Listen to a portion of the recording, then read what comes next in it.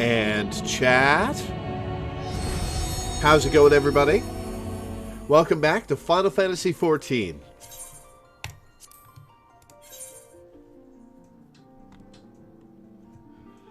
Last time we did some errands for the Scions, and we have been asked to pick a country to align with.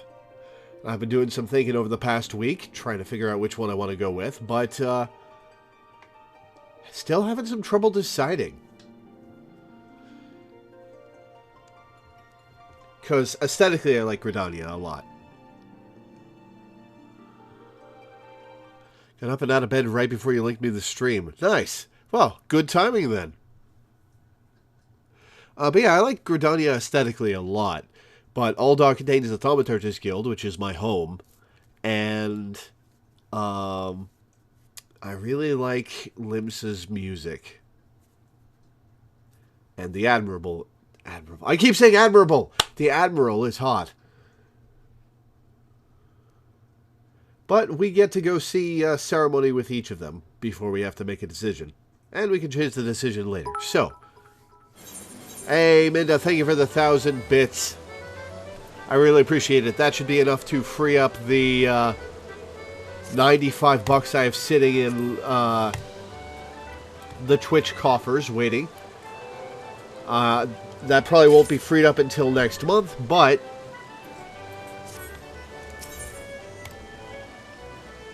that'll be some extra money in my pocket. Thank you.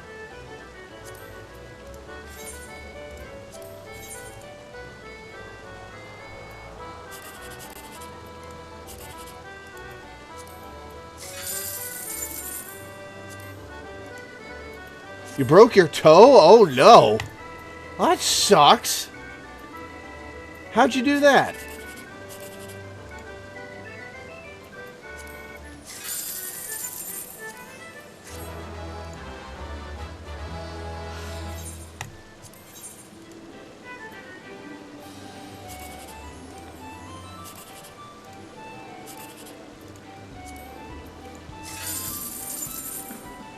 Hey! 879 and 123. Nice.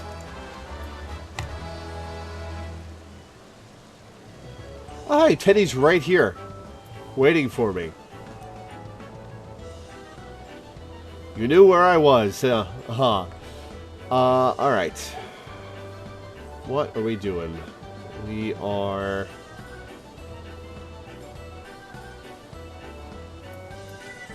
Oh, we gotta talk to Tataru. Or Tataru. So I guess we'll teleport there.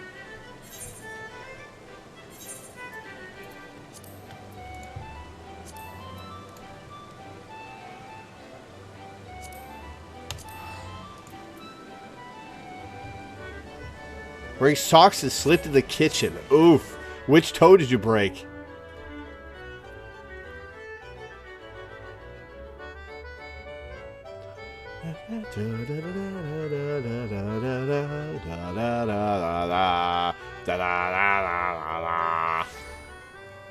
Oh, you're also doing your Cactpot dailies. Fair enough.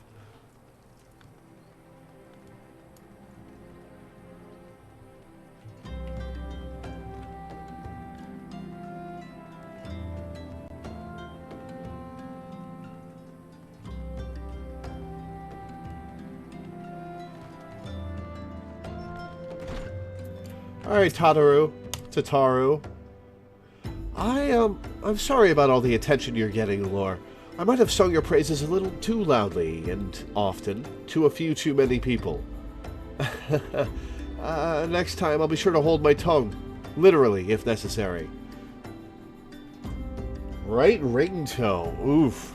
That's an awkward toe to break. Anyway, I expect you want to know where and when the Remembrance services are taking place. If all goes to plan, Gridania's Grand Company, the Order of the Twin Adder, will hold the first of the 3 services, and Elder Seedseer Kane Senna will deliver her address at Miketo's Amphitheater. I should probably mention at this point that due to the organizational challenges involved in assembling all of the involved parties, it's possible that the order of the services may change. Still, there's not much we can do about that, so make Gridania your first port of call. Next, you'll need to go to Ul'dah, where Flame General Rabban Alden will be addressing the masses at the Royal Promenade. Oh, and it's rumored there's to be a special guest. How exciting! Last but not least, you must make your way to the stateroom in Limsa Lominsa, where Maelstrom Chief Admiral Merlvin Blofiswin will be giving her address. The room is accessible via the Admiral's lift. Identify yourself to the sentry, Xanthael, and he will admit you. Got all that? Well, off you go then. I hope you find the Remembrance services suitably educational.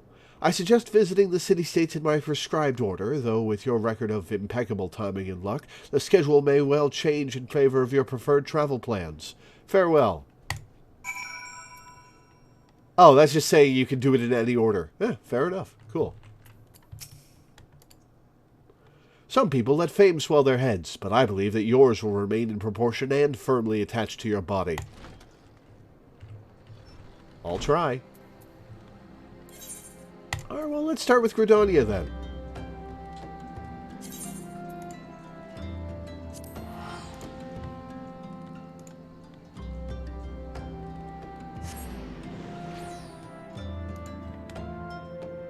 I did let Danny know I was live, right? Yes, good.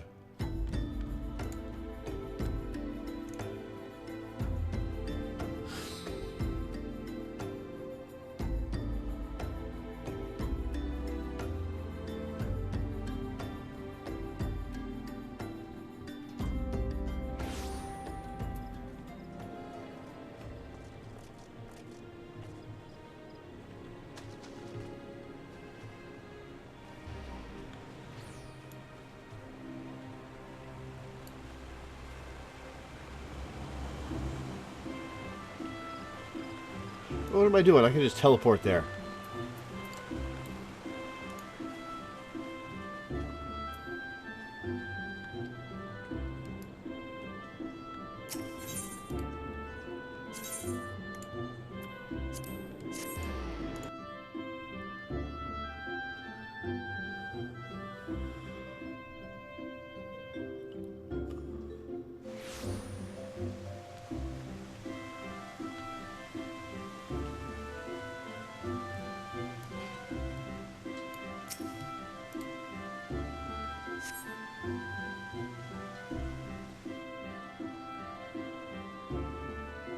Walk through the gate, don't mind me. Just in the middle of your memorial service. I lost my son to the calamity. The three Is that Sam are Riegel? all together. Some say you couldn't take a step without stumbling over a body.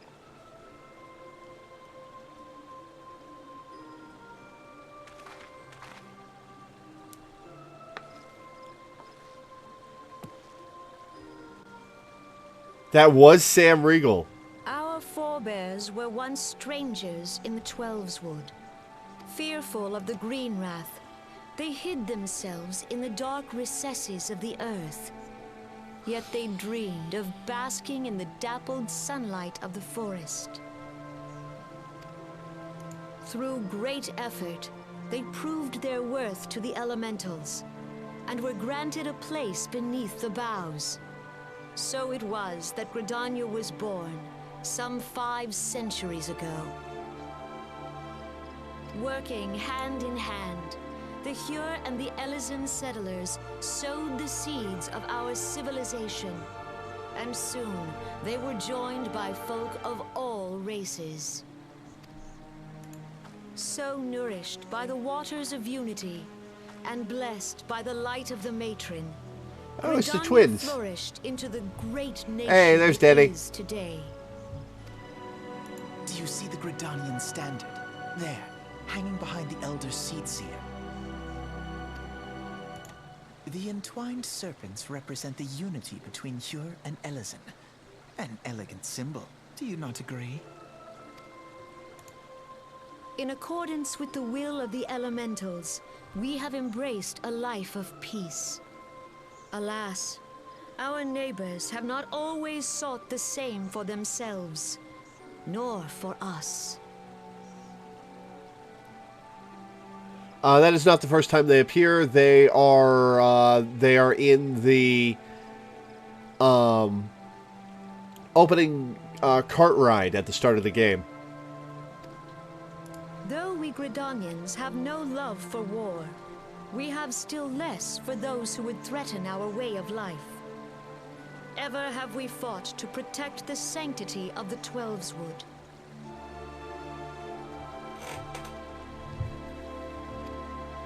When the Garlean Empire brought its war of conquest to Eorzea, we rallied under the noble standard of the Twin Adder that we might push back the encroaching darkness.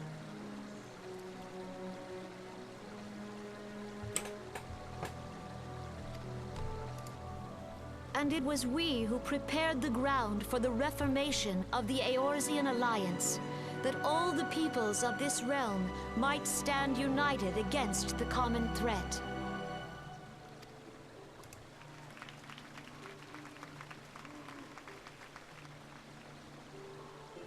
"5 years ago, the Alliance met the armies of the Empire upon the fields of Carton. It would prove the bloodiest battle in recent memory. Countless Gridanian lives were lost. As Supreme Commander of the Order of the Twin Adder, ever shall I bear the weight of our people's sacrifice. Alas, their loss was not the only tragedy to befall us that day, for soon came the calamity.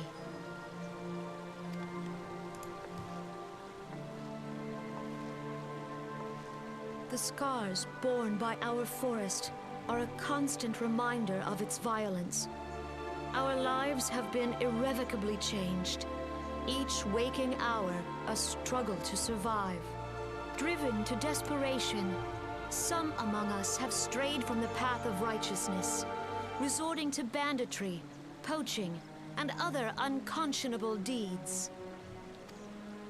To compound our woes, the Ixal have returned in force, emboldened by our suffering. They test our defenses nigh without cease, and prey upon the vulnerable. So beleaguered from within and without, it is of little wonder that our unity now falters. Dark times are upon us. Time was a man could walk the high roads without fear. On this day, 5 years ago, countless Eorzeans laid down their lives that we might behold another dawn. Please join with me in honoring their memory.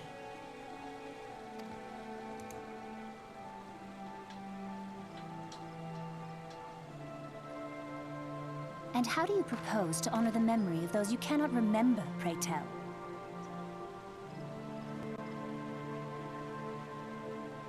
Wait, are these guys warriors of light?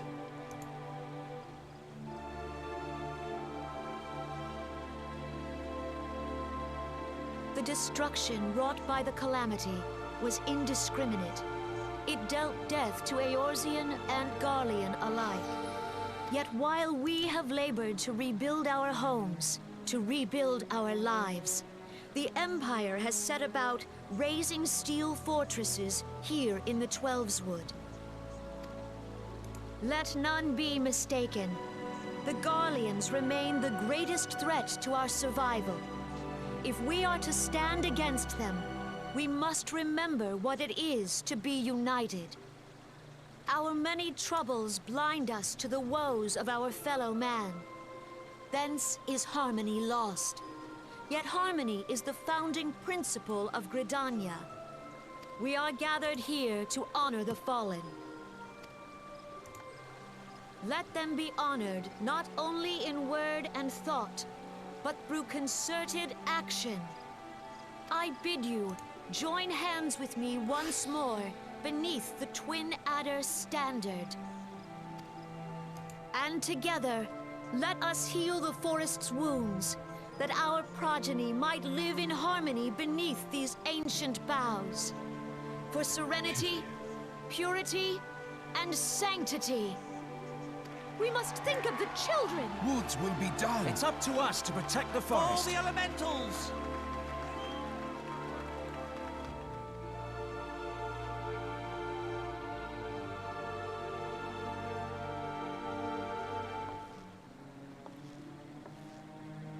I hope her next voice actress does a better job.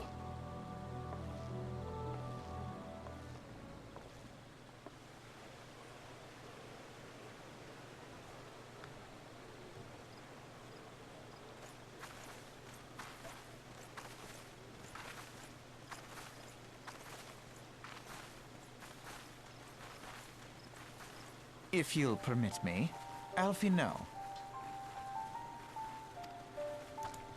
And my sister, Alize, at your service. I saw at a glance that you were a fellow traveler. Wow.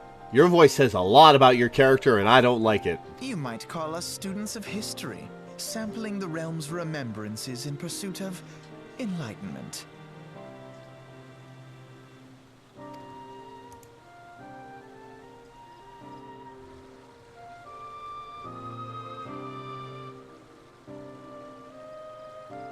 The Gridanians are unfortunate enough to have to contend with two beast tribes.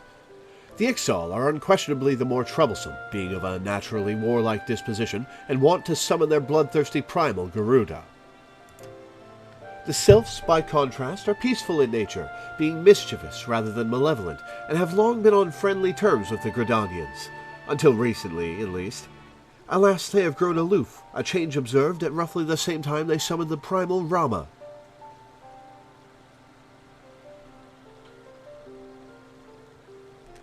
I said, Sam Riegel, say 3 Alpha No lines. Okay, back to just text, thanks, Sam. The Gridanians have no love for war, and they consider open conflict a last resort. Though they clash with the Ixal ever more regularly, you may be assured that they do so in self-defense. As for the Sylphs, they are as yet bound by a peace treaty, though one wonders how long it will be before it is broken. The Twelveswood was grievously wounded during the calamity, leaving Gridania vulnerable to attack. The people are hopeful that restoring the wood, and thereby the power of the elementals, will put an end to their woes.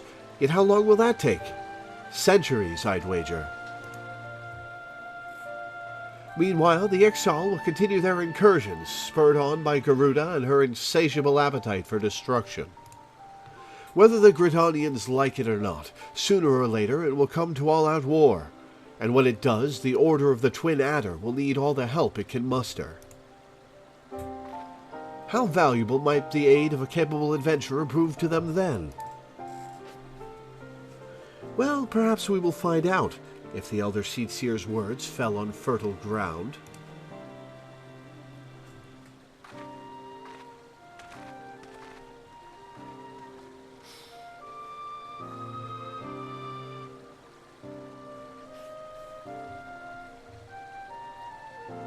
Sup, Dark Archon? How's it going?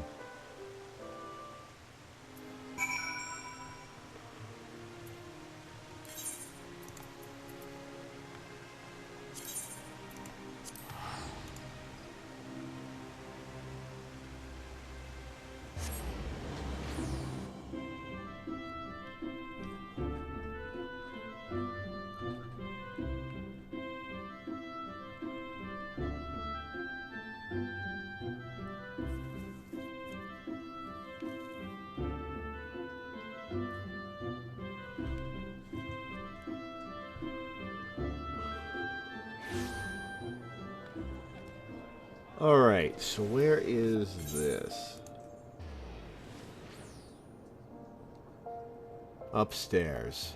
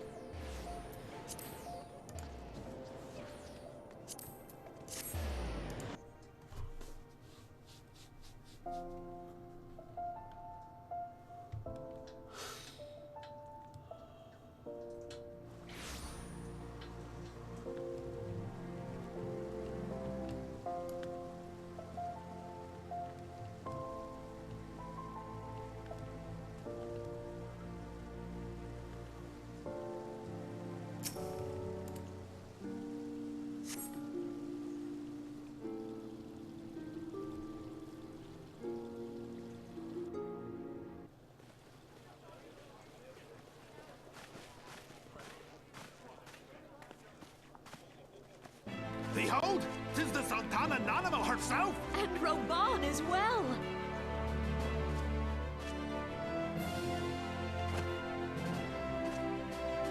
It just hit me that the ruler of Ul'dah is a Lalafell. On to the bosom of the desert, where the fire burns brightest and shall rage forevermore. Of course, Ul'dah is ruled by a Lalafell. Of course. Hurrah! Reborn! Where since antiquity, under the sage and judicious rule of the Ul dynasty, we have wrought sand into gold. Where by the grace and glory of Nal'thal have our brave sons and daughters flourished and prospered. Baby country ruled by Queen Baby.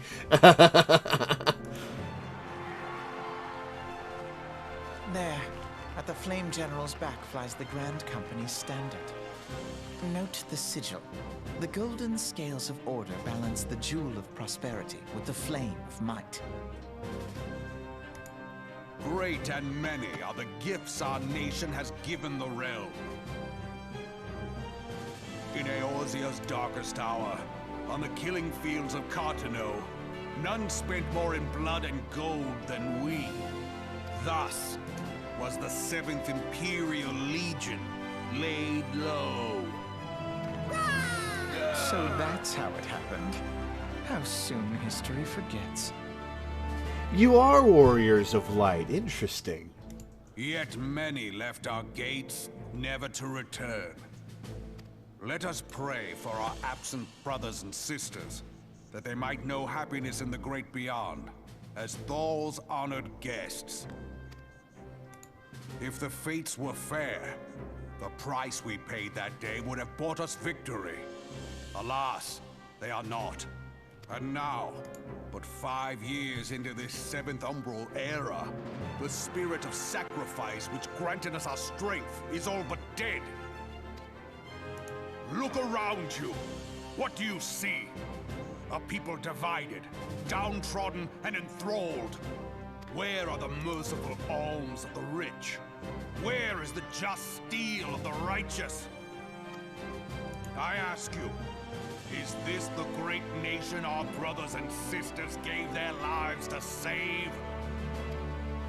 You who call this Oh, he's just calling the fuck out. the name of the immortal flames. It is but a slow death. Our enemies surround us. The savage hordes of the Amalja wait beside our roads, strangling the lifelines of trade.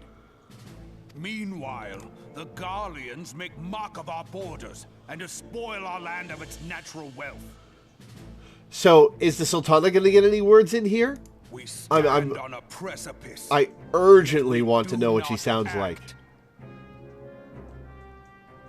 Oh, she's sad. Whether trader or soldier, monetarist or royalist, all must recognize that a divided Ul'dah stands to fall.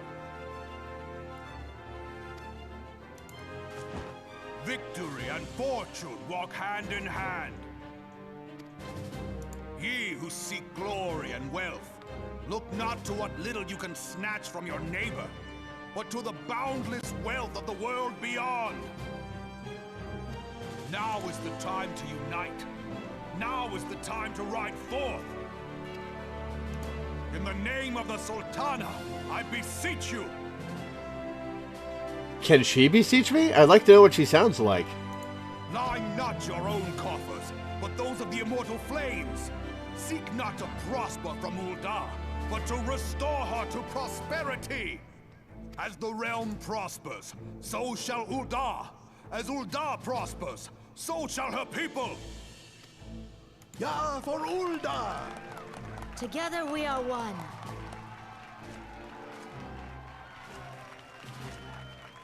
Your grace. Reborn?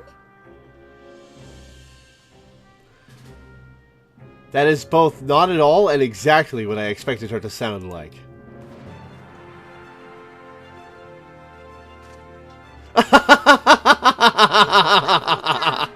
I, Nanimo, 17th in the line of Ul, address you.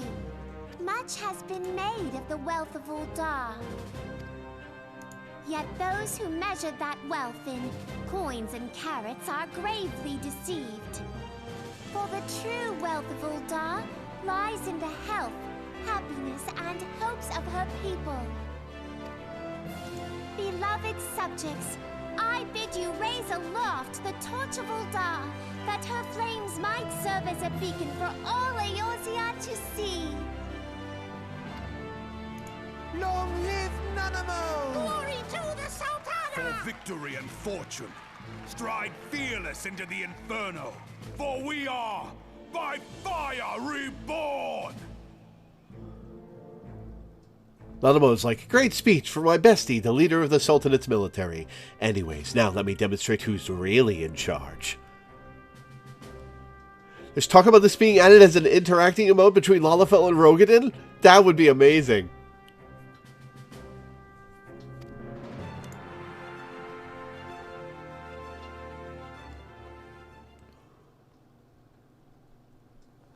Forsooth? The time is now! I Fancy meeting you again.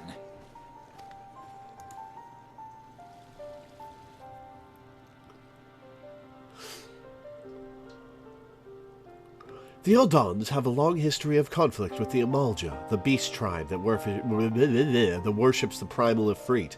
Yep, I've met him. And I've met Ifrit and kicked his ass. Judging by your look of distaste, I take it you have encountered them.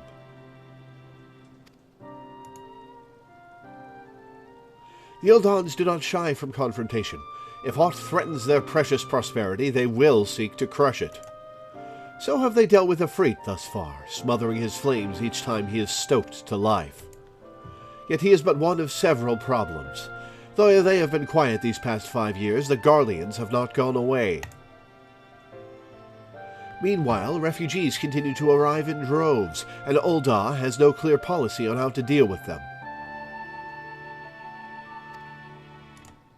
After all, not even the Sultanate's coffers are bottomless, and even assuming they had the coin, resources will ever be finite. Which brings me back to the subject of Ifrit. It has been observed that the Amalja are summoning him with ever-increasing frequency. Every time they do so, the Eldons send their forces to smite the Primal, and though they invariably succeed, each victory is bought with blood. It is a war of attrition which they cannot well sustain. Small wonder, then, that the Immortal Flames are eager to recruit more members. At such a desperate hour, an adventurer of your experience would be a most welcome addition to their ranks.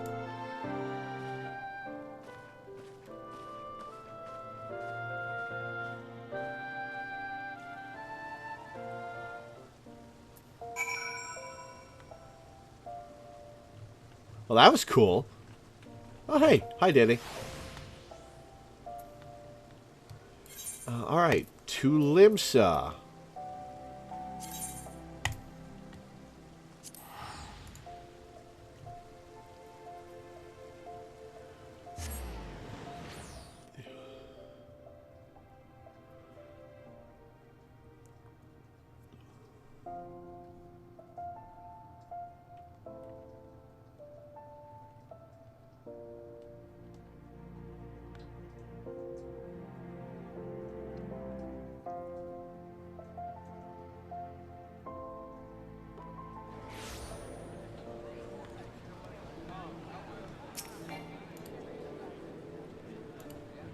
The whole thing is basically you choosing a water, fire, or grass starter.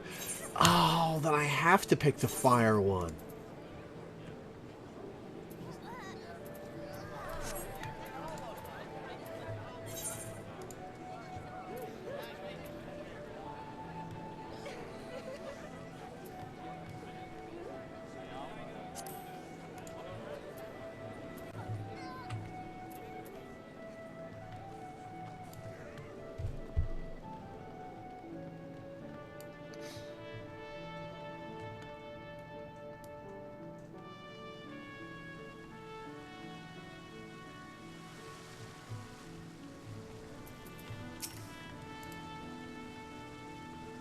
Here to attend the remembrance service. Be quick, the Admiral is due to give her address at any moment.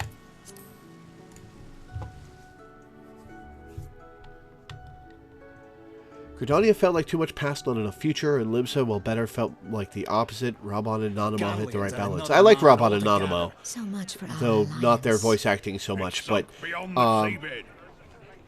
we'll see how Limsa goes.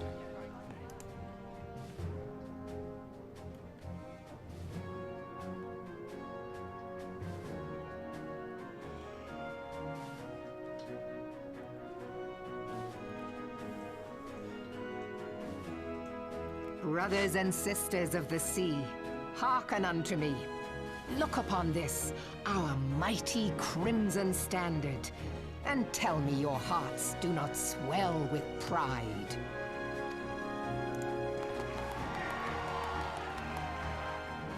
"700 summers have come and gone since our forefathers first ran aground in this fertile bay. In that time, guided by the Mother of Oceans, Limsa Lominsa has grown from humble fishing village to uncontested ruler of the 5 seas and beyond. Did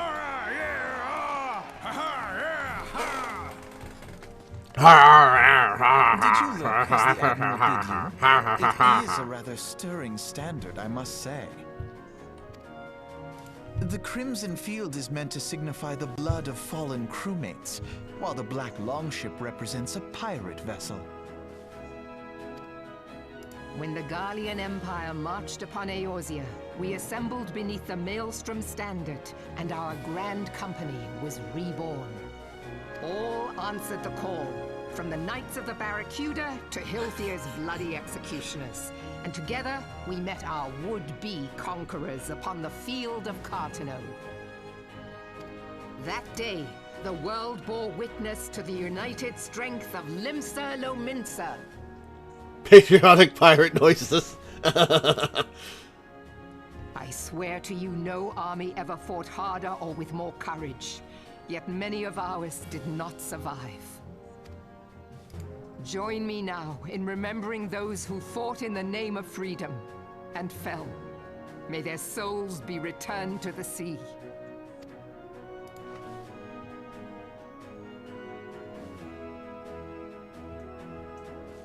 Freedom. Yes, they have always been rather fond of their freedom. Much as the beast tribes have. Small wonder. Beneath the surface, one would struggle to tell them apart. Well, rude. It has been 5 long years since the calamity struck. 5 long years of tireless rebuilding. Yet still the wounds of the calamity fester and weep. But when I stand atop the mizzenmast and gaze out upon our battered and broken vessel, I see an undying spirit. Did we not build all this from the wreck of the Galadian all those centuries ago? Shall we not do so again? Yet there are those who would see this ship of ours sink beneath the waves of the restless Rotano. The Sahagin creep ashore seeking blood for their accursed god. Those fishbuck The Sahagin have risen? While the mines of Ogomoro spew forth kobolds who push ever south, despoiling our lands as they go. These savage beast tribes Yeah, her voice will be actress the is pretty first good. waves to crash against our creaking hull. And behind them swells the grim tide of the Gallian Empire. Even now the curs fly their flags within our borders. Doubt not, but that they will be upon us ere long. We are well nigh surrounded. Yet there are those among us who would rather turn their swords against their crewmates than our cannons against our foes. How can we hope to repel our many enemies when mutiny breeds below deck? There is but one course left to us. One bearing that will bring us victory over the beast hordes and the Empire both, and see this ship safe to port. We must mend the rift the calamity has reopened twixt pirate and maelstrom, and stand fast with our adventurer brothers against the coming tempest. Mark ye well, A crew without unity is no crew at all. 'Tis but a mass of drowned men. To me, then, brothers and sisters of the sea, gather beneath the undying crimson standard and pledge me your strength, your skill, your wisdom. And with the guidance of the navigator, this great vessel of ours shall ride the waves till sea swallows all. Long live the Admiral! Admiral Melvin! Gather the lads! Oh, where's me? Gather the lads! I'll follow ye to the seven hells, Admiral! I think I liked that speech the best.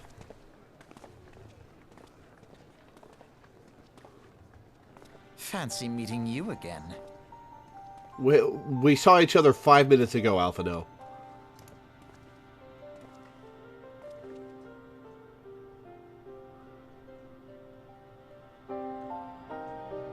As the Admiral mentioned in her address, Limsa Lominsa is plagued by two beast tribes. The first are the fish-like Sahagin, worshippers of the primal Leviathan. The second are the kobolds, who dwell beneath the earth and take the primal Titan for their god.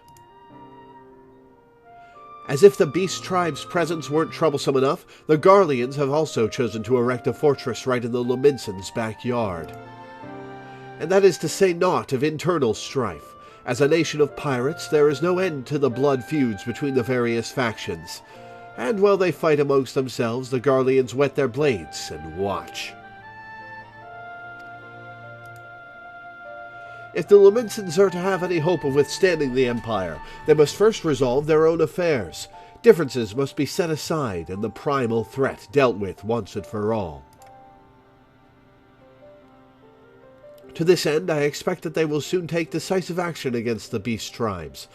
Mark my words, the Maelstrom Standard will be drenched a deeper shade of crimson ere long. That a capable adventurer like you would be a valuable addition to their crew is beyond question.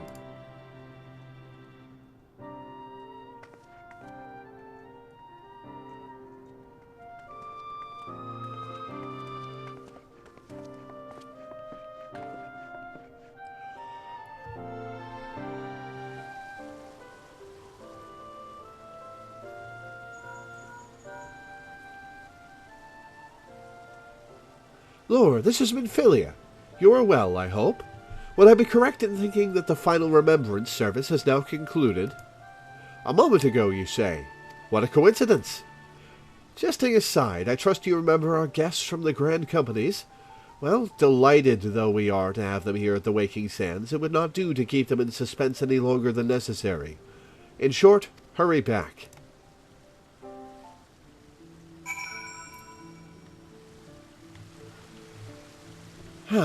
Okay, here's the thing. We're not picking Gridania. Because it's the weakest of the three, and I hate those soulless masks. I like the Admiral the best out of the city leaders. Sup, Solitary Dolphin? How's it going? I'm enjoying my stay so far.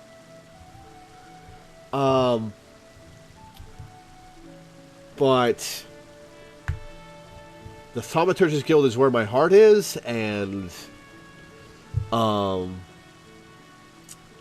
if it's fire, water, grass, I gotta pick fire. But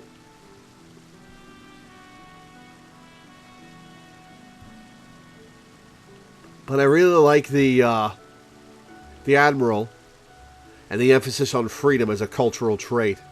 I can choose to change at any time, but I'm not sure if I'm going to do all three on stream, so I'm picking which one I'm going to do first.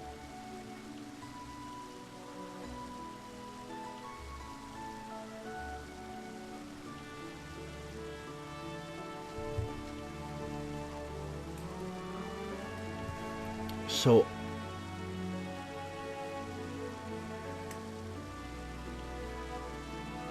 the Sultana is cool.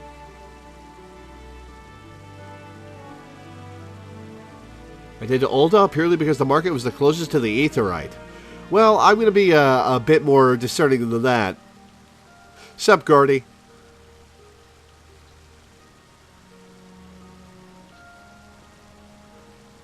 Ooh.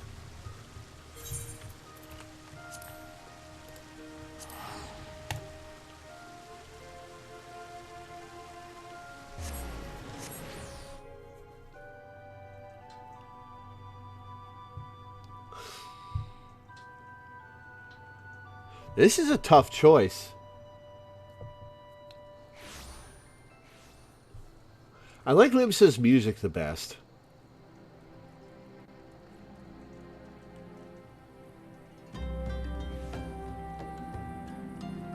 If you started in Gridania, have your main jobs quests in Ul'dah, then picking Limsa for the military align with wouldn't be too out of sorts. That's a thought.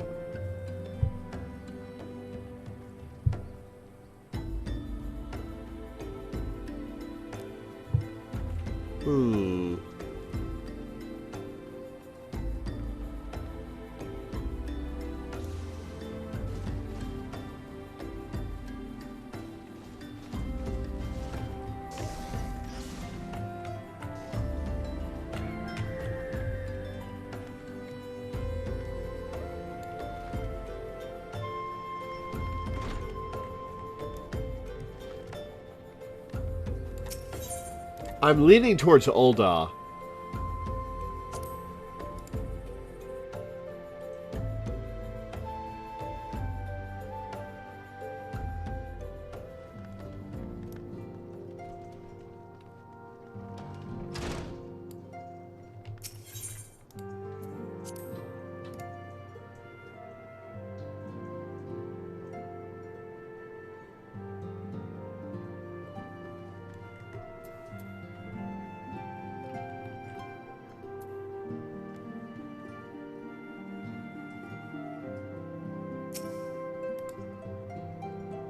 Welcome back, Lore. Were the Grand Company leader's words as illuminating as you had hoped? Aye, each nation is beset with problems. I trust you see now why your services are in such demand. Would that there were more of you, Lore. Gridania for the MILFs.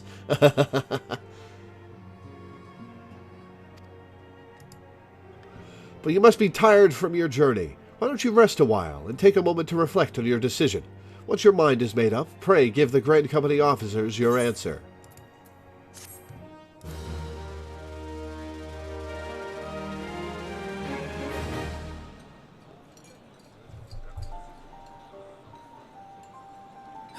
The gods only know what Grand Company our adventurer friend will keep.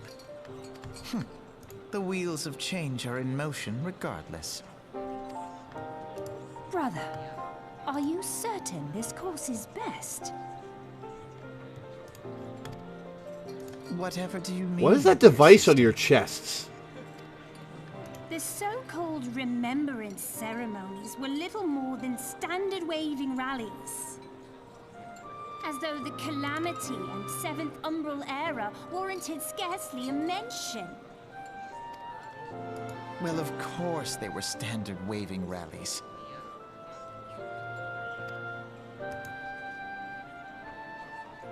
Since you are so observant, mayhap you noticed what mention was made of the Warriors of Light?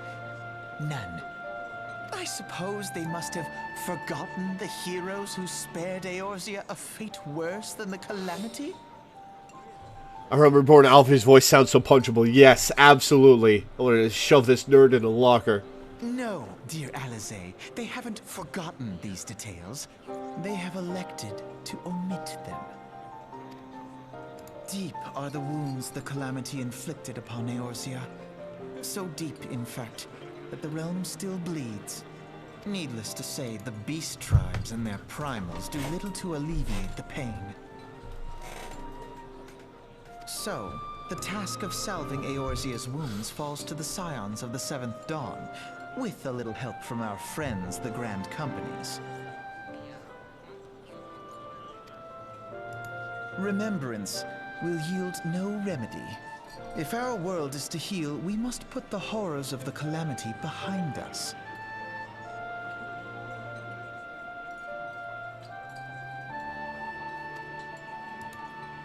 Our grandfather would never entrust the fate of the realm to despots who rewrite history to their convenience. We just became one of his favorite streamers, chat. There must be another way to cure what ails this world, and I mean to find it. You are most welcome to try. Our paths may differ, but our destination is the same. In time, I dare say we will see eye to eye. I should hope so. My lady! We are to escort you! Hope does not come into it. We share the burden of this fate, dear sister, and will prevail together or not at all. The salve will serve not only to close up our present wounds. It's very weird playing ARR while being a Critical Role fan. I have listened to this man talk for 4 hours a week every week. I've got to catch up on Critical Role. I got to episode like 92 or something of the first campaign, and then fell off of it, and I haven't gotten to go back to it. I've tried going back to it a couple of times and got distracted each time. It's good shit, though. But prevent old ones from opening anew.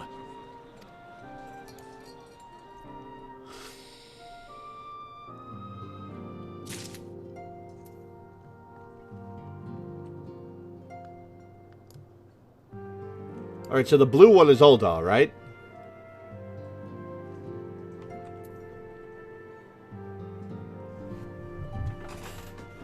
Storm is Limsa, Serpent is Gridania, so the Flame Officer is Ul'dah.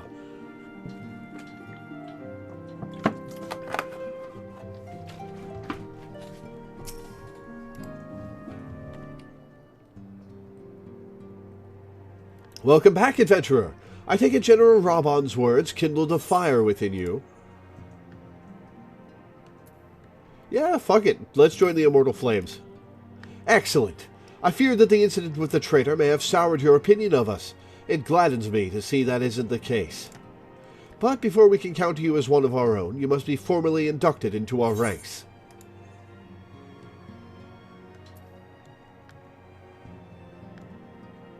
Soot Black Dye. Please proceed to the Hall of Flames on Ul'dah's Merchant Strip and identify yourself to the personnel officer. I will notify him of your coming. With your strength joined to ours, we shall surely prevail over our enemies, be they beastmen or Imperials. Once you choose any grain company, you can get their currency and with that buy a mount at last. Faster travel. Nice.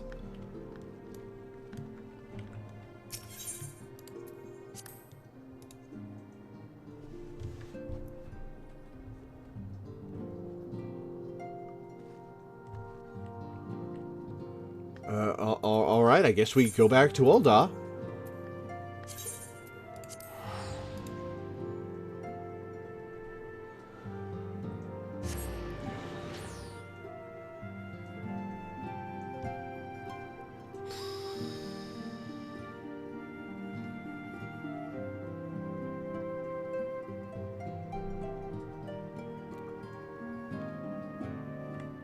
Gotta get a chocobo.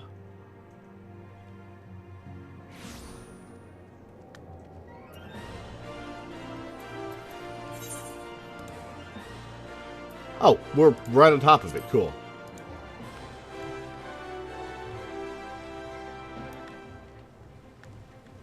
You get to name your chocobo? Ooh.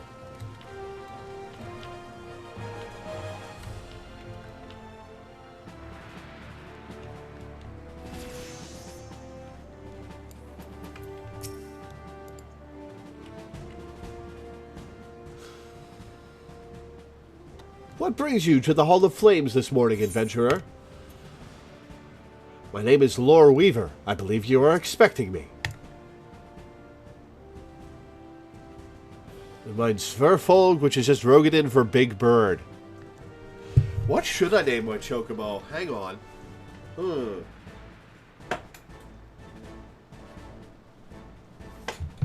What to name my chocobo?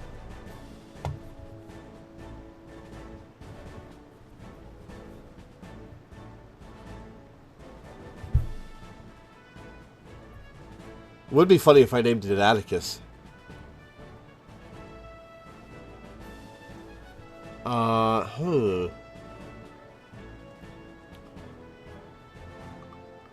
I could name it Pixel.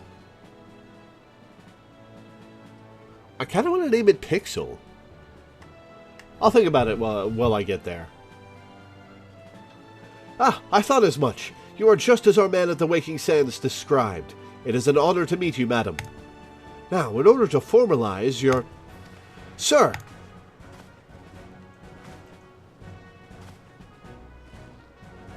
Speak, Private. Imperials, sir. They fired on a Highwind Skyways airship. Scouts say she's coming down to the west near Horizon's Edge. Bloody hells. Of all the times for this to happen.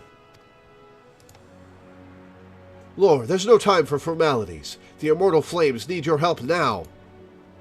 We're in the midst of a large-scale operation against the Amalja, and we have no one to spare in Western Thanalan. You must get to that ship before the Garleans do. If there are any survivors, see that they do not come to further harm. Now go.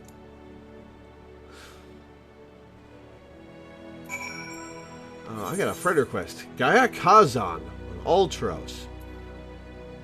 Is this somebody in chat?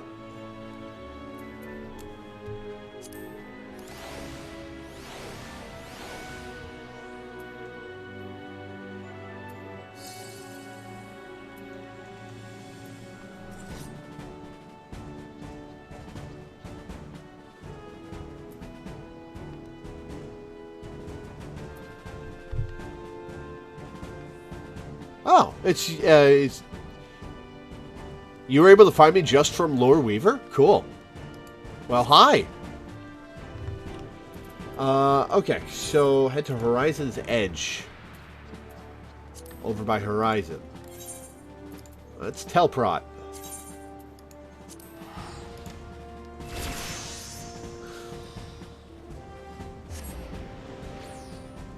Does say my server in the top right. You're right. That's true.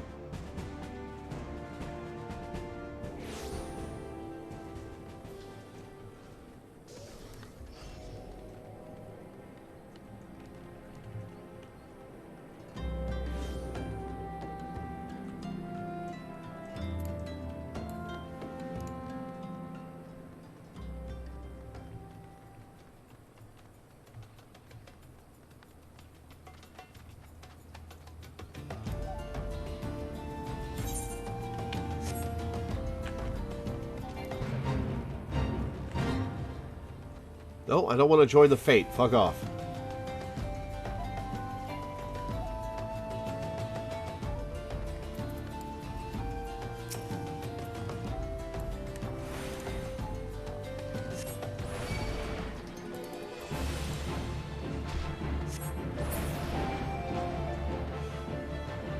Yeah, I don't remember how I got, Oh, hello.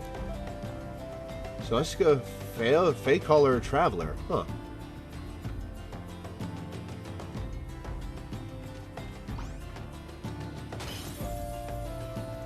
Oh. Hi.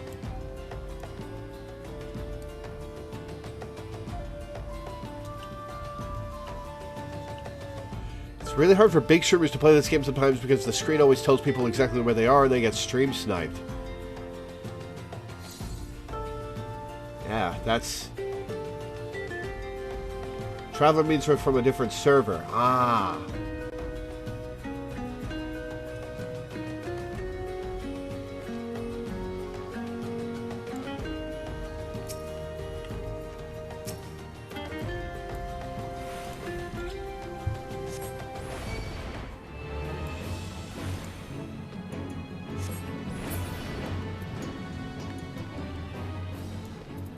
Alright, airship crewman. Stream sniping is when a viewer finds you in the game you're playing and usually in a negative connotation, interacts with you. So often it is the case of, for example, in Magic Arena, you might watch somebody get into a match with them and then be able to see their hand while you're playing against them. When Asmund Gold played, he logged in and so many people were there sniping him for a lot of his sessions, the game was pretty much unplayable. Oof.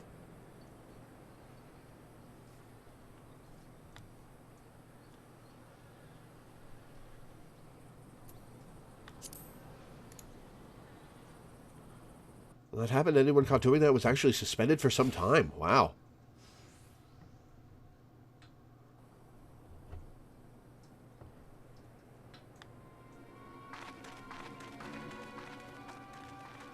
Oh. I'm somewhat glad I'm a smaller streamer then.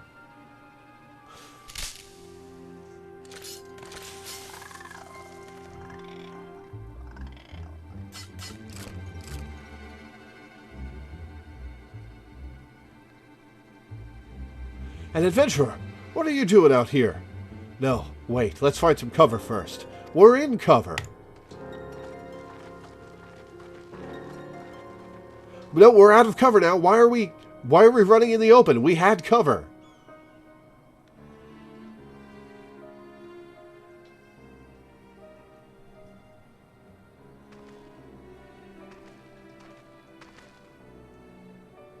The Immortal Flame sent you? How do I know you're not an Imperial spy? You don't even have a uniform.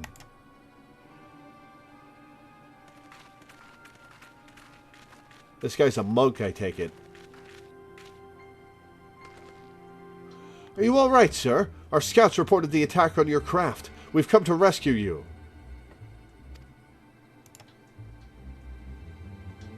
Loreweaver, yes? Glad to have you with us.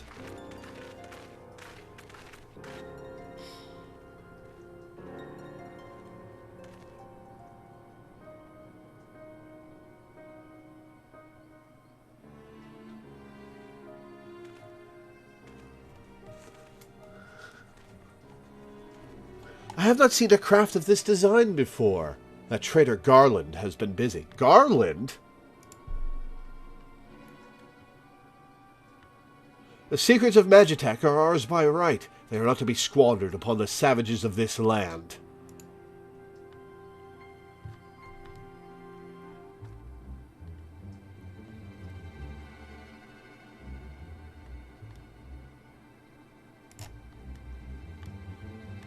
We are taking this craft back to the fortress. Dismantle it if you must, and bring the engineer. Someone must pay for Garland's crimes.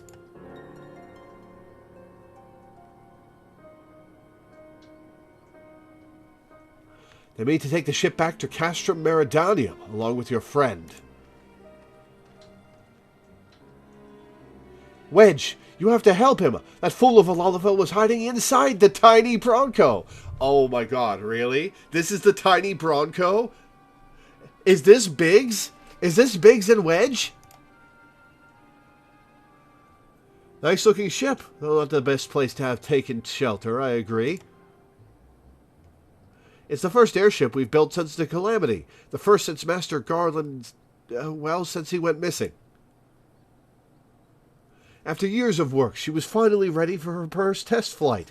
And she was soaring. She really was. Till those bastards blasted her out of the sky. We attack on my command. Kill them quickly, and save the Loreweaver if possible. Is that clear, Lore? Yep, no, I got it. Show them what becomes of those who play with fire. Charge! Oh, this was your first Final Fantasy? Ooh, you missed out. Have you played any of them since? We're under attack. To arms!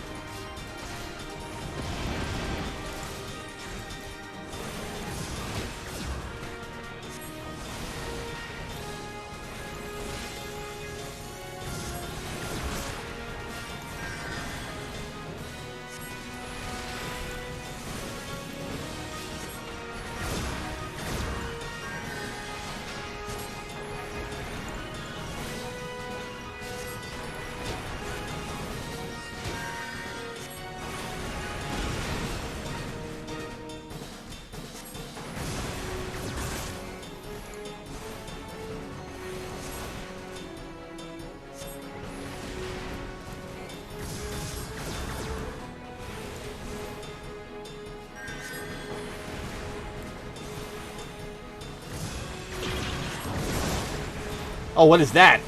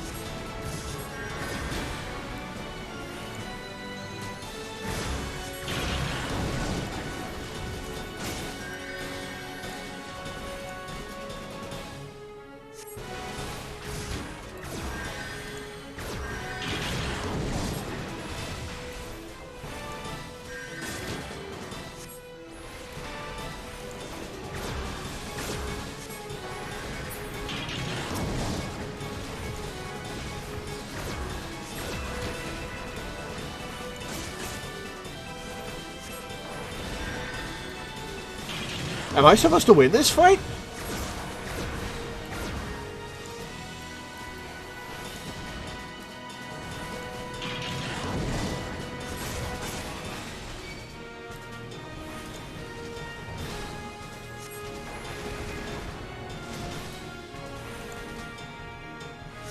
This kind of sounds like Chrono Trigger music.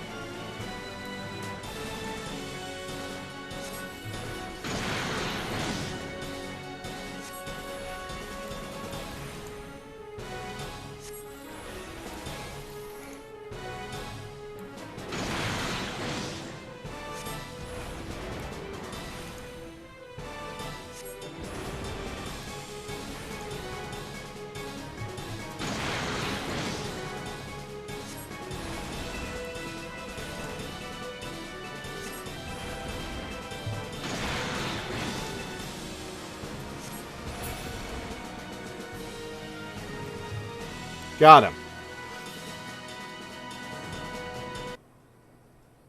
The spell is nearly completed. 0.5 seconds or less. You can finish casting the spell even if you move. This is called slide casting due to the fact that you stay in the casting animation while running. Takes some getting used to, but it's a godsend for optimizing. Noted. I will try to remember that. Biggs! Wedge, you shouldn't have stayed with the ship. Having just spent a ton of time with Final Fantasy VII Remake, this is the exact opposite of which one I would say is Biggs and Wedge.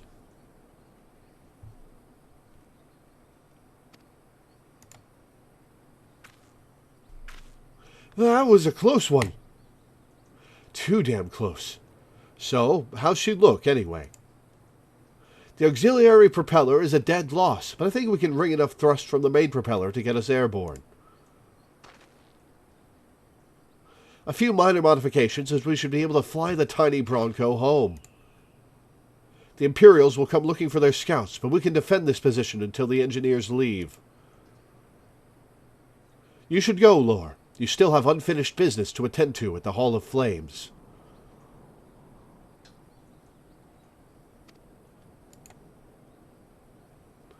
You're not quite one of us yet, although anyone who'd seen you in action today would be forgiven for thinking otherwise.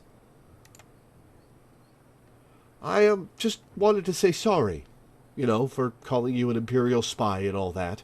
Got that one wrong, didn't I? Seriously, though, if it hadn't been for you and the Immortal Flames lads there, we'd be chained up in a dungeon by now. I'm in your debt, friend. We both are. Those goggles look so goofy on that Lalafell. Wedge. Thank you. We're very grateful. So here's a question. Were Biggs and Wedge characters in 1.0? Or did they skip the Biggs and Wedge references until 2.0 came out? I'll try controller mode eventually.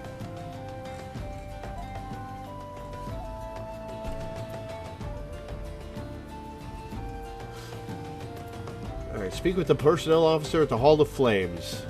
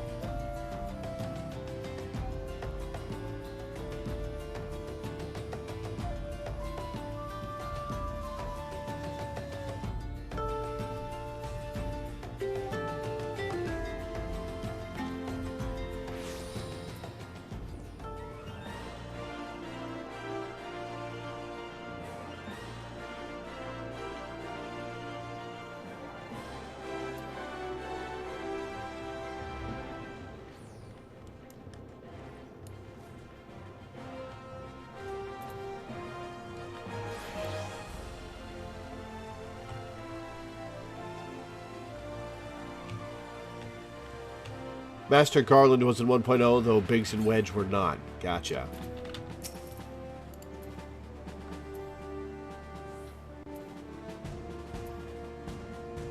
Welcome back, Lore. Word of your deeds in the field reached me not long ago. Exemplary service.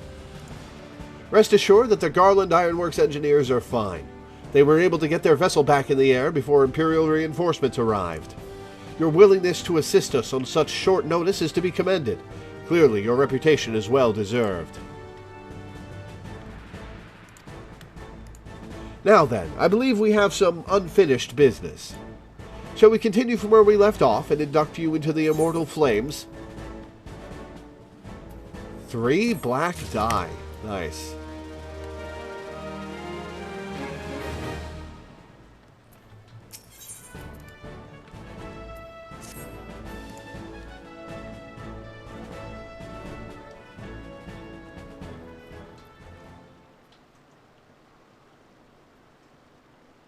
Are you ready, Lore? Then let us begin.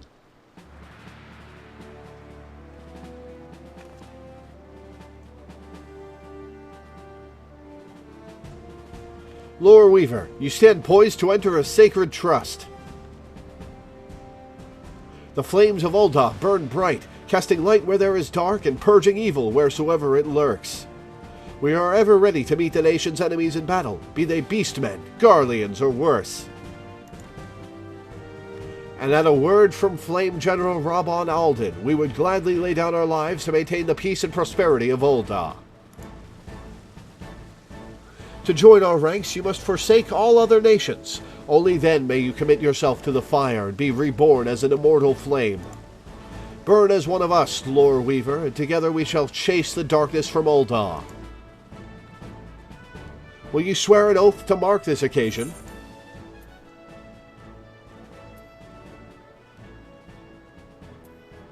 My sword belongs to Ul'dah, the sword that I don't use. I will follow the Flame General unto death. Well, I don't feel that strongly about him. What skills I have belong now to Ul'dah. It feels non-committal. And ellipsis is a non-answer. I don't like any of these answers. Fuck it. What skills I have belong now to Ul'dah.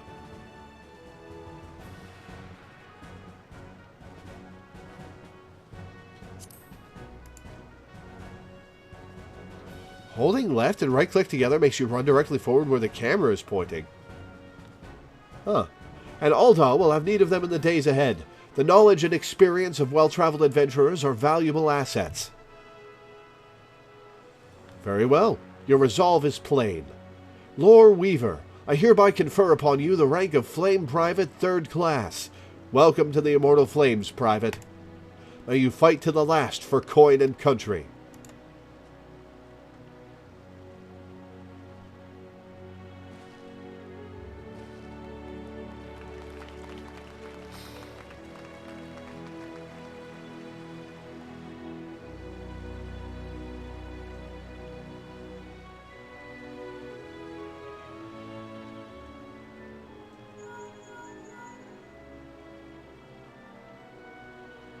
Can you hear me, Lore? This is Minfilia. An officer of the Immortal Flames contacted me with news of your enlistment. My congratulations, Private Weaver. I have no doubt that you are eager to make the acquaintance of your new comrades, but I would ask that you pay a visit to your old ones first. Remember, though you are now a Flame of Ul'dah, you are no less a Scion. Pray, return to the Waking Sands at your earliest convenience. There are some friends here whom I would very much like you to meet. We shall be waiting.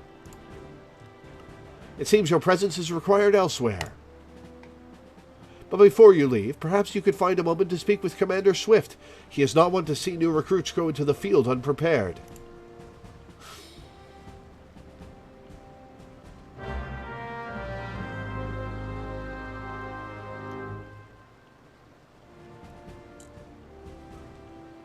We now accept the quest, My Little Chocobo, Immortal Flames, by speaking with Swift. My Little Chocobo. Alright, cute. When did Friendship is Magic start? Wasn't it like 2012? Because I remember I was babysitting when the premiere came on. That would have been... That would have been 2011 or 2012, yeah.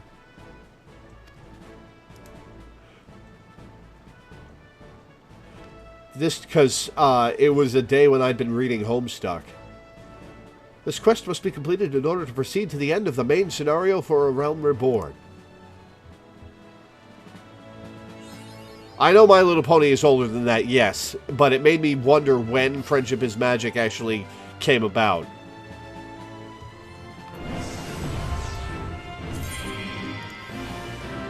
We're now a member of a Grand Company and have been assigned the rank of Private 3rd Class. Your Grand Company and rank can be confirmed at any time under the Profile tab in the Character interface under Character in the main menu. Grand Companies pay their members not in Gil, but in Company Seals. You can confirm how many seals are currently in your possession under the Currency in the main menu. Missed the word tab there. Seals can be earned by completing various Grand Company missions.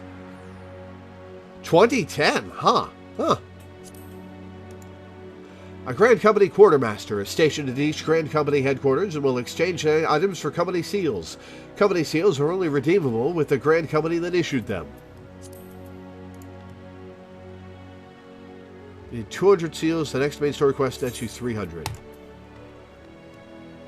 The Grand Companies of Eorzea are in constant need of supplies and provisions to maintain their daily operations. Adventurers can earn experience points and company seals by crafting or gathering the items required and delivering them.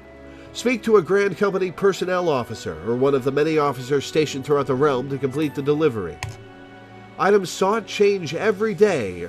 They can be confirmed by selecting timers located under Duty in the main menu.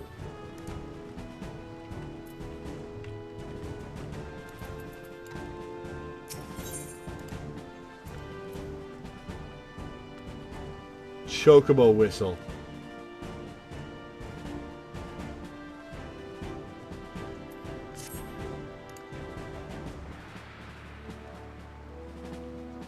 Private Weaver, yes? A moment of your time, if you please. You wish to carry out your duty swiftly, do you not? Well then, perhaps you should get yourself a chocobo. If you're interested, the Immortal Flames will furnish you with one. It's not a complex process, but it does require some paperwork. First, speak with the Quartermaster to obtain a Flame Chocobo issuance. You'll need to exchange company seals in order to do so. Once you've received your issuance, show it to Mimigun by the Gate of Nald. He'll be the one to furnish you with a bird. You can hand in ethereal gear from dungeons for seals if you don't want to bother with crafting or gathering. Later on, seals are super useful for various resources and tokens in general, including crafting, gear repair, glamoring your gear, and etc. Also loot boxes. Huh.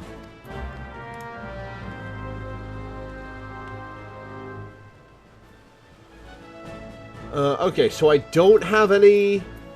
I don't have any seals yet? I have to do a quest for that? Is that it? I have to do the main story quest to do to be able to get enough seals for a chocobo, is what you said?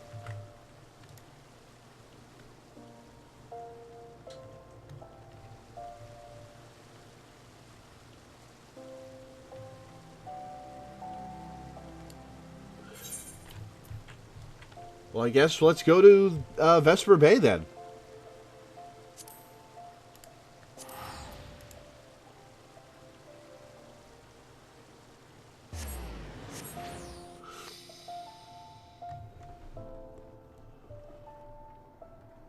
They also have a GC hunting log. Huh.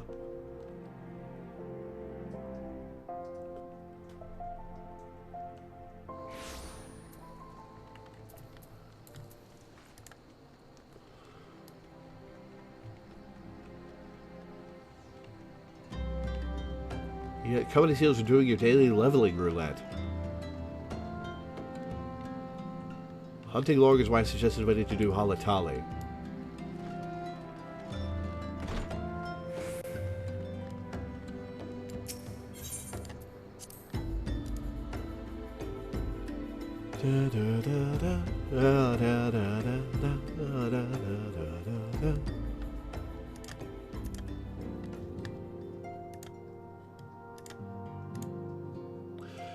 Before we continue, I'm going to take a quick break, go to the bathroom, and have a snack. So I will be back in a couple of minutes, guys.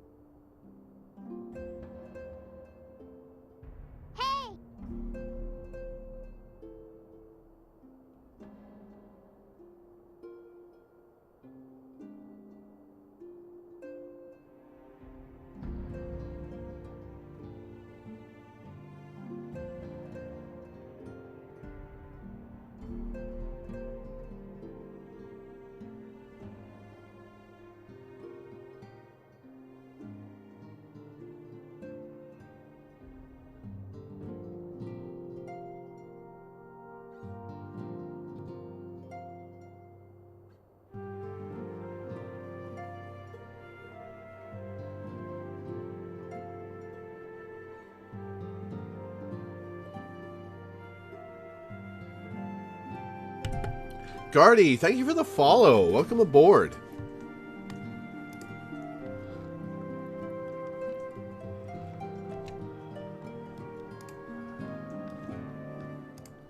Huh. Bet the NPCs all have new stuff to say. That's a good point. Let's check them out. Let me see if I have this right. You're an adventurer who's a scion and a flame? Golly, how do you keep track of everything? It must be fun pairing up with lots of different people, though. Me? I'm always with Papalymo. Come to think of it, why am I always with Papalymo? Following the calamity, each nation's armed forces underwent large-scale restructuring centered upon its Grand Company. In Gridania, the Order of the Twin Adder absorbed both the Wood Whalers and the God's Quiver, while the Lominsons enacted the complete merger of the Maelstrom and the Knights of the Barracuda. Ul'dah is the odd nation out, having made no notable changes to its armed forces. As before, and in the spirit of the Sultanate, each entity retains a certain degree of independence.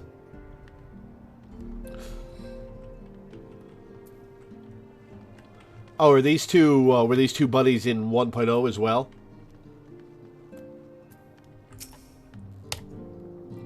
The incident with the traitor still weighs heavily on everyone's minds, the Flame General's most of all. And although he cannot be expected to know what evil lurks in the hearts of every man under his command, the revelation is nevertheless a devastating blow to his authority. Even so, it warrants saying that you should not let this tragedy color your opinion of the man. In all my years working with the Flame General, I've never had reason to doubt his capacity to lead. They were the Gridania NPCs in 1.0 as well, huh?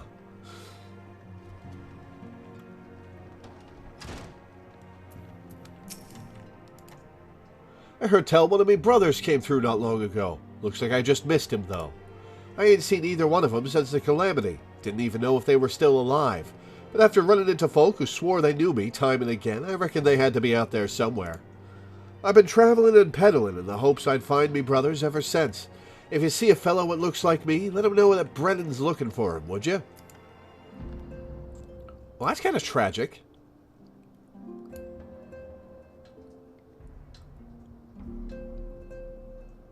If you start with them, then Ida saves your ass in a 1.0 cutscene by punching a bullet that was aimed at your head. Wow. Have we met somewhere before? You must be quite the accomplished adventurer to be welcomed into these halls. Me? No one's ever expected much of me. And so far, I've done a fine job of living down to their expectations. Well, why are you here then? I've been chatting with Persevanes, and we both swear there was another member of our crew. We still ain't figured out a way to prove who he was, but you just you wait and see. It won't be long before everybody sees us for the heroes we is. Good luck. Scion Supplier. Oh, Dark Matter.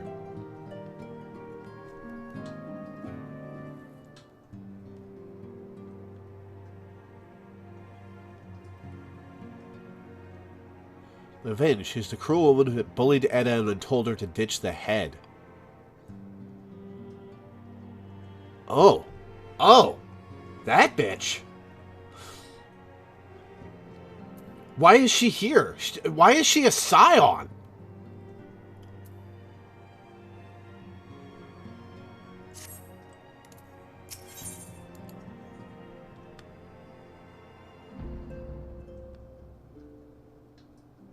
I can repair everything for 53 gil. Everything I'm wearing can be repaired for 53 gil.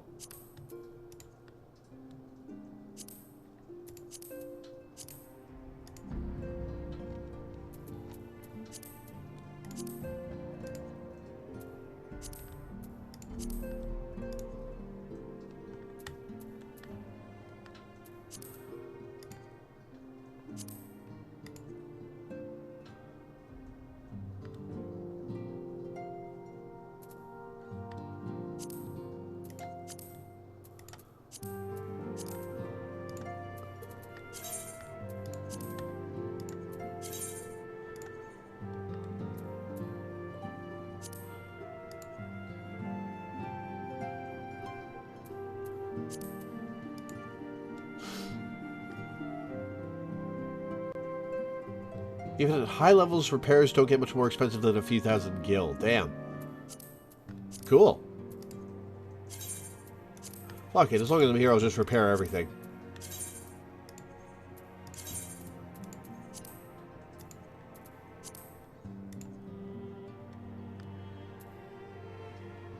Repair NPCs can only restore an item's condition to 100%. Repairing the same item yourself, however, will raise its condition beyond 100%, allowing for extended use before it wears down again. Nice.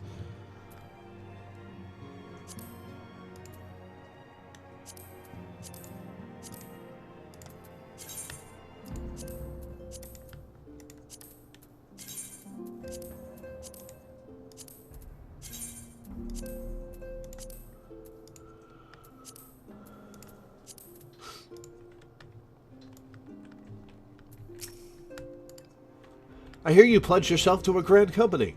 Me? I don't think I could do it. I'd never feel like one of them, no matter what the recruiters say. I'm not sure I grasp the purpose of these remembrance ceremonies. Whether you remember or rewrite the past, what does it matter? It isn't as though you can repeat it. Our present-day enemies ought to serve as sufficient motivation, don't you think? The only lesson I believe we should take from the calamity is that far greater threats can and will appear.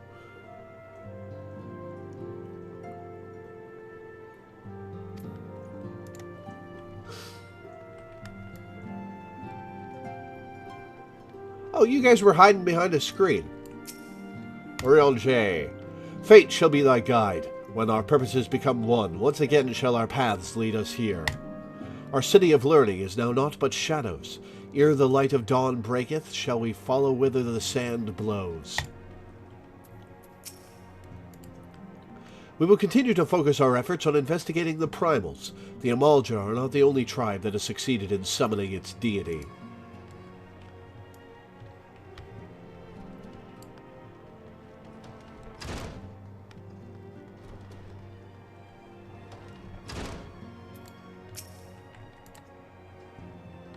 Welcome back, Lore. Lady Minfilia awaits you within.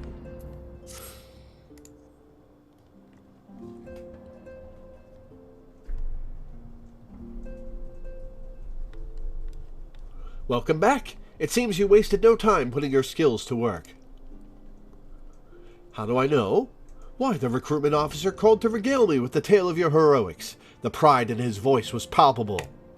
We Scions are truly fortunate to have you with us, Lore. Now, when last we spoke, I said that I wanted you to meet some friends, did I not? Well, I neglected to mention that you have already met. Tataru, please, show them in. This way, sirs. Oh, hey, it's these two. Thanks again for getting us out of that mess. We owe you our lives. I don't think we've properly introduced ourselves. I'm Biggs. You'll figure in 7 Remake, Wedge is Teddy's type, and in 14, Biggs is Teddy's type. And I'm... Gods, man, spit it out, will you? Wedge, at your service. I am pleased to say that Biggs and Wedge will be staying with us for a while. Magitech-driven contraptions such as airships grow ever more vital to the city-states of Eorzea.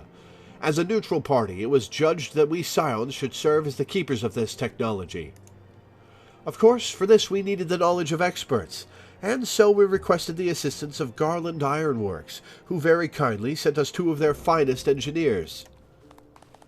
Our happy family continues to grow. On behalf of the Scions, I bid you welcome to the Waking Sands.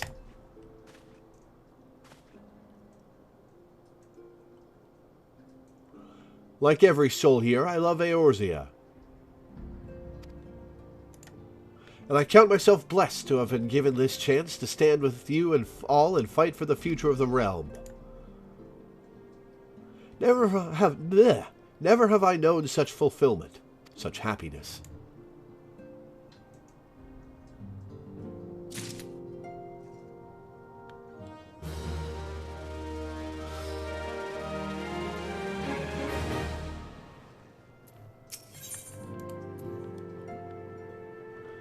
Investigate the sylphs.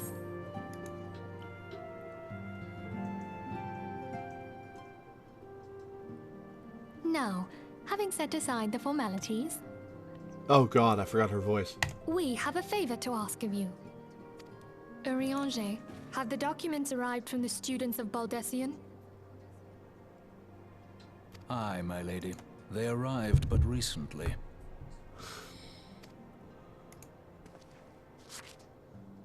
We have conducted a study at the behest of the Order of the Twin Adder. Papalimo, Ida, a synopsis if you would. Her mic is a little blown out.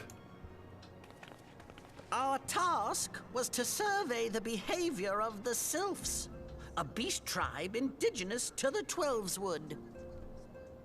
Oh, how to describe them. I'm gonna get the Chocobo after this, because otherwise I would have to come back. Worship the primal Ramu. Oh, it's Ramu.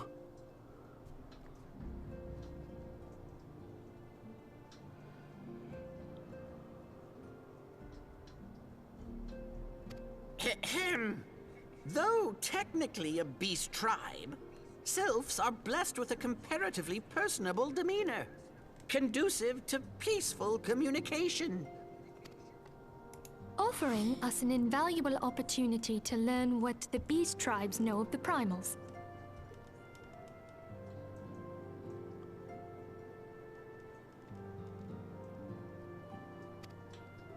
While Ramu's existence is well documented, the sylphs do not, or perhaps cannot, summon the primal any longer, insofar as can be ascertained, until such time as we know.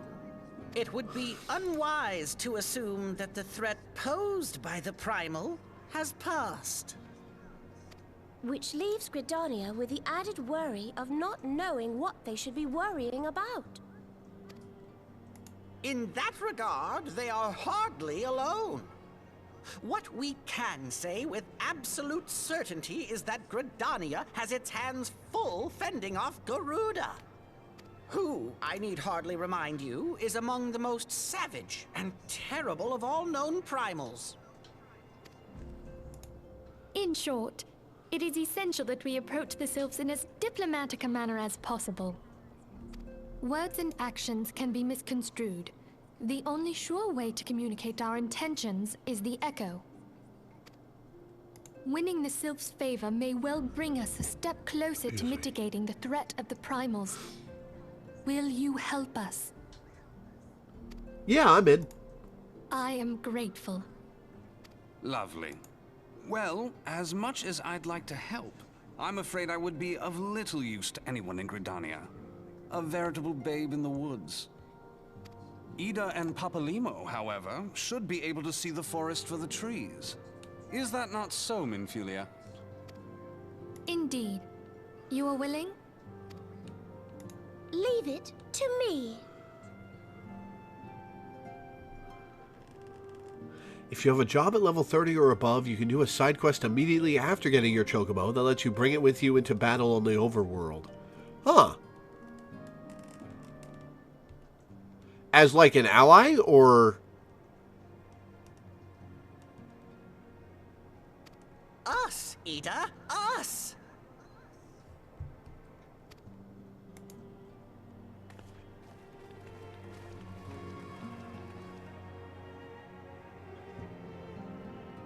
It is extremely worth it. Nice. Alright, well, let's go get our Chocobo.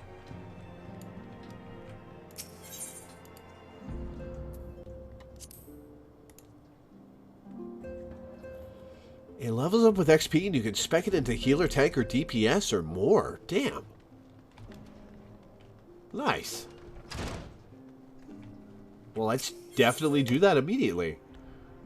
Well, I'll need a little under 1,000 XP.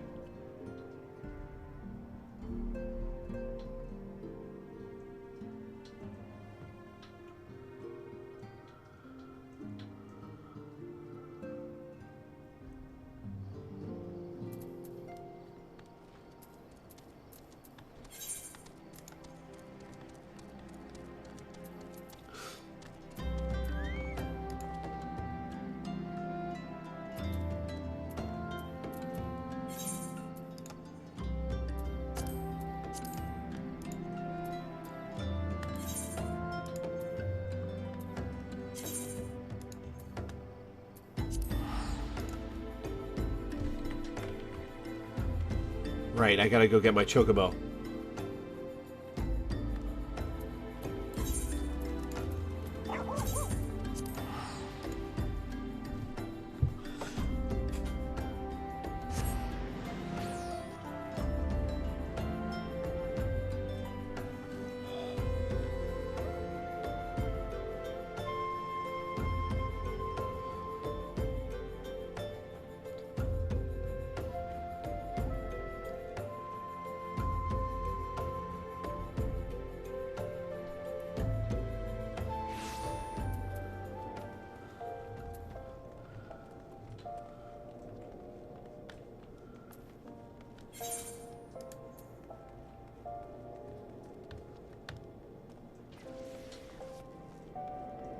Why is that locked?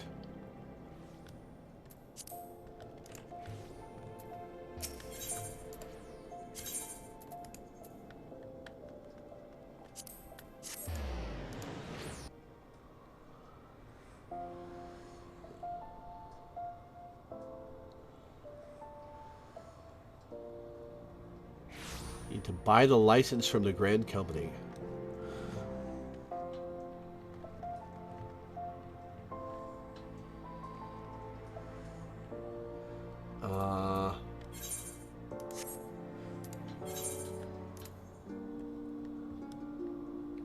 Oh, he's used with the Flame Quartermaster.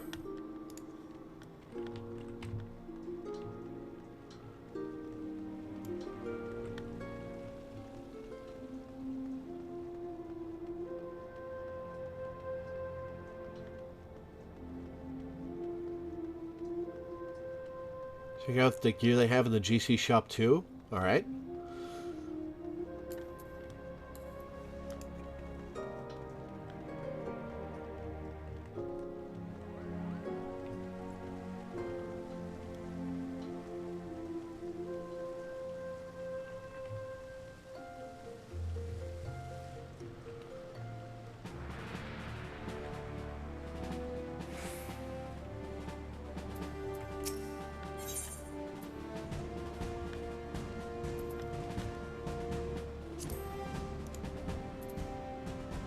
No chocobo issuance.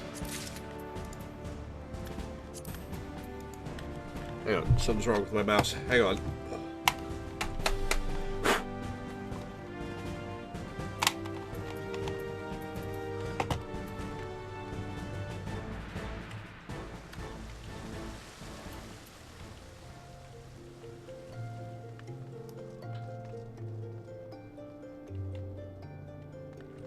Alright, I was supposed to check out the gear in the shop. Right. Whoops.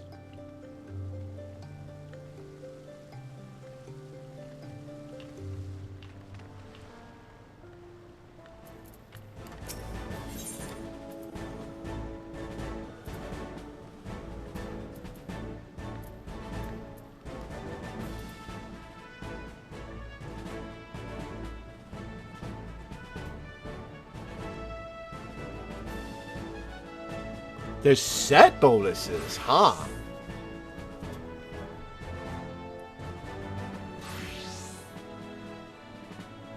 You can spec Chocobo into one role and master it, or two or more roles but master of none. There's items, carrots to be specific, I think, that let you level your Chocobo past level 10 all the way to 30, in which case you can fully master all roles.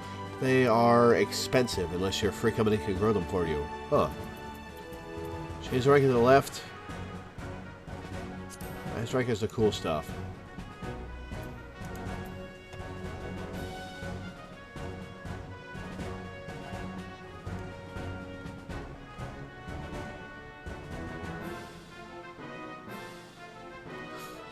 Oh, spell speed up a bunch. Nice.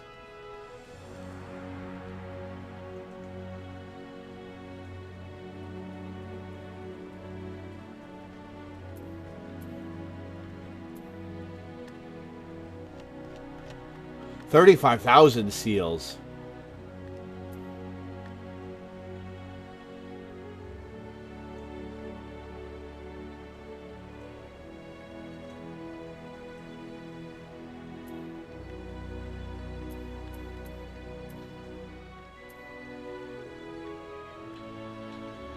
That looks like some pretty cool stuff. The models, I mean.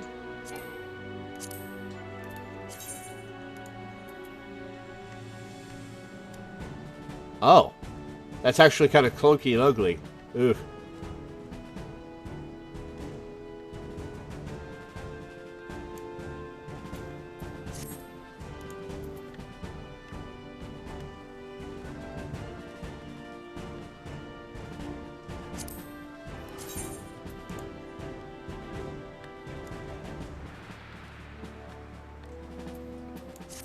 Well, cool.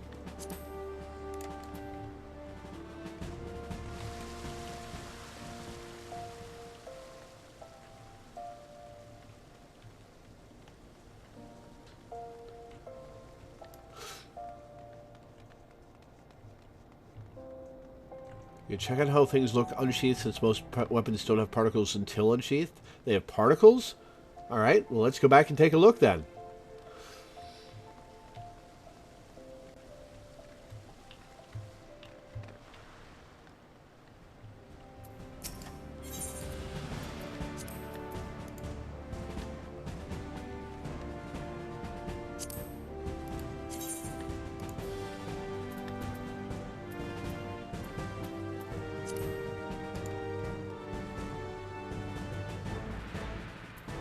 Oh, these ones don't? Alright.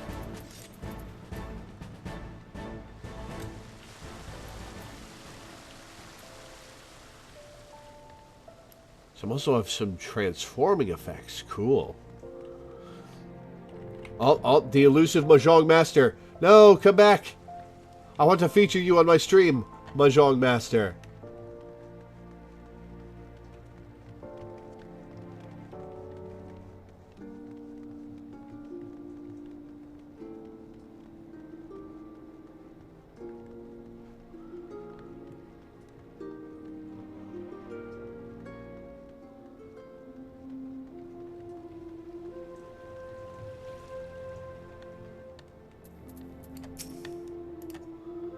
What a bird issued, you say? Then I'll need to see your flame chocobo issuance.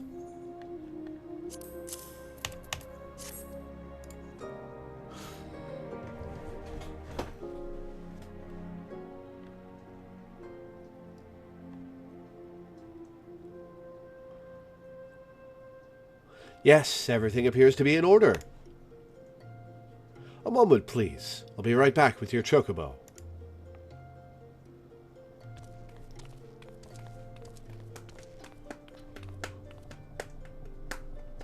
And here he is! The fellow has been in high spirits the past few bells. He must have sensed that his master was coming. Now then, to make it official, you'll want to give your noble steed a name.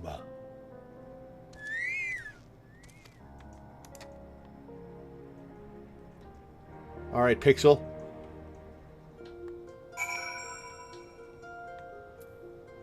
Name your chocobo.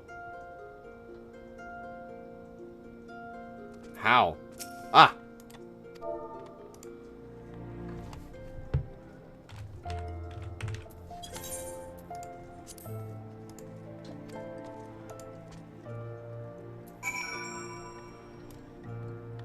Chocobo named. Haha! I dare say he likes his name. Here is your very own chocobo whistle. Simply blow into it and your feathered friend will come bounding to your side. If you're a Lalafell, they give you a chocobo that's the equivalent of a Shetland pony or whatever the really small ones are called. Wow. Rarest title I've seen was Feast, a PvP mode finalist, which means they played in an officially sanctioned and streamed tournament. Damn. But do forgive him if he doesn't respond when summoned in crowded city areas or monster-infested lairs. Chocobos are stout-hearted creatures, but they have their limits. And lastly, I present you with your Chocobo Rider's license, as is required by law. And that concludes all the formalities. I wish you and your Chocobo long years of fulfilling companionship.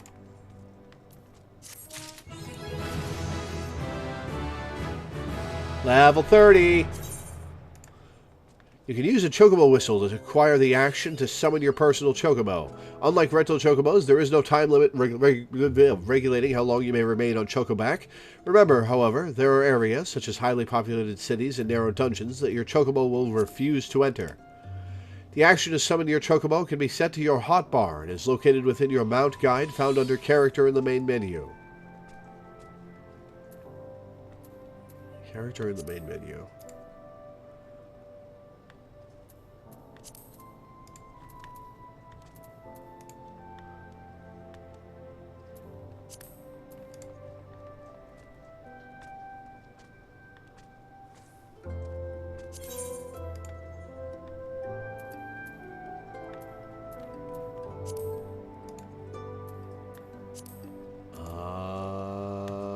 Chocobo whistle. Oh wait, I have to actually use the chocobo whistle.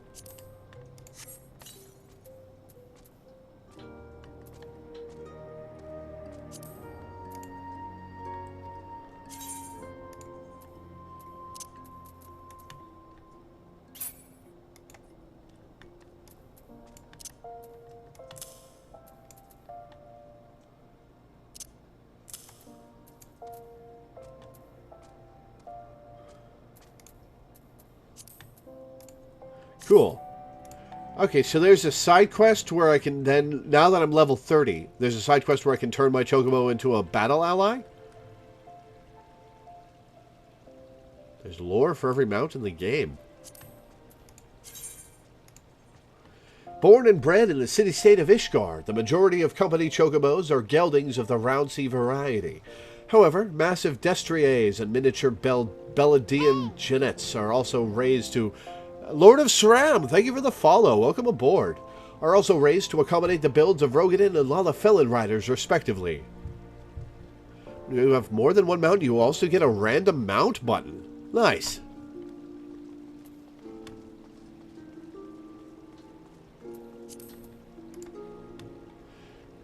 Come to the South Shroud. I can go to the East Shroud.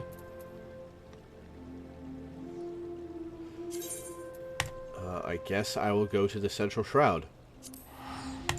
And walk. Or I'll use my chocobo to get around.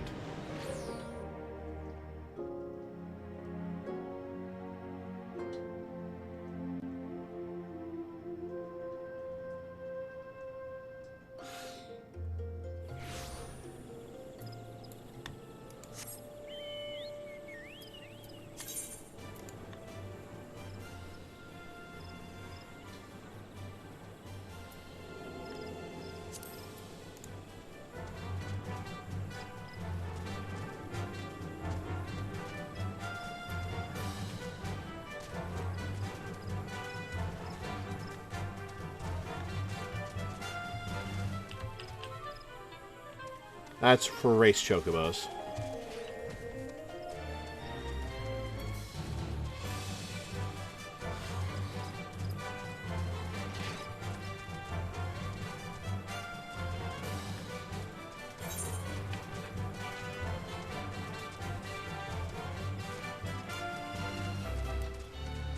Okay, so yeah, this way.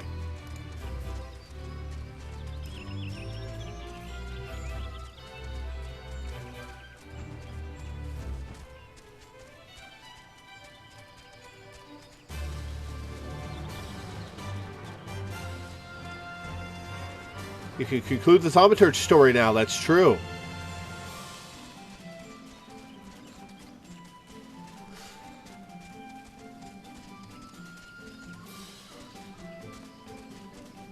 We'll do that once we get our Choco Buddy.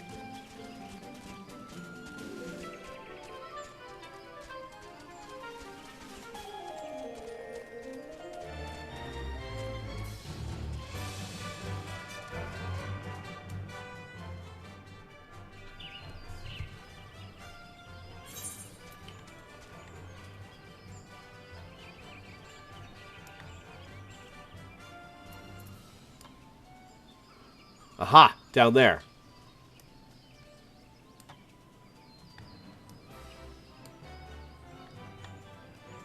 Let's get to this porter.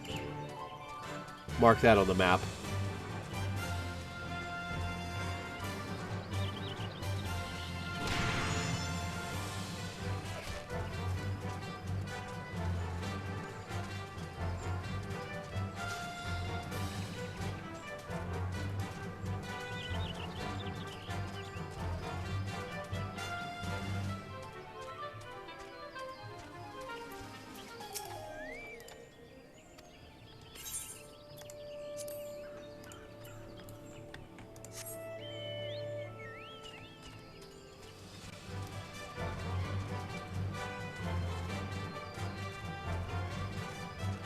So in this main story quest you're on, you should be able to pick up your job when you conclude it too, so you might as well hand it in before you go to Ul'dah.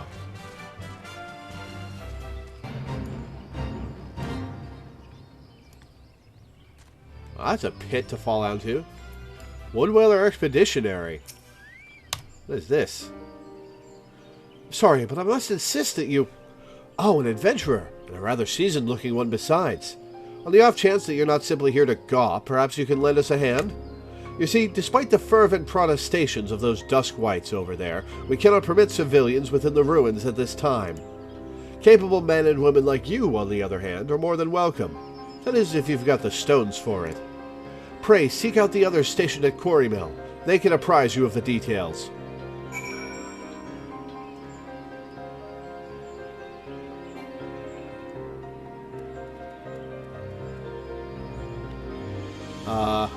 Okay. I guess I already had that quest?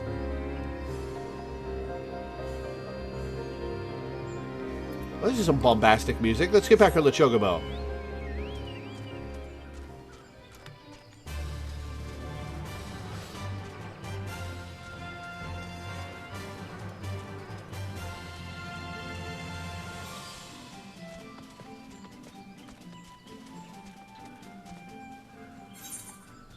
Actually, yeah, we'll go do this and then we'll tag the, There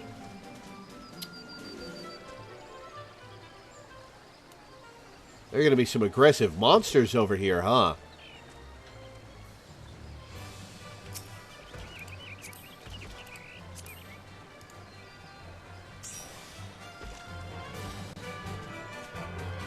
Actually, are they aggressive if you're on a mount? They do not appear to be aggressive if you're on a mount. Well, never mind then.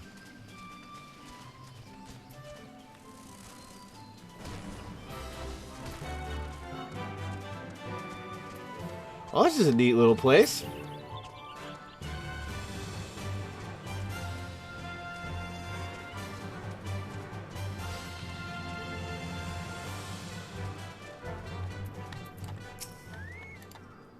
I wonder if there's an achievement for tagging every Chocobo Keep in the game.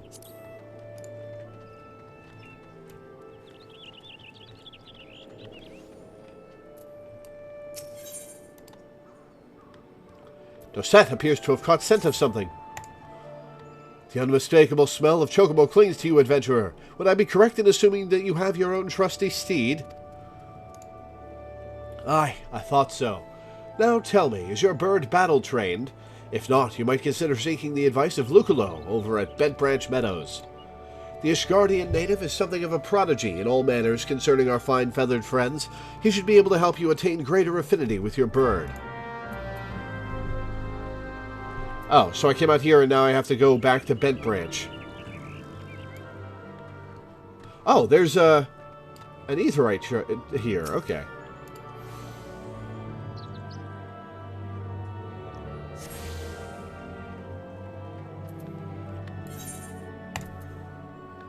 I guess we'll go to Bent Branch Meadows then.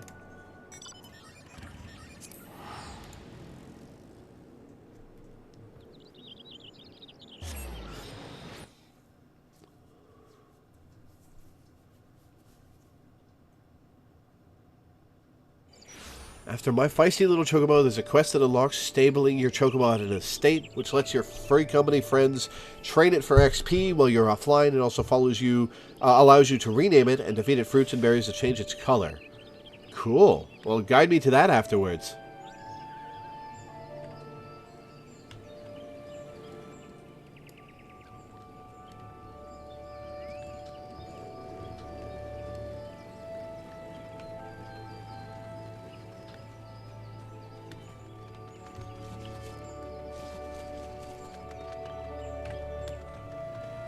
Is that a unicorn?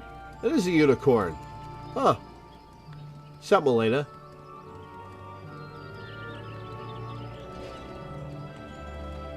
Oh, that's a neat unicorn.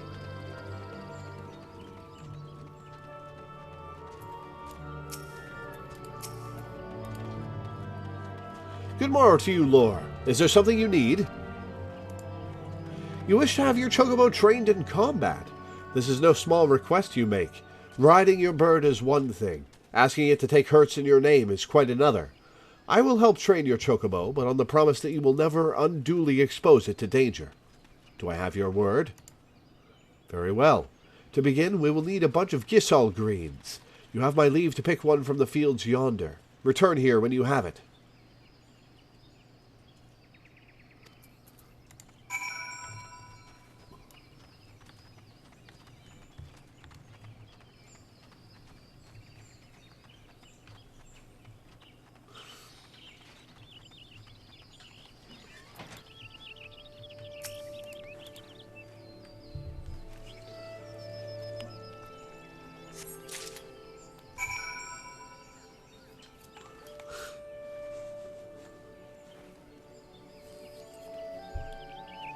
Specifically, it's a conjurer quest and not a white mage quest. One of the only situations in the game where you have to unequip a job stone.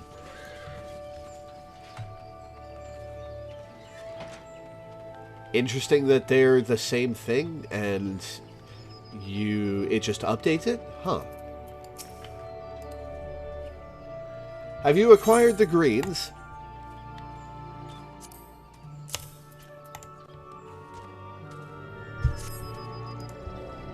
Superb. Then we shall get straight to it. Doubtless you already know this, but chocobos are highly fond of Gisal greens. They love the leafy vegetables so much, in fact, that they will completely forget their fears in the face of danger.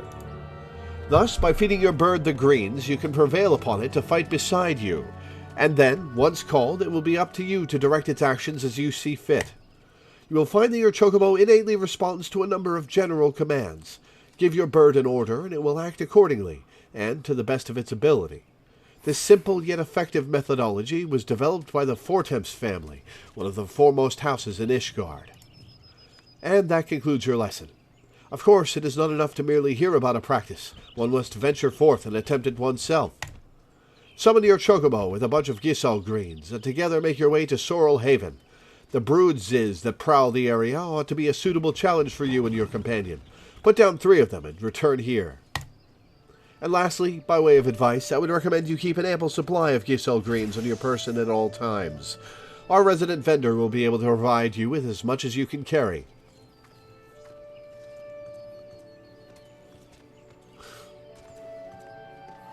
Fortemps has said Fortome. Gotcha.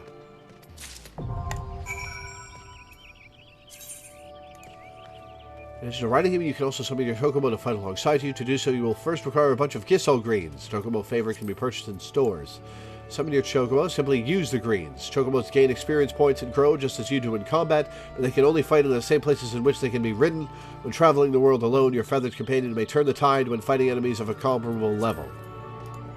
Okay, so I add those to my hotbar.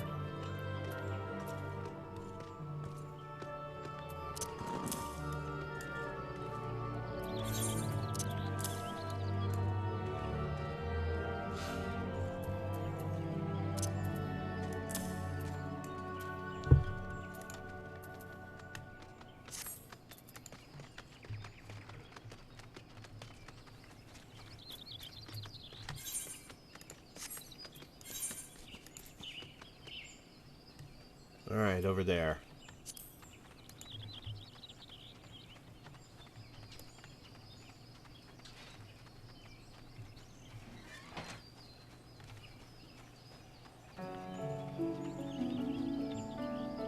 Eventually, we really will have to walk you through adding shared hotbars for stuff like Gisel greens and the like.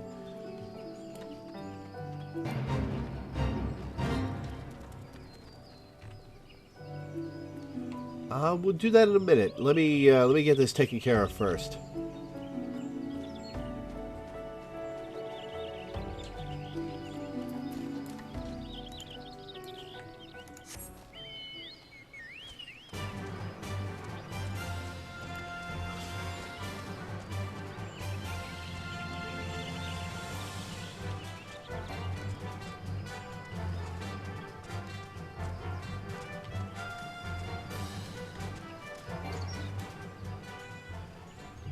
Oh.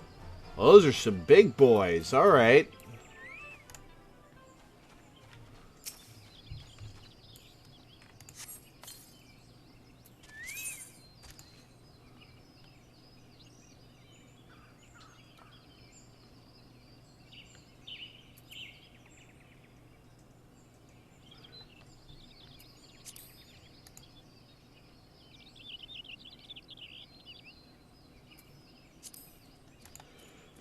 Actions and traits interface.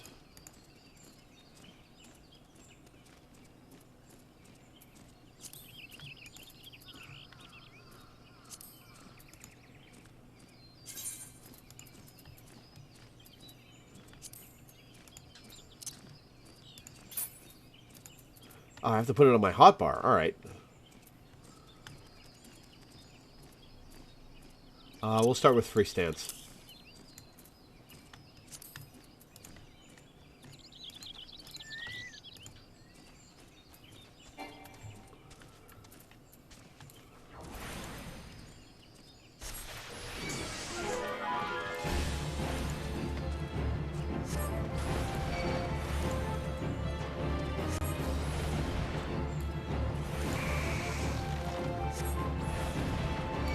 Petrification?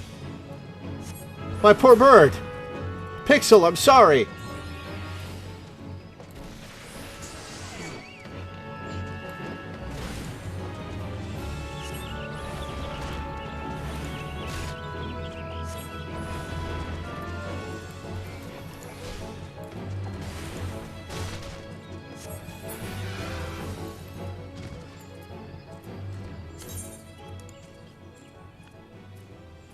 As Chocobo's rank increases, he will earn skill points. These points can be used to acquire new companion-specific actions and traits.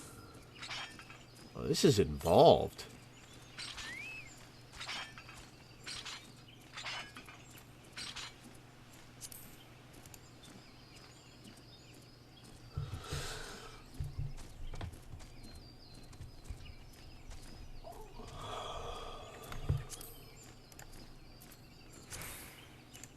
Okay.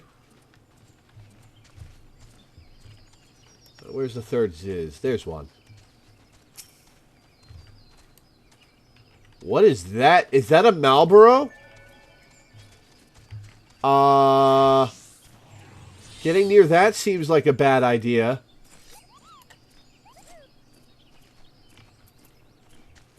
Alright, well.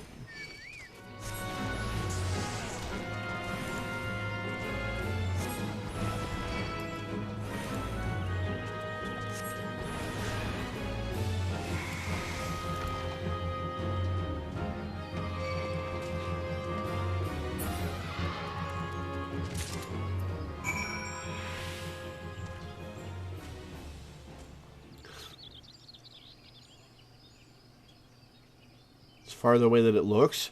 Oh, so it's even bigger than it looks. Oof.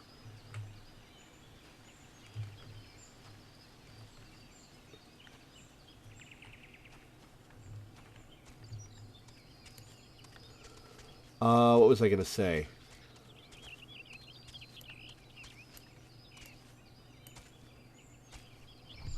Oh, my head. Okay, so where's this Chocobo skill tree?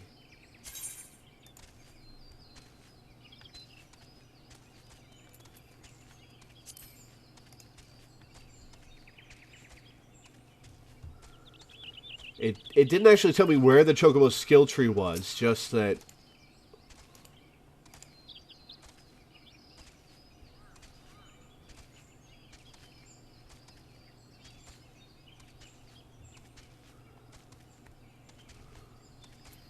Companion of the character menu.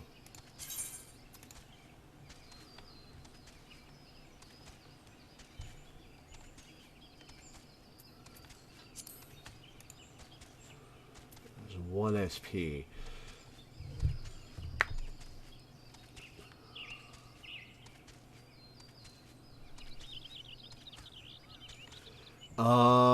I guess I kind of want it to be a tank.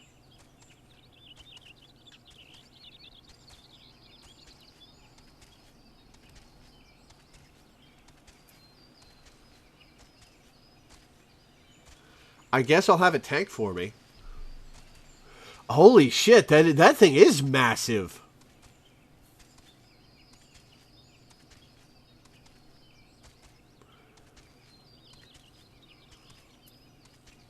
Because getting things to stop getting up in my face. Healer is better? For main DPS, you'll benefit most from Healer Chocobo. Alright. And now I... Nope, not that.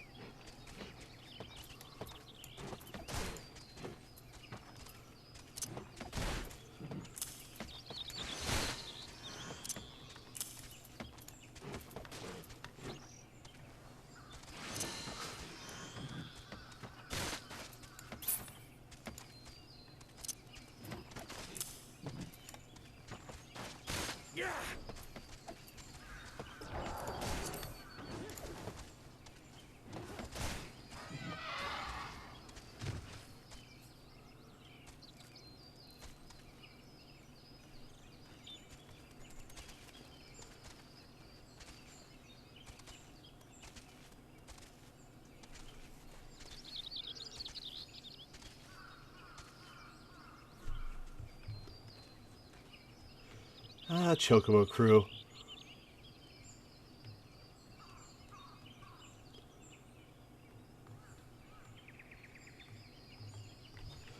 Alright. So now I report to Lucalo.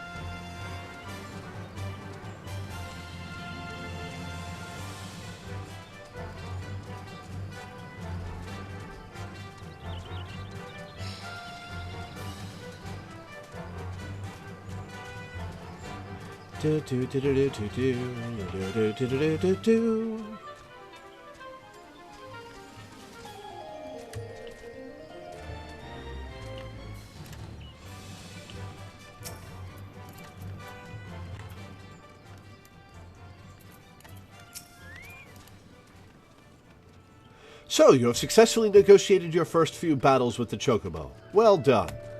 Tell me, how did it feel? Was it not supremely reassuring, fighting with your feathered companion? Your Chocobo can make up for your shortcomings or build upon your strength. Indeed, there are countless ways the two of you might complement one another. Through some experimentation, you will come to find the approach that serves you best. Ah, before I forget, I have one last parting gift. A saddlebag for your Chocobo.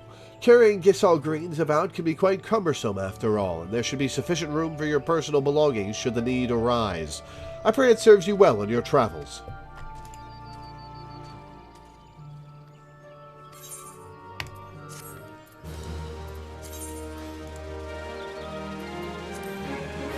Alright, so now we buy some Gisal Greens. What do you have to say for yourself, Lucalo? Bird in hand. Shift, Control, I.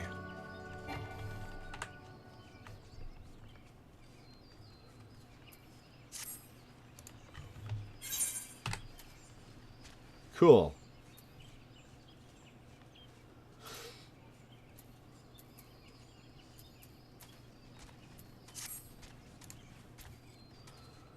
Okay, so there was another quest you guys said I should do after this one for the Chocobo? What was it?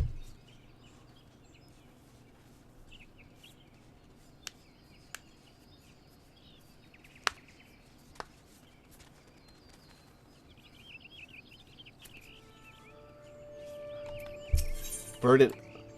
Oh, okay. Well, we'll do that in a sec. Can I buy Gisel greens here? I'll accept the quest, and then we'll buy some Gisel greens. Greetings, madam. Tell me, how goes the training for your avian mount? I could not help but notice that there is some bias towards real-life combat. All battle and no bonding makes for a less noble bird. I see that you already have a fine residence of your own. Why not build a stable for your Chocobo? Closeness leads to fondness, and there are other perks. Indeed, I can tell you of those and more if you wish. We of Ishgard have a knack for Chocobo husbandry. We have forgotten more than Gridania will ever know, I fear. One Ishgardian knack is to stable Chocobos in one's residence. That makes it possible to train and feed the birds. The second knack is to keep the stable meticulously clean and picked up. Chocobos are cleanly creatures and easily distressed by slovenly housekeeping. Shall we get straight to it? Pick up every vegetable scrap littering the stable, if you please. Oh, really? Alright.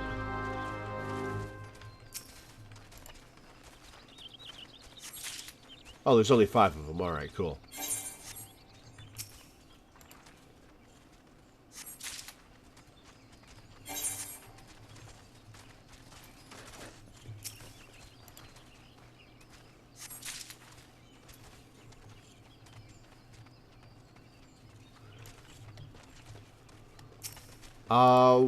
Who's trying to trade me?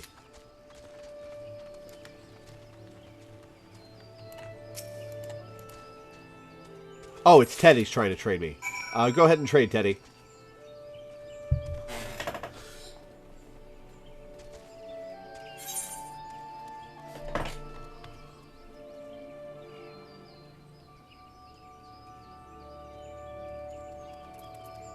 $420! Nice. Many gratitudes.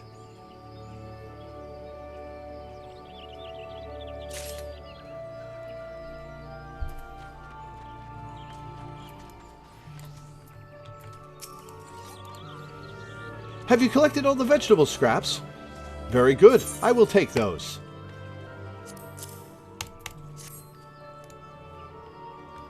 The place is as fresh as cream.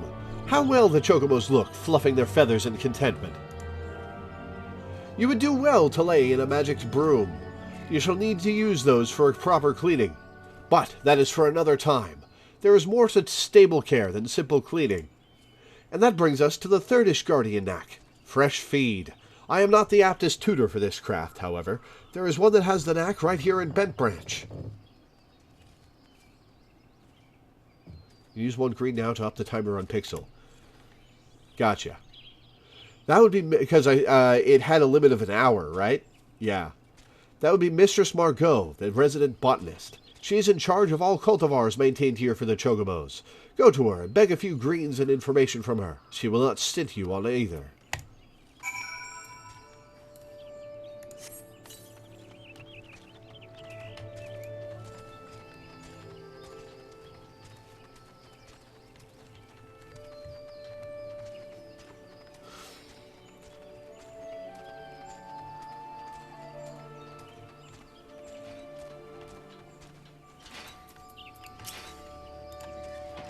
Some feed for your Chocobo?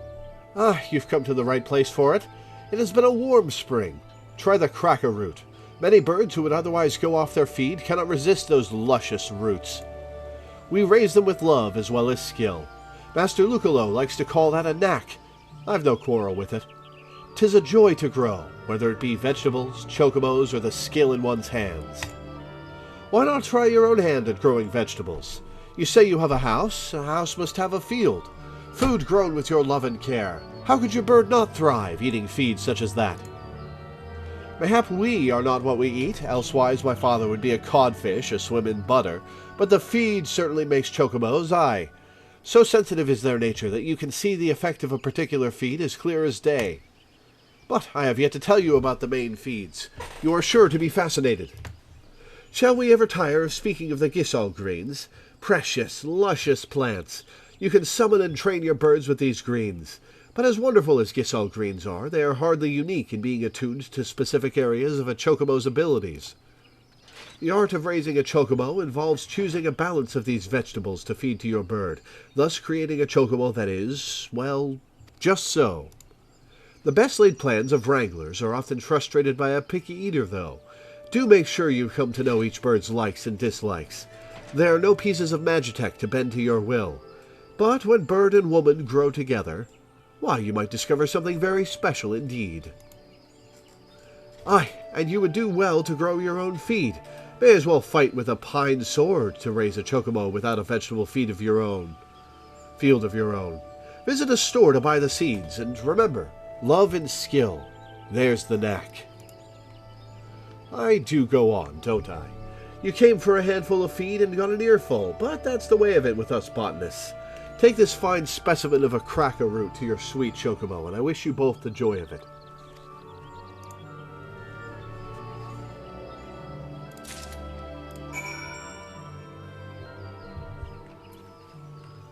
Show the gigantic cracker root to Lucolo.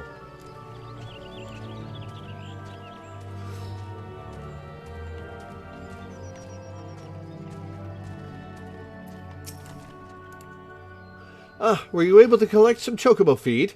Margot is never stingy with her vegetables.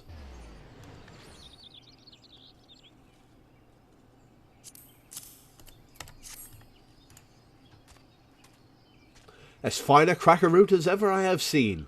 A magnificent specimen. This will make the training all the more effective, I believe. We come to the fourth knack of chocobo husbandry lore. Training.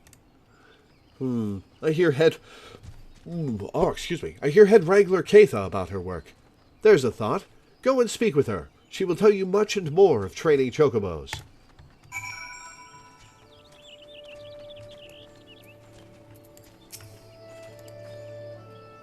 Nice to see you, venturer. Here to learn about training your bird, you say?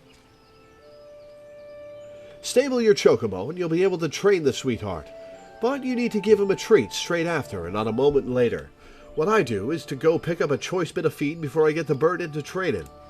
The results vary, as that slick ruffian at the Amity stalls used to say. Around here, results depend on how clean the stables are, what treat you give. But long as you love your chocobo, it's hard to muck it up. Well now, got a fine root, a cracker root on you already. That'll work a treat, no pun intended. Go on, start training little Leia there.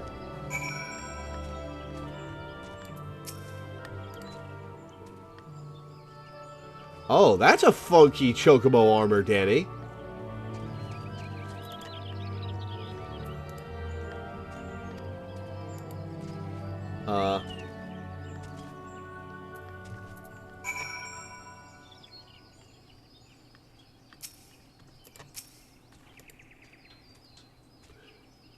That was sweetly done, venturer. You've some skill at this, I reckon. Some are made to train just that one bird, but you can handle any chocobo. Some venturers share a stable, you know. Might be you could care for birds other than your own. You muck out the stables, that means you're helping raise the other venturers' birds as well as your own. Don't matter who did the mucking out, really. Those birds must have been cared for, you see. That ought to hold you for a while, aye? No use pouring too much wine into a cup. You'd best return to Lucolo before his Ishgardian brain case starts imagining the worst.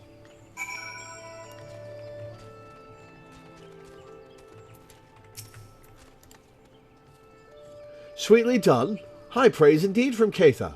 Excellent, excellent. I have now taught you all the knacks you must needs know at this time, I believe. It is my hope that you will add a stable to your residence, and there raise a chocobo to serve as your brave mount and trusted companion. How I long to meet that bird some day. I trust you will not disappoint me.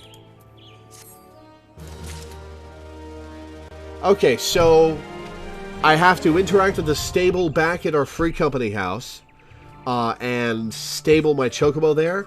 Can I just do that once, or do I have to do that every time I take Pixel out? Chocobo raising. purchased and placed outside free company and private estates. Foreign chokobos to host company's mounts.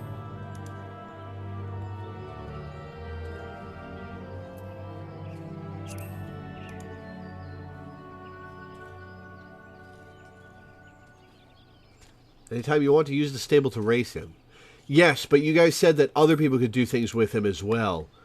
So I'm wondering if I have to, like, literally leave him there.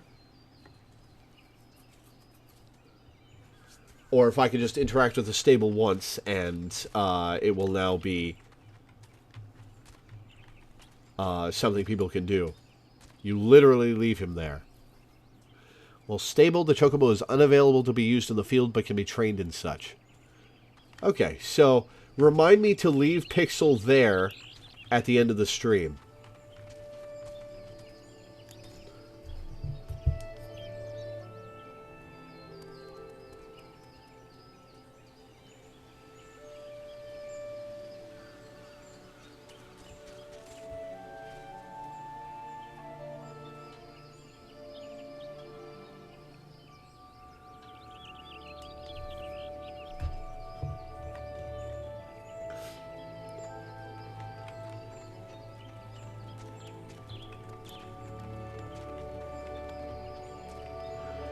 Okay, so, to Gridania.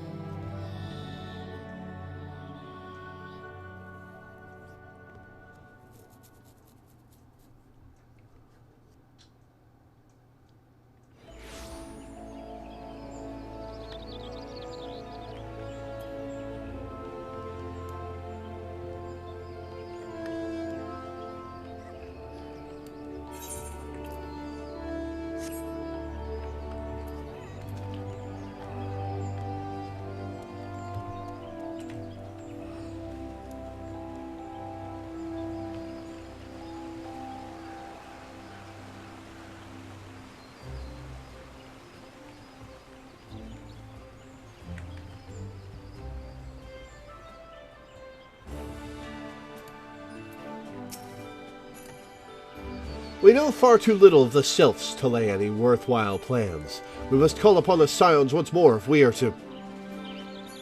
Put your chocobo in a specific color, there's a site that lets you look up what to... There's a site that lets you look up what to feed it to make them that color. There's a ludicrous number of colors. Cool!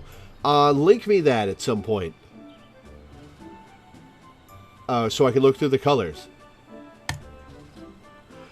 Beg pardons. 'Tis a terrible habit of mine to think aloud. But tell me, what brings you to the Adder's Nest? Specifically what you were talking about, dude.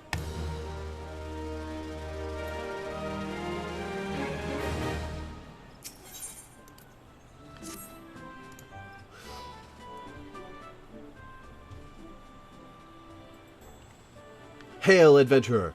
I bid you welcome to the Adder's Nest. Do you seek to entwine your destiny with the Twin Adder?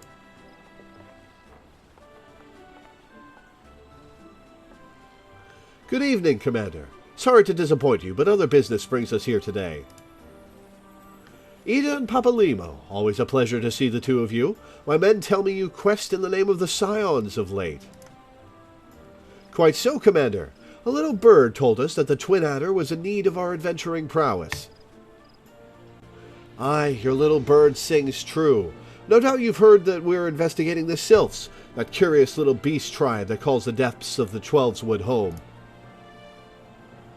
The Sylphs are, for the most part, a peaceable bunch, much to the delight of the elder Seedseer, who has no desire to see her people embroiled in yet another fruitless war. The Twin Adder is of the same mind, and 'tis precisely for this reason that the Sylphs' relation to the primal Ramu has raised a flag of warning amongst our ranks. Friendly as they may appear, beastmen will be beastmen. Well, that's racist. Should there be even a sliver of a chance that the summoning of the primal might disturb the balance between Gridania and the Sylphic tribes, it is a possibility we cannot ignore. Better to be safe than sorry indeed. Do we strike at Ramu, or leave the sylphs to their own ways? That is the question, yet I find myself lacking ample knowledge to arrive at an answer. Opinions abound within Gridania, but to listen only to one's own is among the greatest mistakes a commander can make. I would hear from the other side, the sylphs themselves, and seek an impartial party to serve as my liaison. That is where you scions come in. The sylphs of Little Solace remain untempered, and have held many a productive dialogue with our people. I would hear their candid thoughts on their tempered brethren.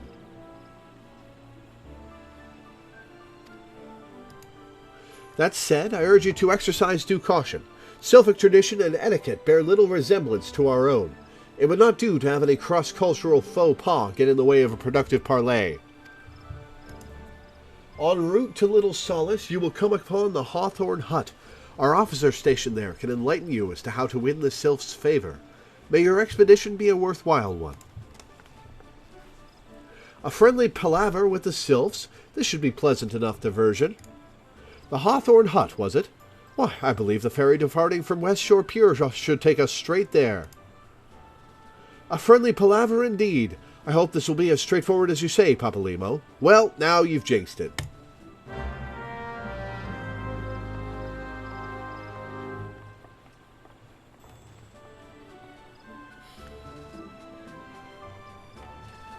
I can play cards with this guy. Alright.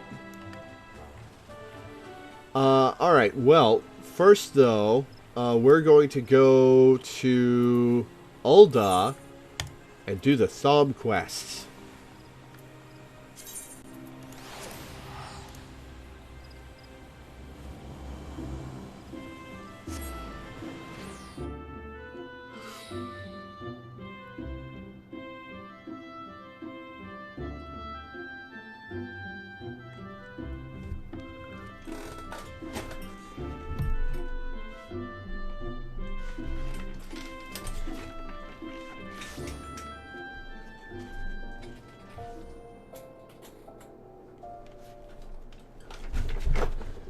Okay, hotbars. How do I set up a third hotbar?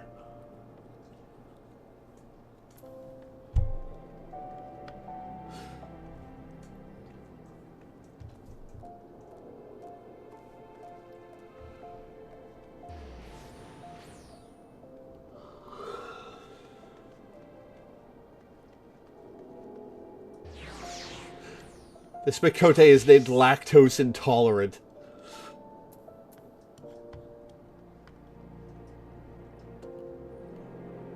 System menu. HUD layout.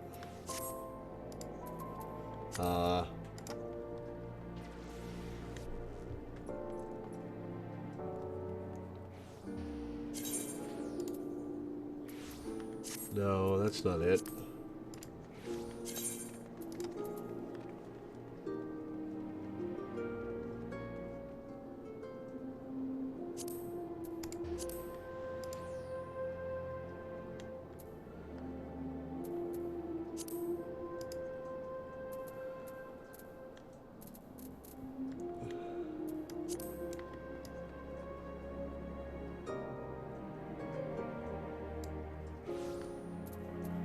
Okay.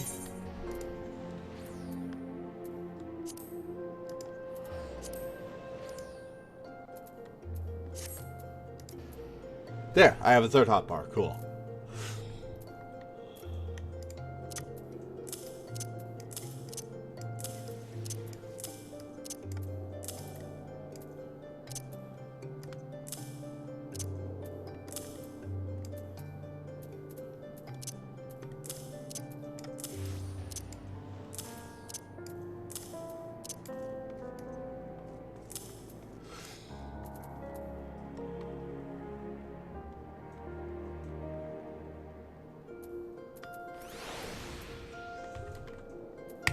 Cool.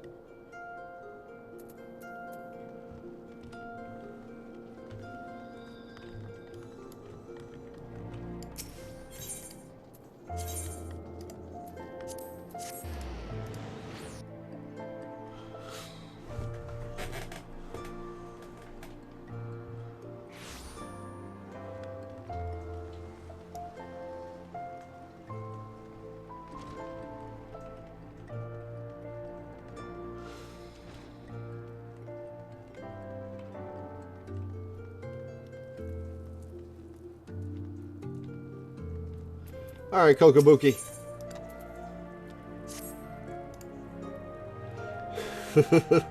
Fortune has favors us, Lore. Kokobusi has been spotted at Vesper Bay. We cannot let this opportunity pass us by. Head there with all due haste. And with you, take these descriptions of my brother's likeness and Mormo's mannerisms. Relay this information to some of the local residents and see what you can find.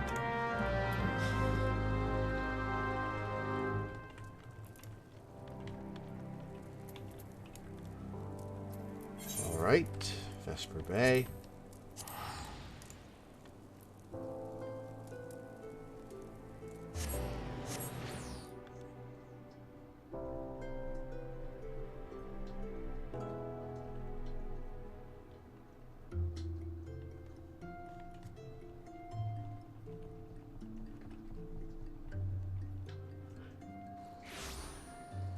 You can make hotbars a hotbar or a universal hotbar. You keep the same things on it regardless of equipped class by going to System, Character Config, Hotbar, Sharing, then taking the box for Hotbar 3. Oh, right, because this is a hotbar just for my class. Okay, System, Character Configuration, Hotbar.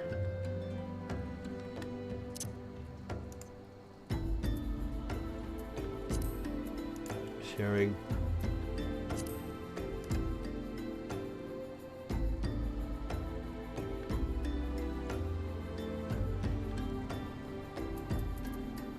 Do I take the box for Hotbar 3 on share on Hotbar or cross Hotbar?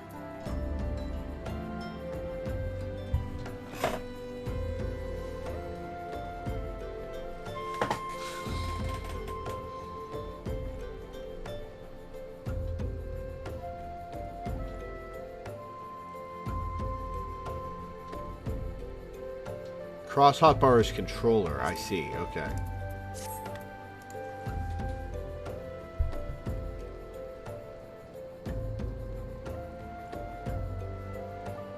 That just...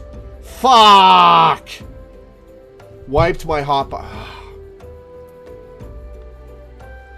That just wiped my hotbar.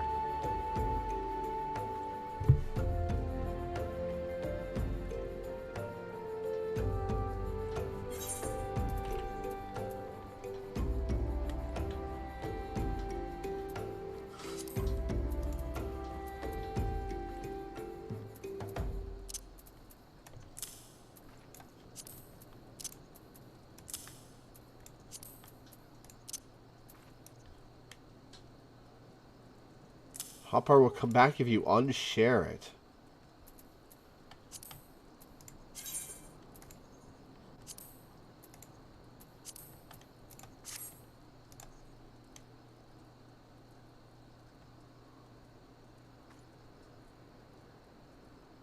Right-click any node in your inventory. You can sort inventory to group items together. Okay.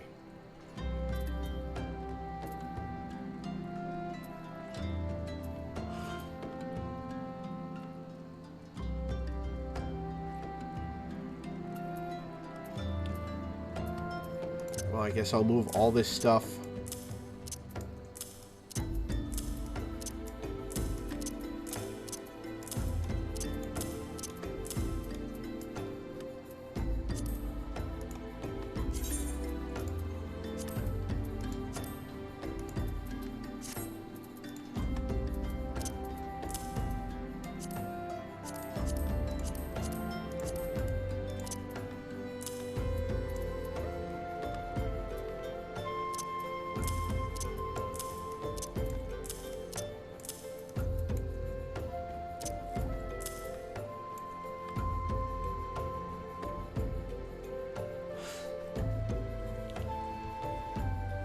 Slash hotbar copy thumb 3 share 3 should work. Huh.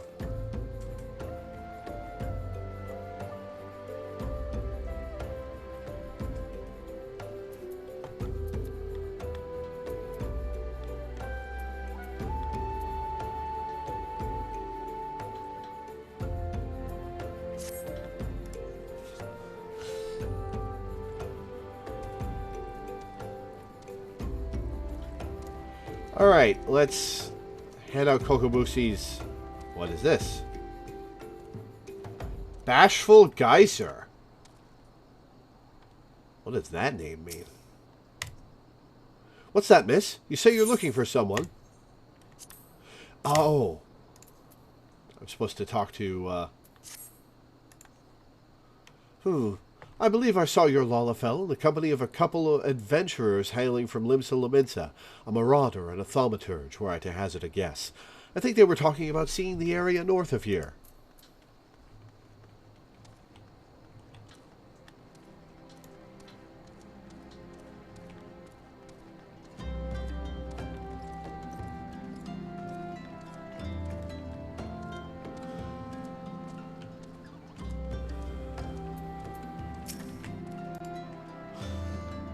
Huh? Something I can do for you, stranger.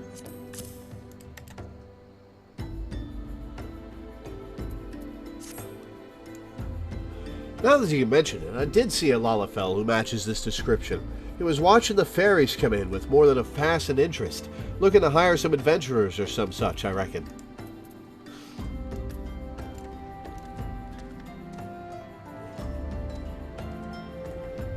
Tatafu? Are you related to Tataru?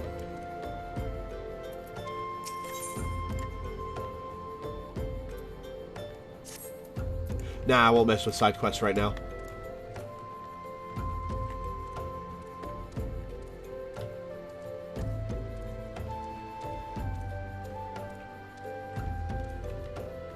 I'm guessing the third person is inside one of these buildings.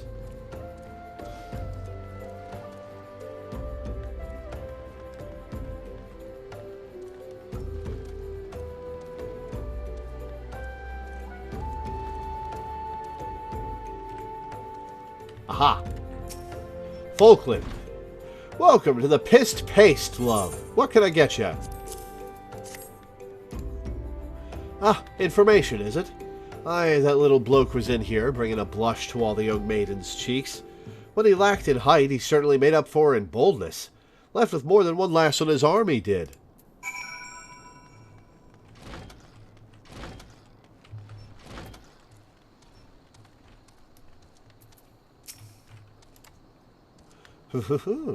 So, Mormo has chosen this as her new hunting ground. The maidens seduced by the succubus will be prepared as vessels to hold her fully restored power. I fear they will have already been slain. As for the adventurers, well, I think you can imagine what Mormo intends for the thaumaturge. We must find and warn those unwitting Lominsans before the void sense strikes again. You were told that they might be headed north, yes? It would be best for you to follow suit.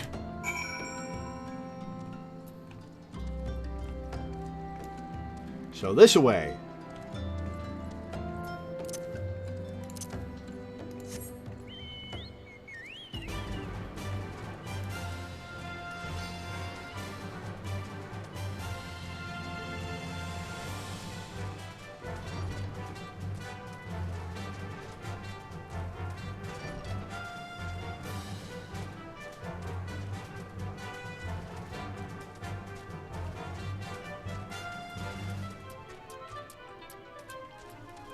Already happened, huh? Still here. It's still here. Somewhere close.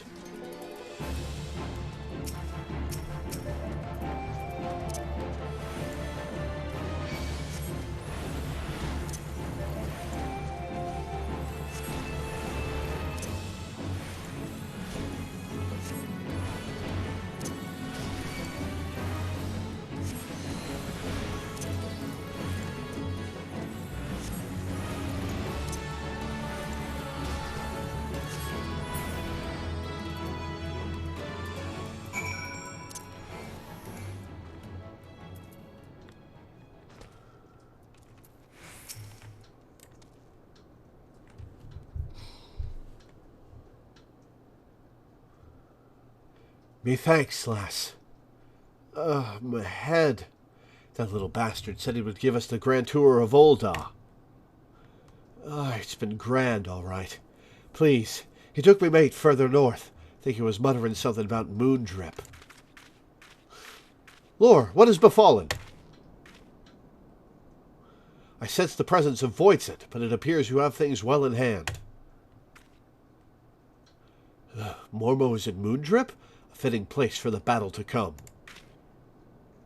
It is time to finish this, my brothers. Kokobushi will be a slave to that fiend no longer.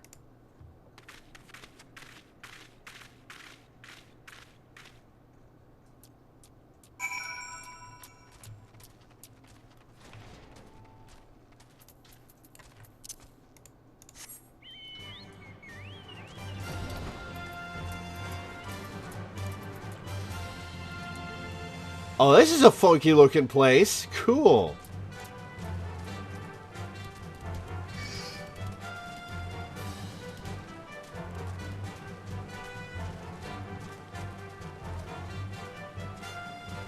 Oh, everything here is hostile. Alright.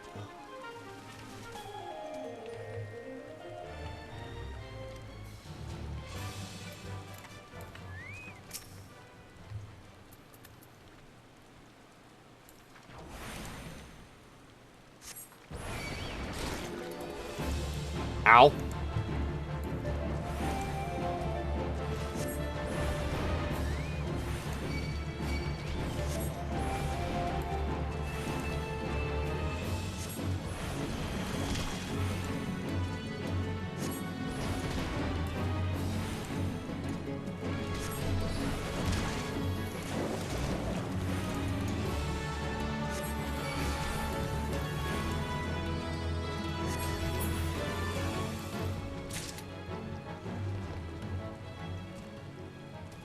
Come on, fade away, Toad.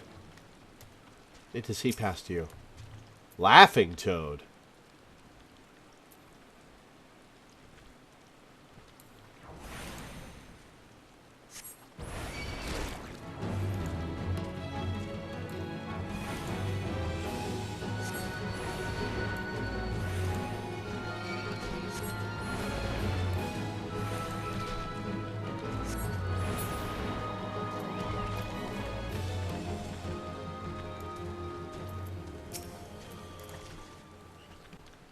I shall approach Mormo first, as we discussed. If the bargaining proceeds smoothly, and the Void Scent feasts on my proffered mana, then she should soon manifest in her demonic form.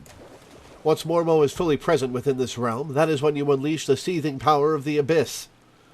Though, after lecturing for so long on how a thaumaturge should avoid such threats, I yet hold doubts as to whether such a direct conflict is the correct path.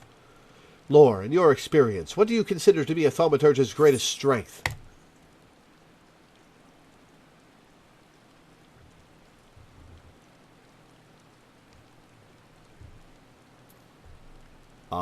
I'm going to go with overwhelming destructive might. Yes, there are none who can match our propensity for fiery ruin. We need not run from danger, but rather employ our unrivaled powers to incinerate all that seek to do us harm.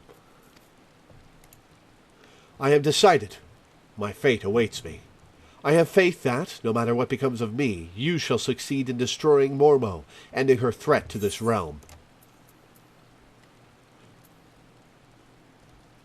All right. Let's dance.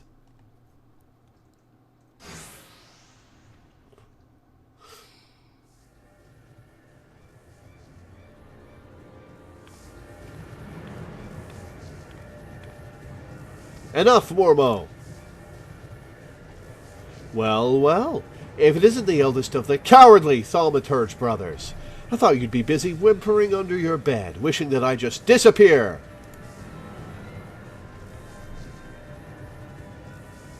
I've come to offer you a deal. I know you seek the etheric energy needed to substantiate your true form, but how much time do you intend to waste feeding on these lesser mages? Compared to these stripling sorcerers and their trembling arcane flames, my power is as a blazing sun. Would you not prefer to take what I can give you?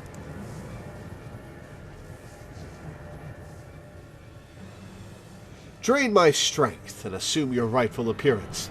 I'm sure you think me a coward, but that is of no consequence. I only wish Kokobushi returned to us unharmed. Hehehe, you are wise to acquiesce, mage.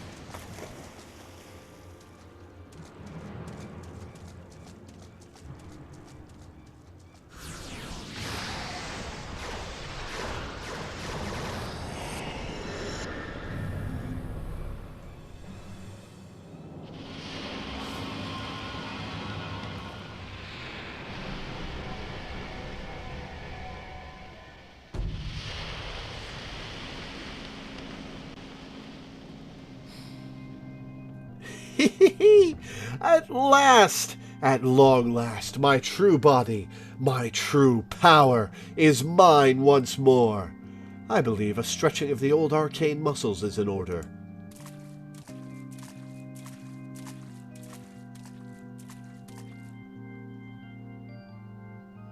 Oh no, you don't, Void Scent.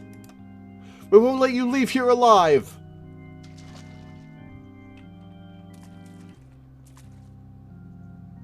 Hiding behind me, alright.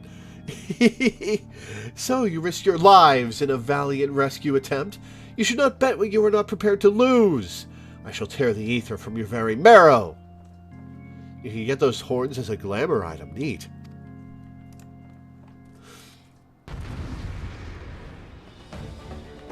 Alright, boss fight.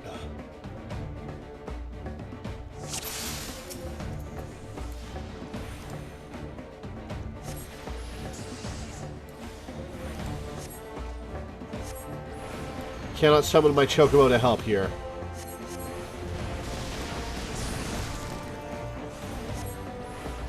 Oh, they've all got negative epithets next to their names.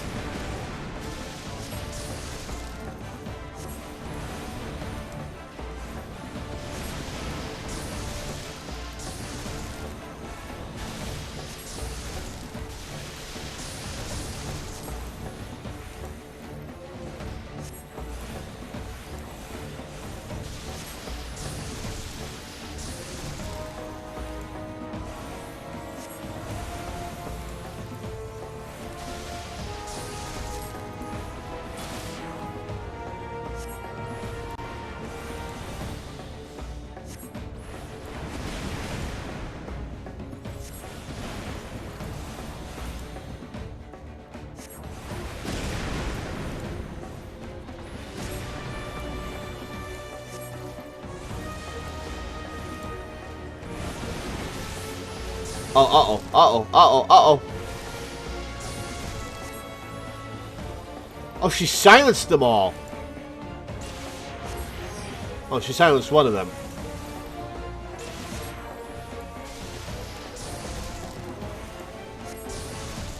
Oh, you guys are fine.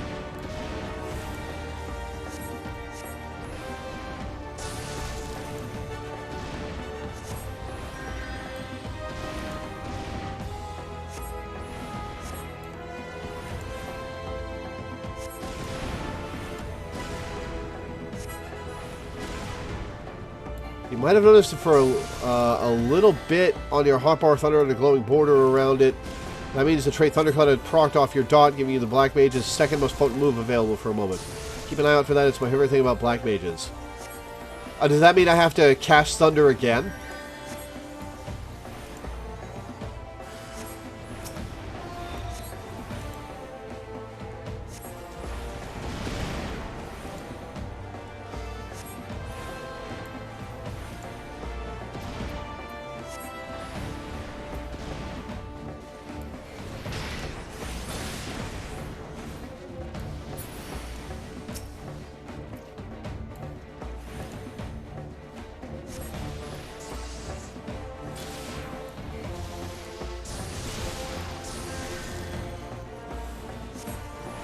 Alright, we'll talk about Thunder in a minute when I don't have to focus on the battle.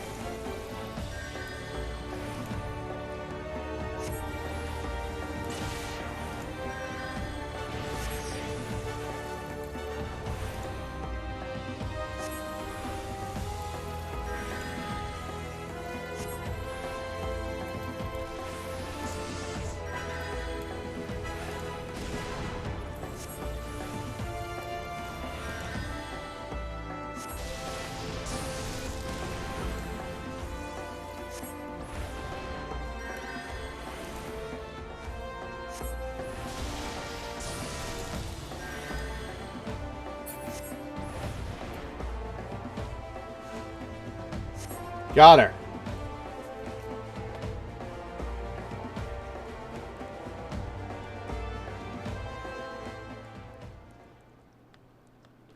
Okay. So, I know Thunder is a damage over time that only lasts for a certain amount of time. So when it's got the dotted border around the button, you cast it again and you get a whole bunch of damage all at once. Is that it?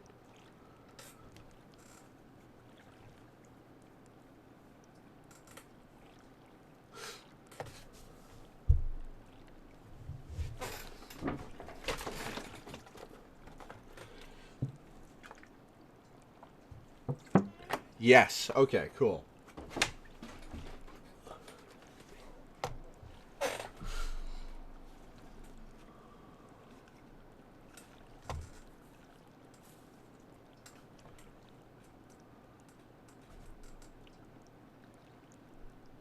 When it gets the dotted border, it's all of the damage of the dot at once, plus it refreshes the dot, and it's an instant cast also. Nice. Free damage button sometimes. There's a chance to get Thundercloud every time you deal damage with the dot. Nice. Alright, I will keep an eye on that. We won. We won! Victory is ours! Kokobushi! Kokobuki! Mormo is dead!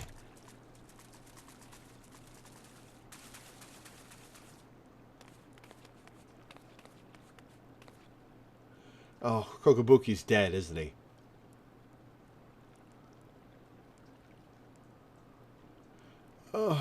What? Where am I? Thanks, Saul, you're awake. Kokobuki! Kokobushi is returned to us! Our sibling has yet to stir from his somnolent stupor.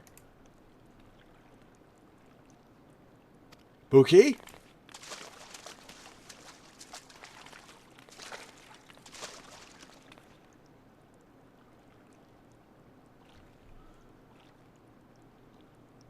Got any alchemist tricks up your sleeves? His etheric channels have contracted. They are barely sufficient to sustain the flow of his life force. If we do not increase his capacity for ether soon, his vitality will drain away completely. Oh!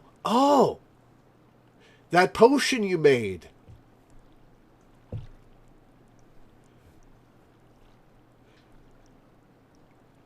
Did Buki permanently give up his magic power for this?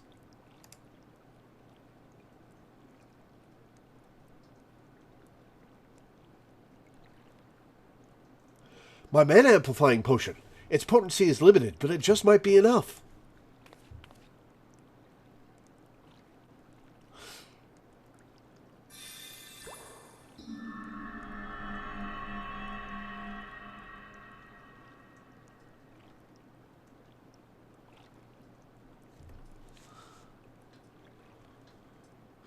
The total potency of a Thundercloud cast is so big they had to buff a big potent late-game spell a bit after adding it, because they realized Thundercloud was still more potent and the Black Mage Big Boy endgame spell being less potent than Thundercloud felt funny.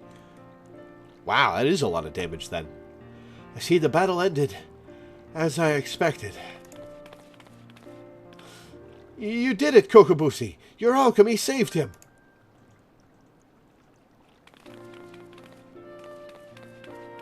And we would not have prevailed without you, Lore. We will bear our brother back to the ossuary.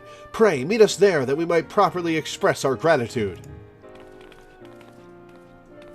This is cute. Look at them all go.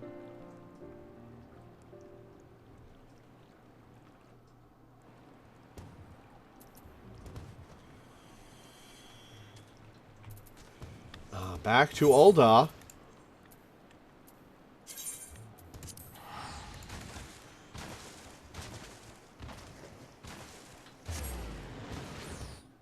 Yeah, it's a fun story. I like it. I like the Coco Brothers.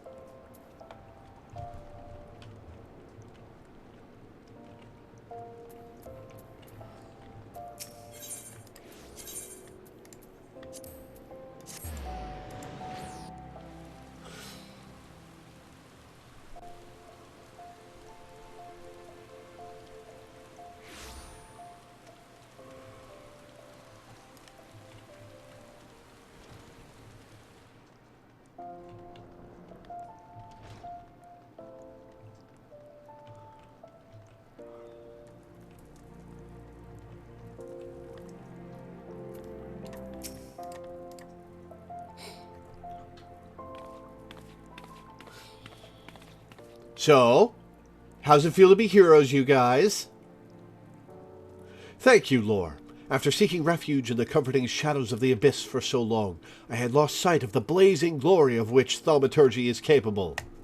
The raw power and audacity of your magecraft has freed my brothers and me from our self-imposed cowardice.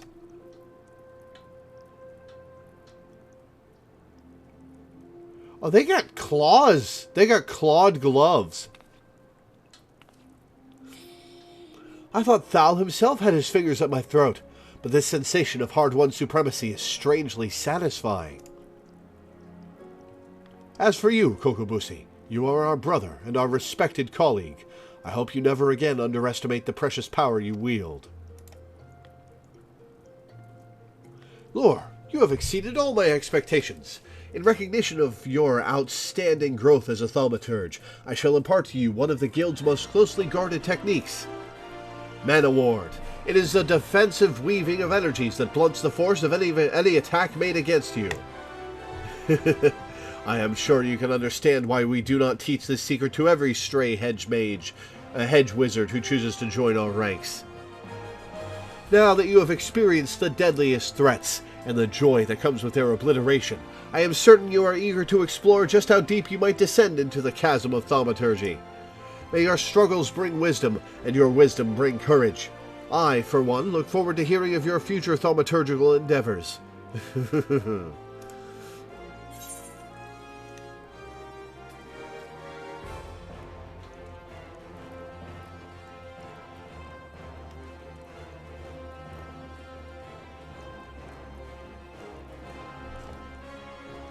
Mana Ward creates a barrier that nullifies damage totaling up to 30% of maximum HP with a recast time of 120 seconds. Damn.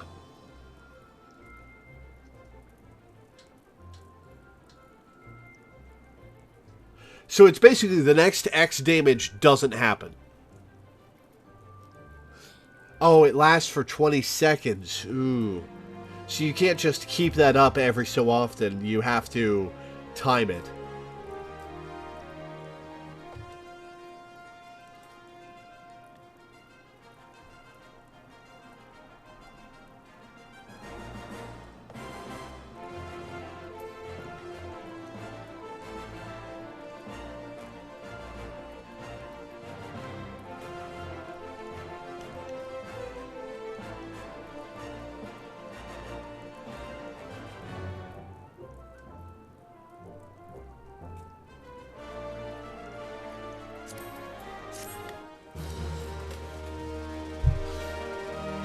First Black Mage quest should be available from the receptionist now. Nice.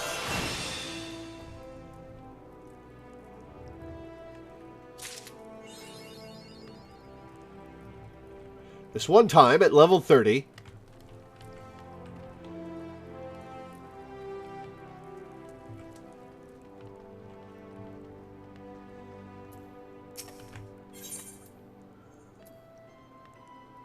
Yayake has need of a talented thaumaturge. Taking the black. Lore, I've been waiting for you, in a way. Please, let me explain. Do you know of the Marasaja pit? No, I don't. It's a prison here in Ul'dah. In prison, a man will do most anything to keep his mind occupied. Of late, one inmate claims to hear the voice of Nald Thal. No doubt he has lost his mind after serving 100 years of a life sentence. But he knew of you by name, Lore, and maintains the traitors demand you win the Gem of Shatoto. The Gem of Shatoto, huh? And exchange it for his release. Why not Gem of Shantoto? A farce, no doubt. I make it for nothing more than the maniacal ravings of a cell-crazed, sweaty-toothed madman. But I fear the only way to be sure is to free him of the pit. The prisoner's name is Kukuruka Tataruka. And as if his story were not proof enough of his lunacy, he also styles himself a black mage. But such magic was lost to Eorzea centuries ago. Who does this senile charlatan think he will fool with such rubbish? Nevertheless, he has invoked the name of Nald Thal, and so the Order feels it unwise to ignore his words. Though I am still no believer, you have come, as he said you would. Shantotto appeared in a crossover event very shortly after release, huh? You can check in with the Koga brothers on how they've been doing since they finished their quests. Nice. So, let us get to the bottom of this, shall we? It may be that you are an agent of fate, or perhaps you're merely a crooked old man's accomplice. Shantotto was a historical figure who was a male Lalafell rather than a female Taru. Yeah, the crossover event. Huh. In either case, I ask that you travel to Highbridge in eastern Thanalan. Seek out the Planar Fissure, a rift between this world and the next. Fell whatever beasts may lurk there, and water the earth with their blood. According to our Gald Mummer, doing so will give rise to the Gem of Shantotto. The gem is no more than a pretty stone is oft mentioned in bedtime stories and the tales of fairies. We shall see if it truly exists. I shall await your findings here. Return to me when the deed is done.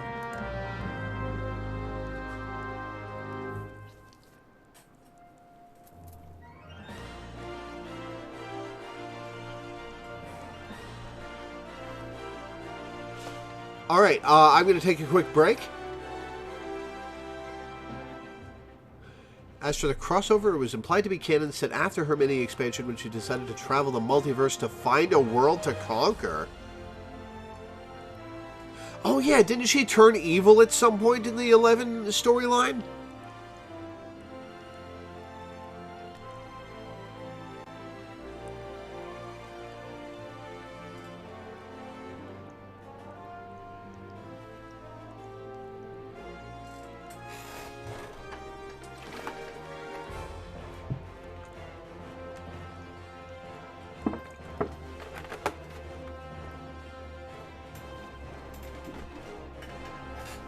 She was never good, she was just Shantotto.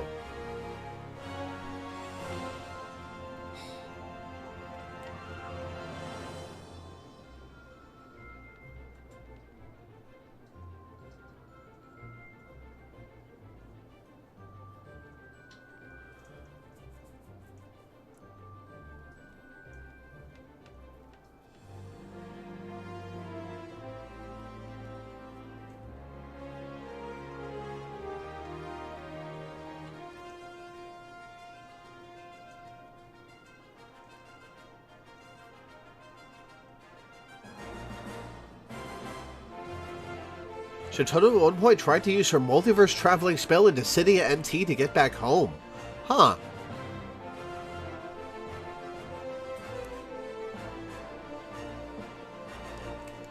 The 15 event is canon too, with a companion event in 15 itself. Interesting. Ah, excuse me.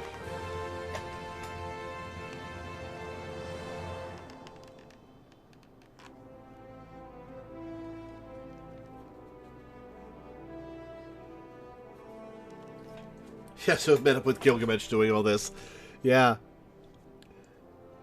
Oh, I wonder if I'll run into Gilgamesh in this game. That would be cool. But yeah. Amakote decides to stay in the 15 world and live her life there. Interesting. That'll be interesting to run into in 15 when I finally do that.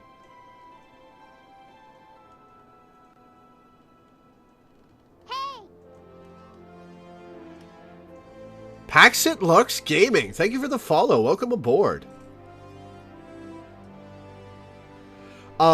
With that though, I'm going to take a quick break. I just need a quick break. So, I'll be back in a couple minutes, guys.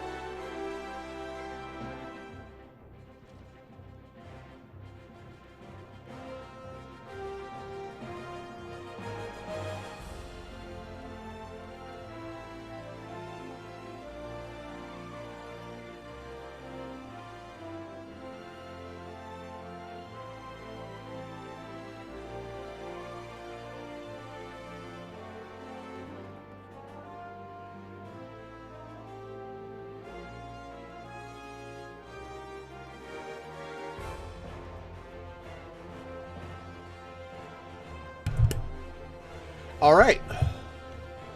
Let's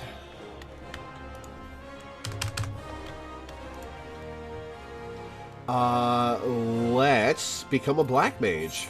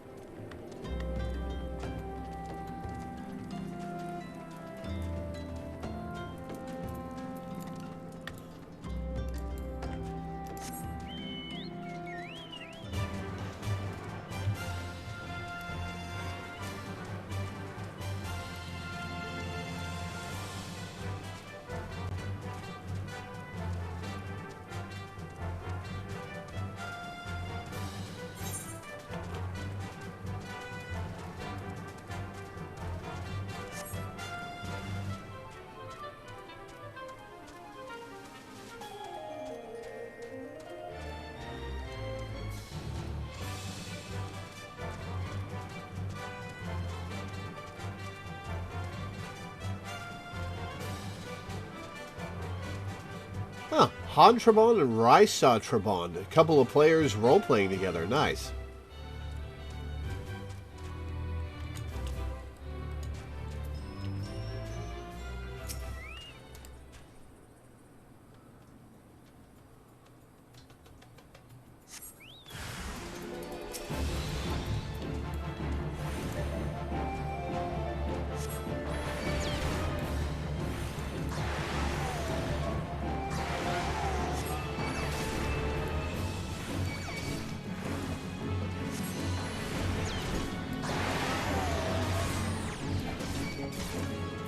I've been silenced. Oh, shit. Oh, I'm getting my ass beat. I should have brought a friend.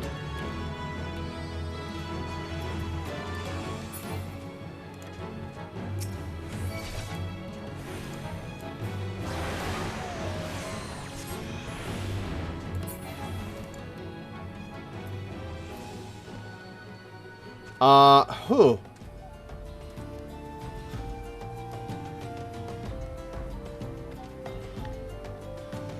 Maybe I should invite one of you guys to help me out.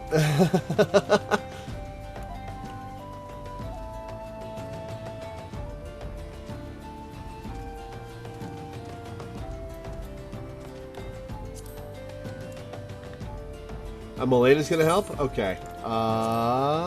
Members.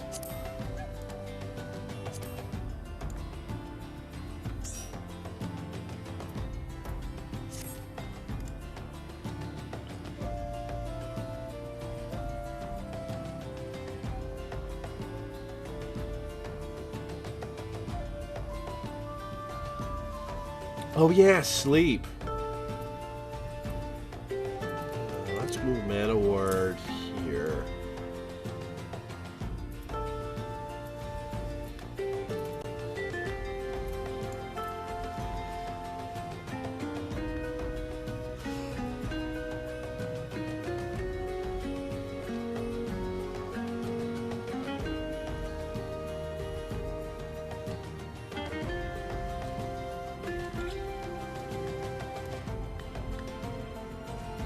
Oh, hey, there's Melena.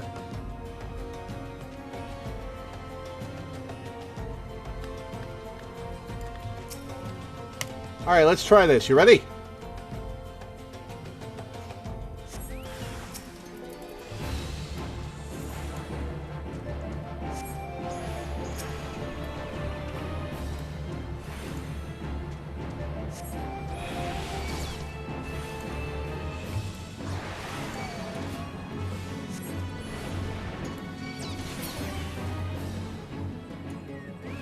Oh.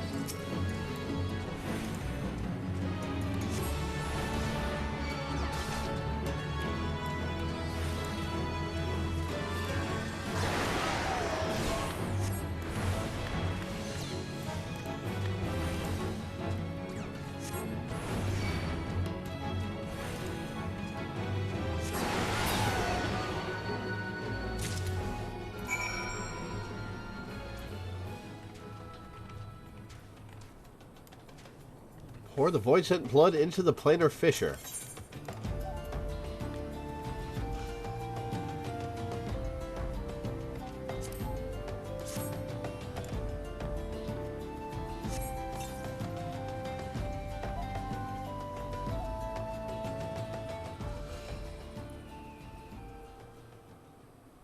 Thaumaturge, hear me.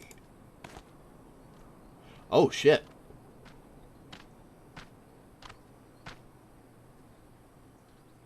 Put up your weapon, friend. Kazak Cha means you no harm.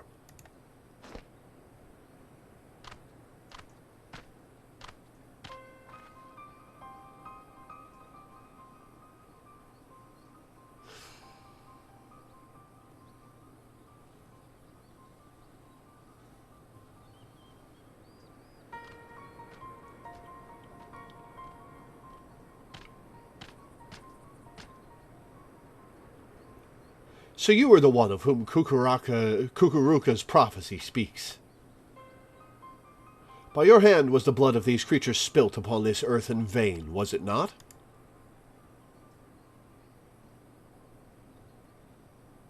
Then you have earned this gem of Shototo. Take it. You will know what to do with it when the time comes.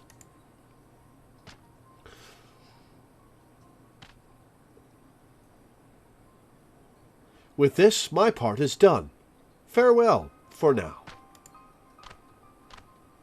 You're gonna drop in, say hi, give me a rock and leave? That's what you're gonna do? Get back here. I want more of your backstory.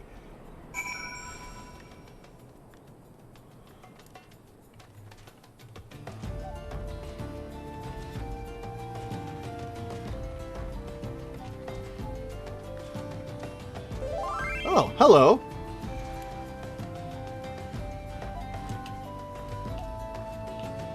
Hello. Nice outfit. As my chocobo stands inside you, sorry.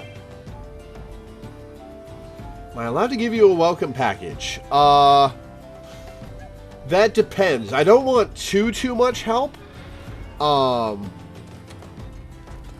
I've accepted small things like, for example, my friend Teddy gave me a couple hundred Gisol greens to summon my chocobo in battle.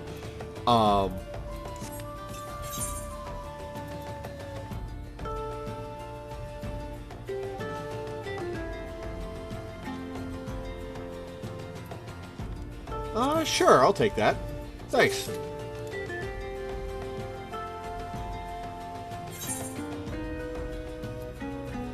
Oh, you are giving me a lot. Oh, right, because there's a whole bunch of equipment slots. Well, thank you.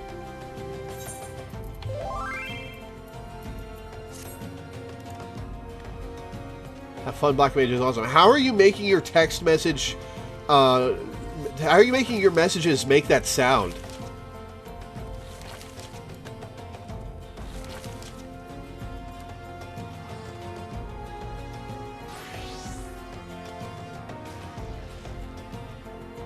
Well, thank you for the stuff.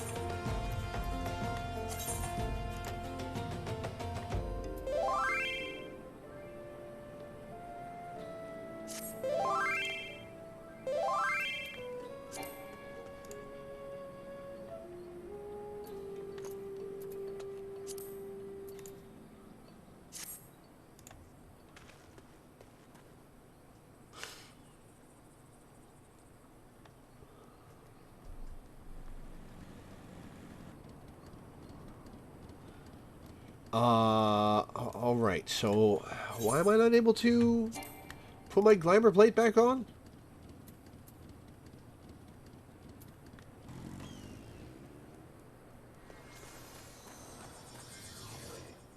Why?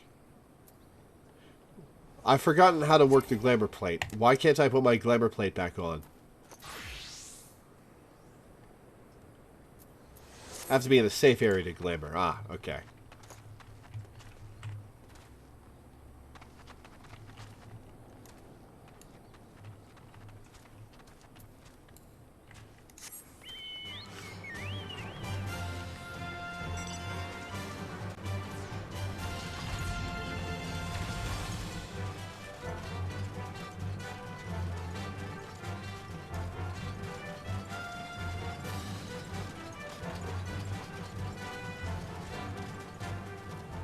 Is that Omega?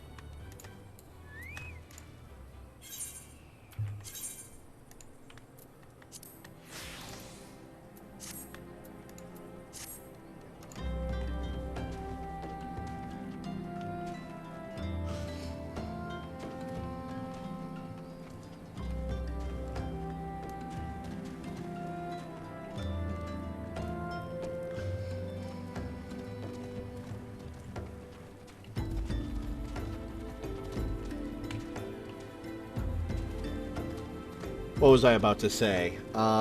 Shoot. Oh, my brain. I have... If I seem a little off today, by the way, I have meds that I'm out of, that I've been out of for a couple of days, and when I had my pharmacy mail them to me, they just never did, so I'm going to be waiting on them for several days more. So I'm a little out of it today. I'm sorry. If I've seemed a little off today, that's why.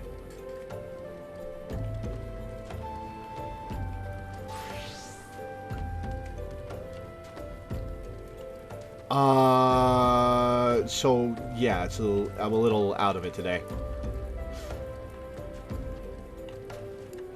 It's a very weird sensation. I feel like my brain feels like kind of weirdly tight.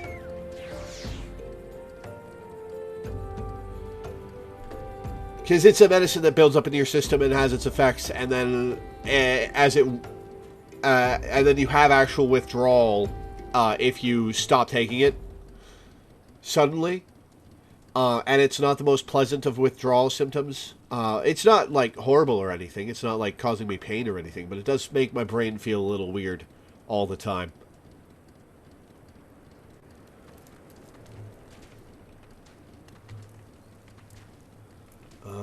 Back to the Thaumaturgist Guild.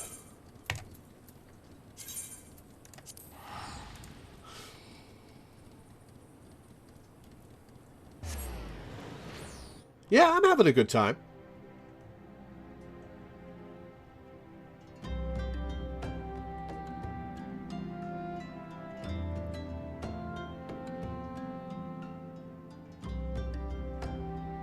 So you two know each other? Danny and Pax?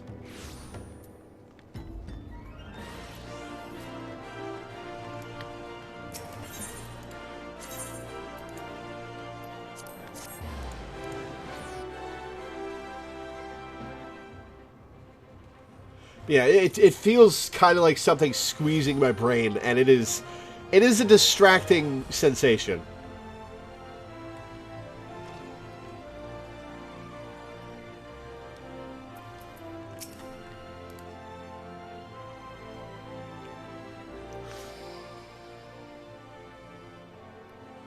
Well, you certainly smell as though you've been off spilling blood, but it will take more than a waft of foulness to convince me you're an agent of divine will. I take it yours was an eventful journey. Pax sent me an invitation to the Novice Network earlier, and we started talking, mentioned your stream. Oh, cool. Well, cool.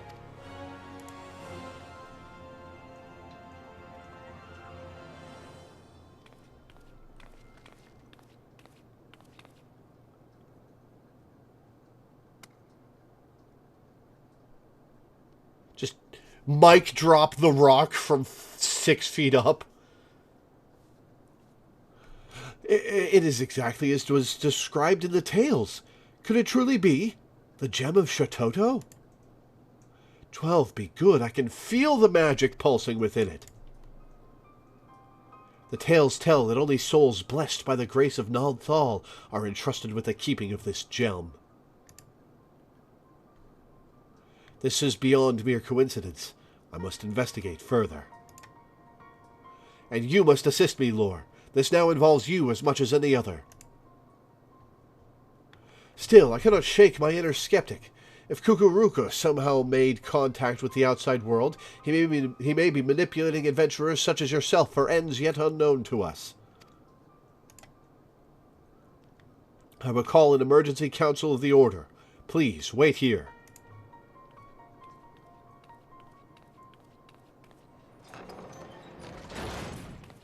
The doors lock. Oh, the doors did lock. Okay.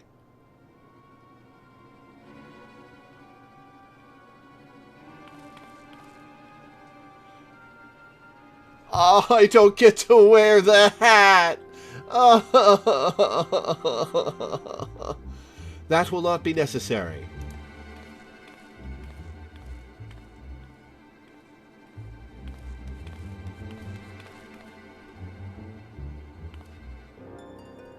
Kukuruka, what are you doing here? How have you escaped the pit? Watch your tongue, you insolent fool. Master has passed a century in meditation communing with Naldthal. You will address him with the proper respect.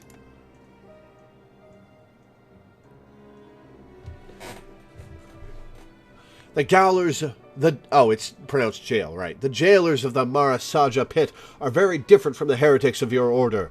Suffice it to say they had wisdom enough to listen.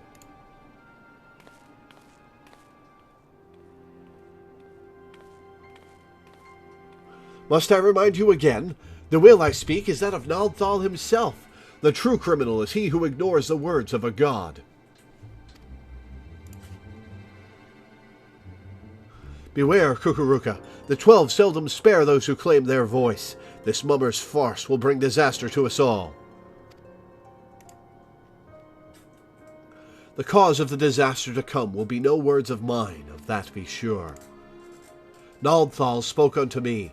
By his own declaration, the seal on the Void Gate will be broken.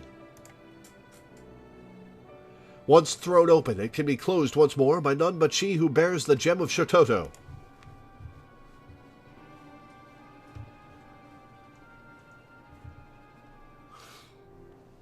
I speak of you, Loreweaver.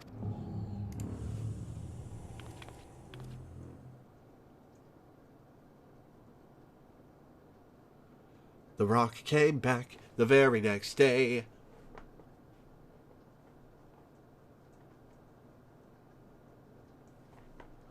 The gem you hold is the mark of a mage of the black.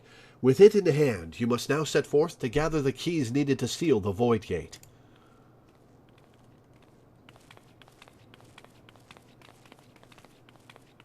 Yeah, that's it? You're not going to tell me what that means? Wait, you can't... I mean, you don't have the right to... I can't just let this happen. Silence, you hollow-pated prig! Those who do not listen shall not be heard. You take for yourself the title of thaumaturge, and so I will not suffer you to claim ignorance. You know as well as any of the existence of a netherworld rife with shadow and monstrosity, the Void. As the power of the Void waxes, the barrier between it and our own world wanes. Eventually, that barrier will falter, and the Void Gate will open. Once it has, only the black magic of Eld can reseal it. This is sacrilege! As one who now commands the forces of destruction, I bid you go forth, Black Mage. The gem of Shototo is our sigil, the mark of the Magi, devoted to the true dark art. In it, you already possess the first key required to see the Void Gate sealed. You have taken the black, but time is needed before the black takes you, before it permeates mind and body, and colors every fiber of your being dark as pitch. Visit Milvaneth Sacrarium, and there hear the words of Lalai, who is dressed in traditional Black Mage colors.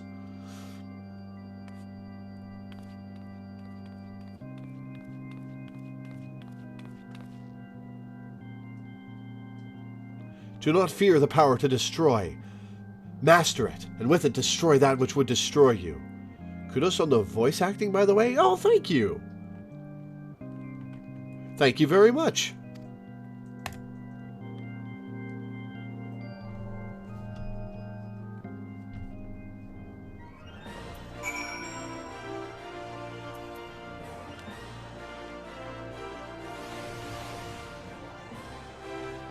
Alright, let's speak to the Cocoa Brothers and see what they're up to, and then we'll go to Milvaneth's Sacrarium.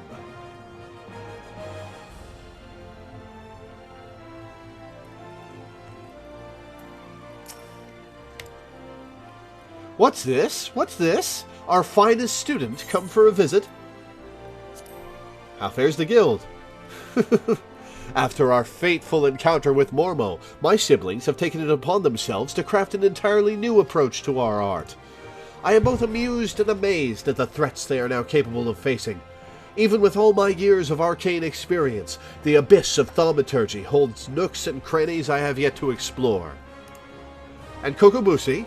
He continues with his alchemical research, but now occasionally trades his alembic for an apron.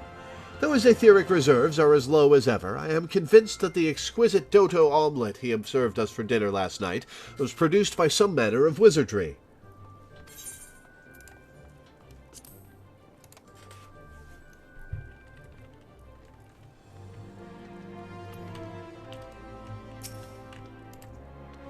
Oh, not you. I want the cocoa next to you, thank you. Your powers have grown considerably, Lore. But should your arcane conflagrations ever fail you, remember my last line of defense. Unabashed sobbing.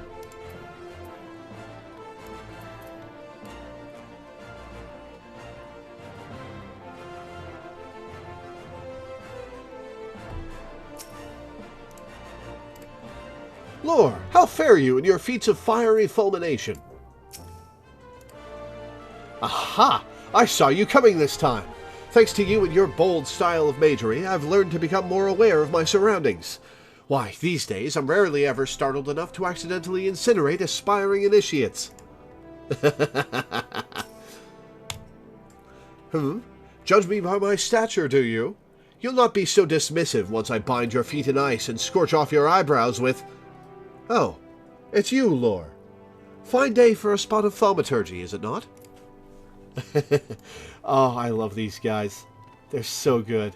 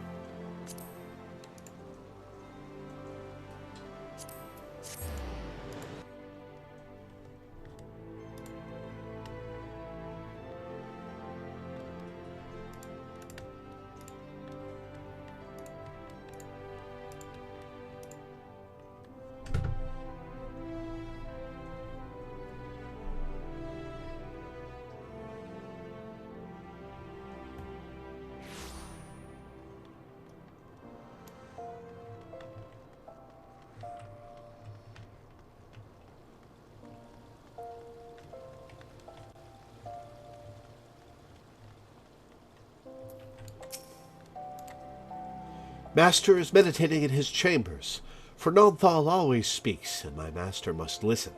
He has entrusted me with guiding you on your path, but you must walk alone yet. Come again when the black has grown stronger within you. Level 35, alright.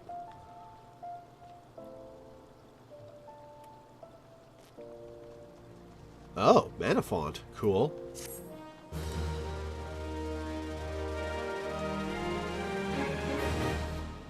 Sup, Scans at Night? Yeah, if the Black Mage quests are anything as bombastic and fun as the Thaumaturge quests, I'm gonna have a good time.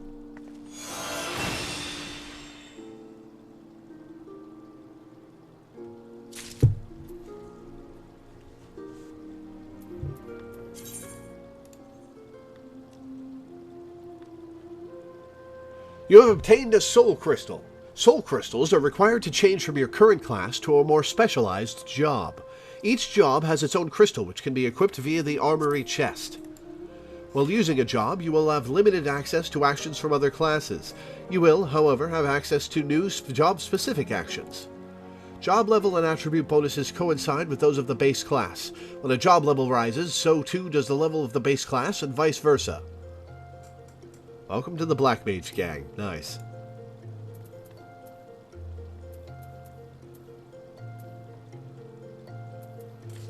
Okay, so...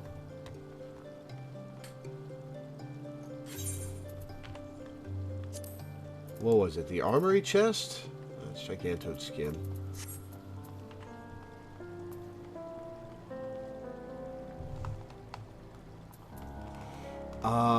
Shit. How do I... character screen?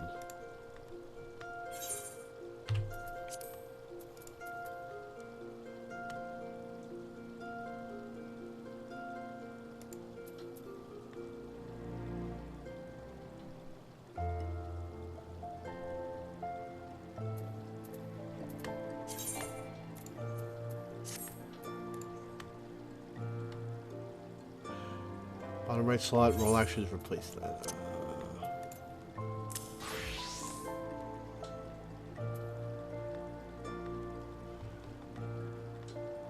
So should I set a new gear set for Black Mage, or should I just update this gear set like this?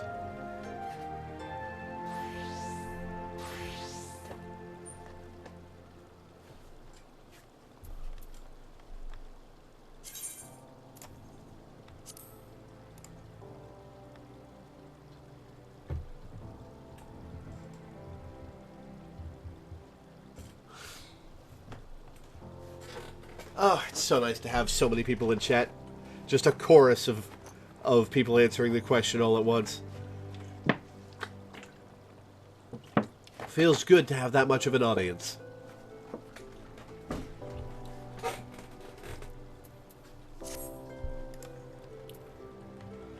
Alright, I am become Black Mage. Now you need to fix your hotbar. Oh, God damn it.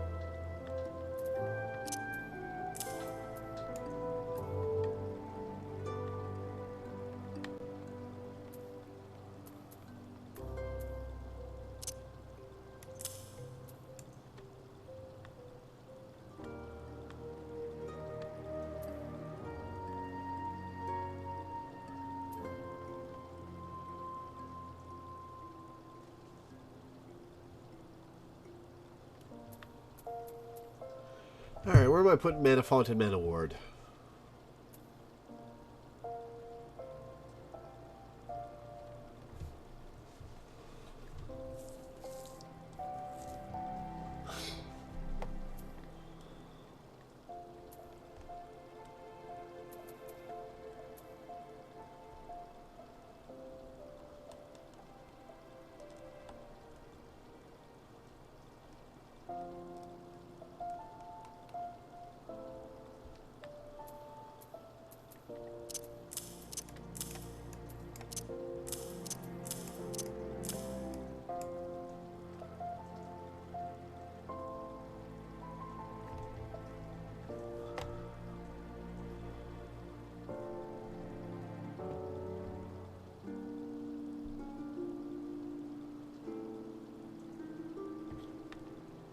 Mana Font is part of your rotation now. Mana Ward is a no shit button.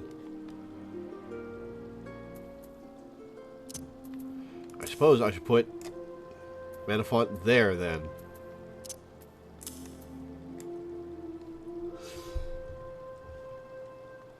Put teleport and return on the shared hotbar. That's a good point.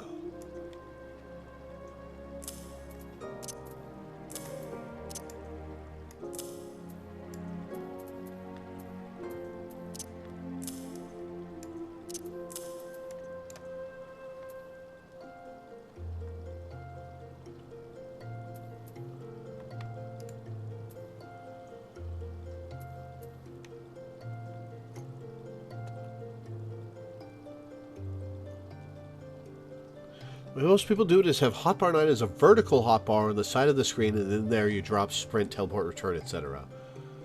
That's a good idea.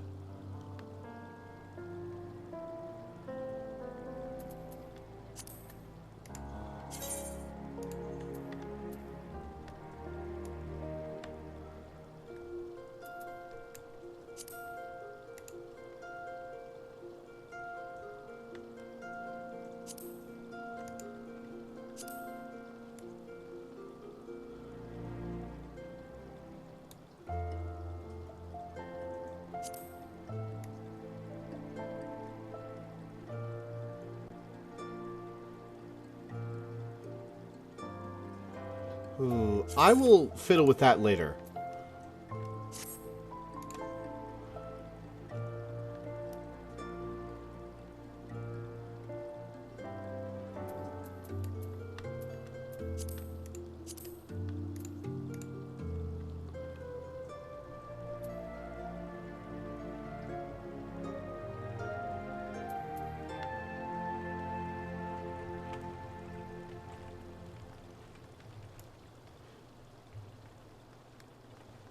Yeah, I'll resize them at some point. I like the size of the hotbars that I have here. Buttons are good size to be identifiable.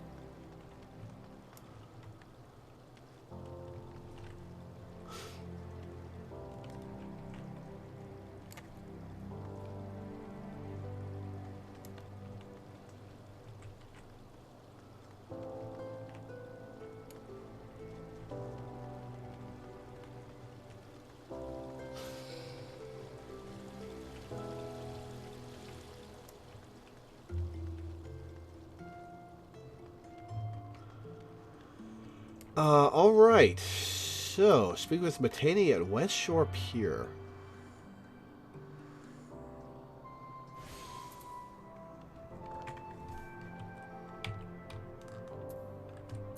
Control up and down, move the camera. Cool.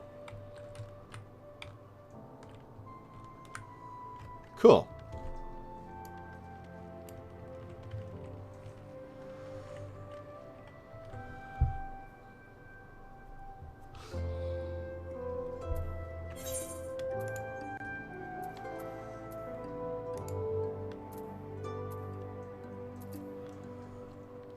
Alright, I guess we go on with the plot then.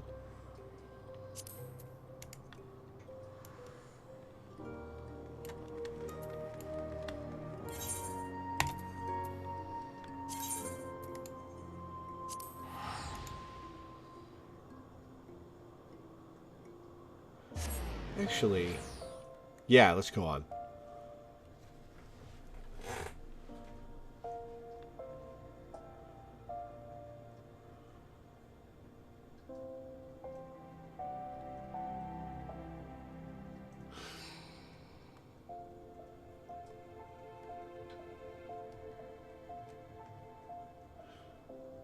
Mom was wrong. You did get a job playing video games. Yep. You have your job stone and everything.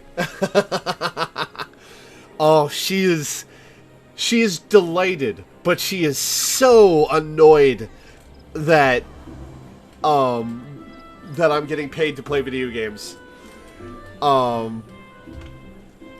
Because I was as obsessed with video games as a little kid as I am today.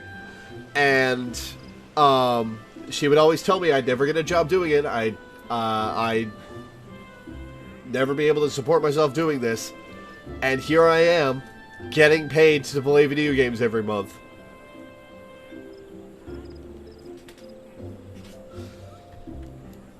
She's been telling all her friends about it.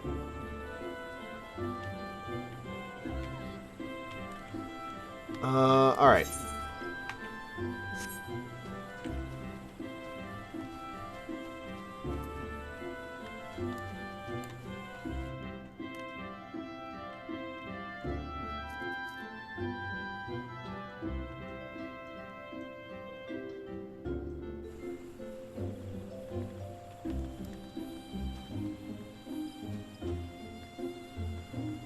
Excuse me.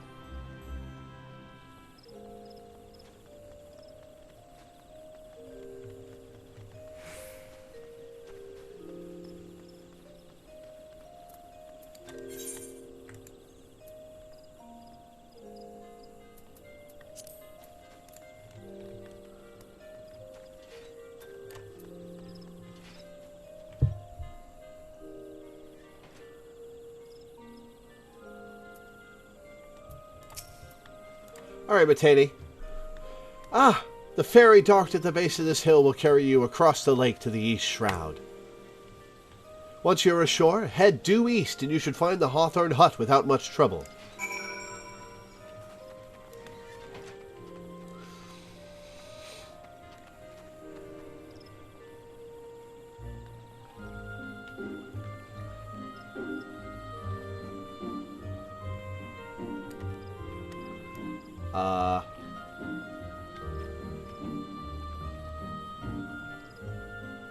Ah.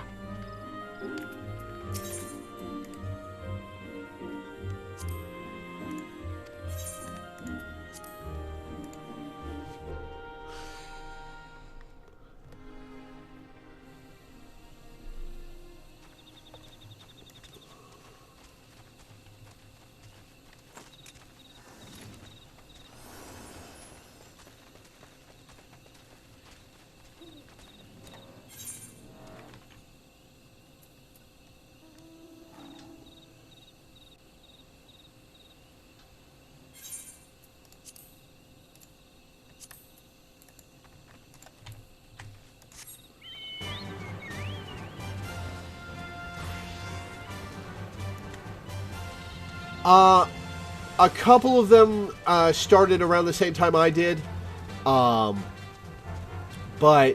most of the people in chat have been playing for a long time and have been trying to get me into this game for a while.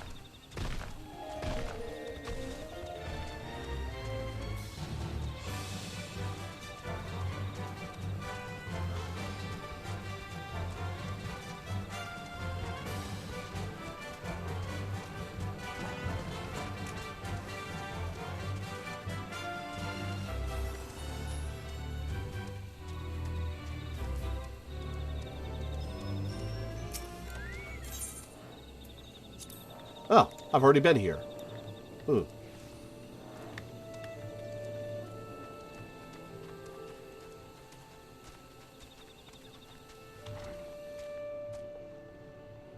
Amelaine. Indeed, I am Amelaine of the Twin Adder. I understand you're here to learn of the Sylphs, yes? For all their whimsy, they are a wary lot, particularly since the Empire has come to the Shroud. Earn their trust, however, they're as friendly as any folk. They have their quirks, but so do we all, no? Would you know more, you'd do well to speak with the master of this hut, Rolf. He's forgotten more about the Sylphs than I'll ever know.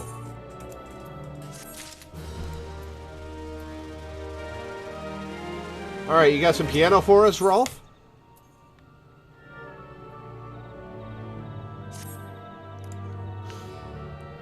Come to learn a thing or two about the Sylphs, have you? I'll tell you one thing. They're a peculiar folk. How peculiar, you ask? Well, just let me tell you. They're...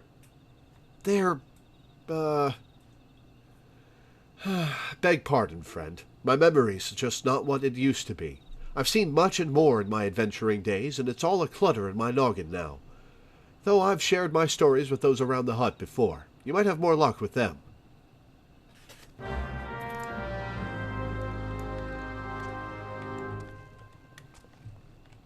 Isabel. The Sylphs?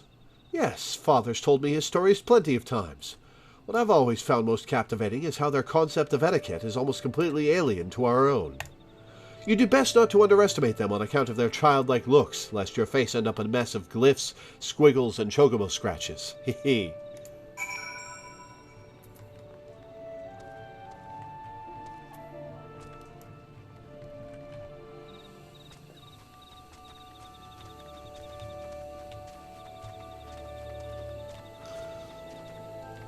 Blessette.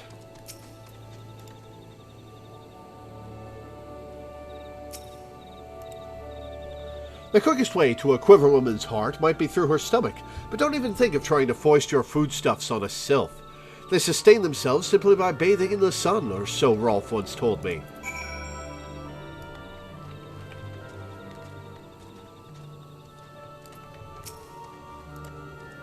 The Sylphs? Inveterate tricksters and troublemakers, that's what they are. One day they're drawing marble faces on our masks, the next they're sending our young sentries falling to the bottom of a ravine. Tell them to stop and they just laugh at you. Rolf claims they harbor no ill will, but I dare say such pranks are just no laughing matter.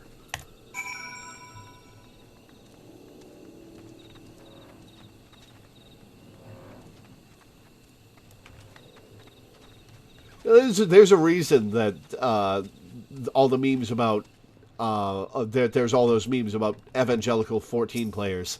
It's true. Oh, of course. Hearing your stories, well, my stories, has brought the memories flooding back to me. I feel like dancing. Yes, nothing brings people together quite like a little toe tapping. A sylph told me long ago that dancing is a time-honored greeting among their kind. You do well to remember this. It just may help win the favor of our forest friends. So I'm going to have to slash dance at the sylphs, I take it.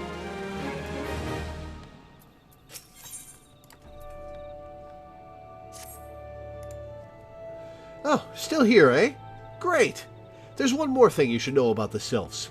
They don't take kindly to guests who show up empty-handed. To earn their trust, you do well to bring along,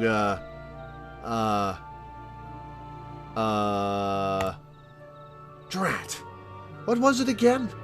And my wife Rosa and I were just speaking of the matter not days ago. Forgive me, friend. Speak to Rosa at the comb. Her memory should prove more reliable than mine own.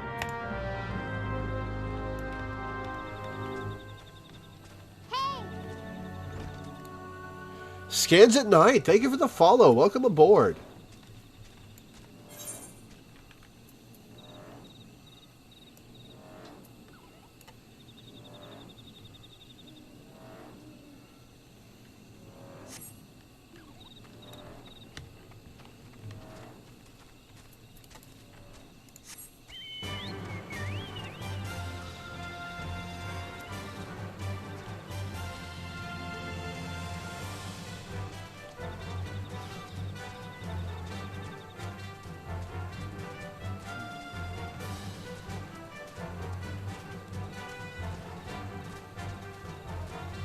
One thing I do feel kind of bad about is,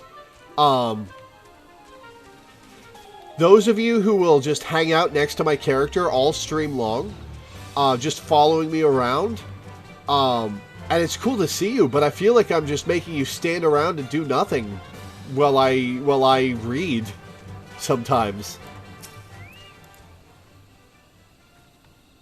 A peace offering for the sylphs. Were it anyone else, I'd recommend a jar of honey, but I fear that wouldn't get you past their front doorstep, dear. No, their tastes run up more to the unusual. Are you, perchance, familiar with milk root? That's what we call the root of that most fiendish seedkin, the ochu. When chewed, it exudes a cloudy liquid that's said to induce curious visions in the imbiber. You'd not catch me dead trying this stuff, but the sylphs seem to enjoy it to no end. I've not seen an ochu around the comb in quite some time, but I did encounter a suspicious clump of grass the other day. Were you to stimulate it somehow, with some of this amber syrup, for example, you might be surprised at what comes out. Good luck.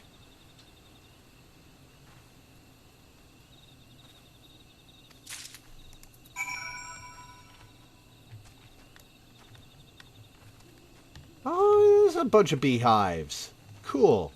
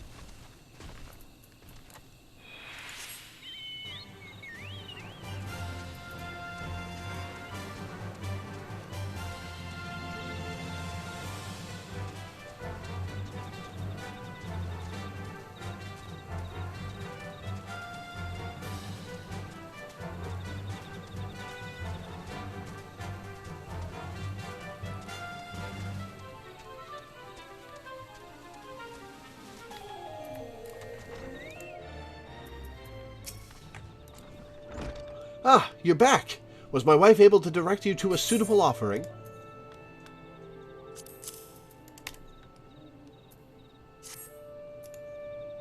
Milkroot. But of course. Those sylphs quaff that cloudy stuff as quick as I do a flagon of mead. The effect's just about the same as well. Any road, a gift of Milkroot will have the sylphs calling you friend and sister the moment they lay eyes on it. Now, let me wrap that up for you. I'm starting to feel a bit woozy.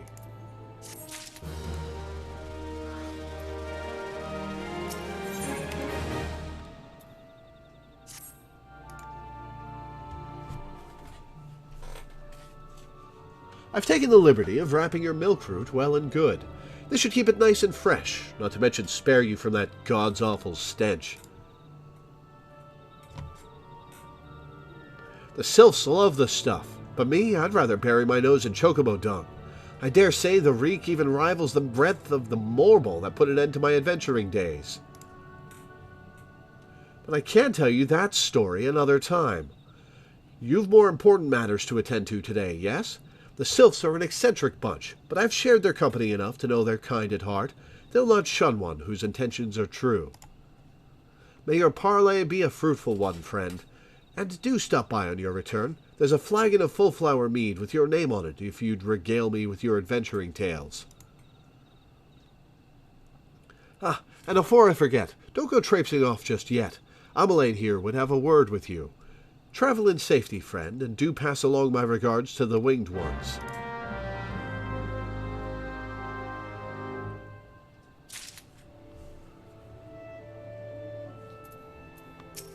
All right, Ameline.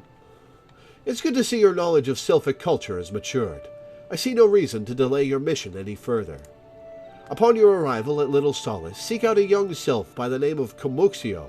He has served as an intermediary between our peoples on many an occasion, and has the close ear of his tribe's elder. I see that Hawthorne has furnished you with some of that malodorous root the sylphs so adore. I have something of far greater import for you to deliver, a missive from the elder Seedseer herself. To summarize the letter's contents in brief, it vouches for the integrity of our envoy, that would be you, and restates Gridania's desire to maintain a harmonious relationship with our long-standing friends of the forest. The war with the Ixal has taken a toll on our resources. We can ill afford to get mired in another conflict. I need not impress upon you any further the importance of this mission. May the 12 see you return with good tidings.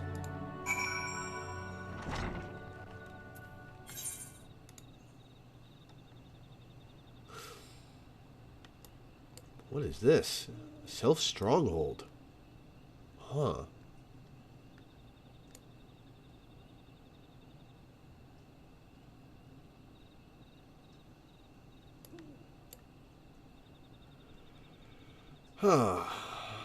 Okay.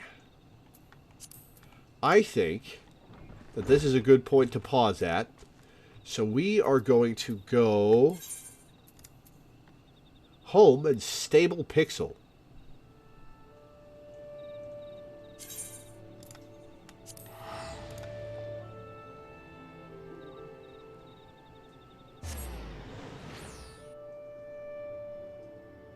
And we'll take a look at what things have been set up in the house.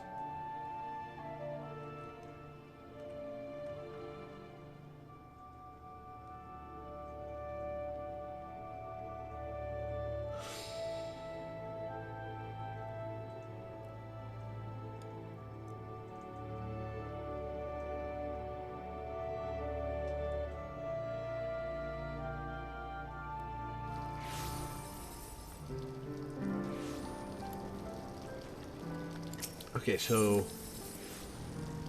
stable my Chocobo. So stable your Chocobo while he is summoned. How do I unsummon my Chocobo?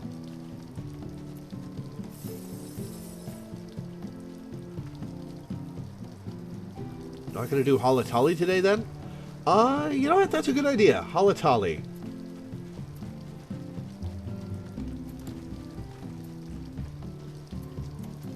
Companion menu withdrawal.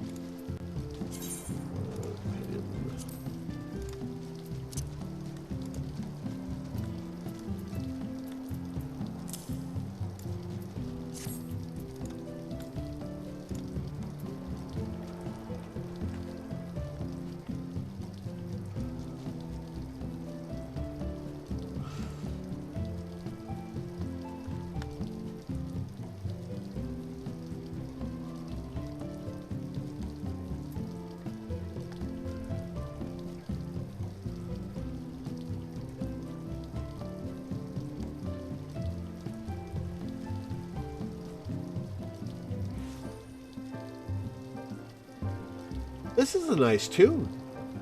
Hey, Minda.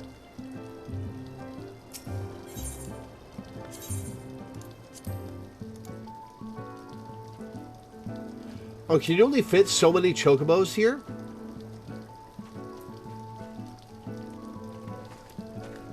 Whoa, whoops. Okay, I guess I gotta go back up and around. And we'll take a look at the house. Nah, we won't do Halatali right now. We'll open next stream with it.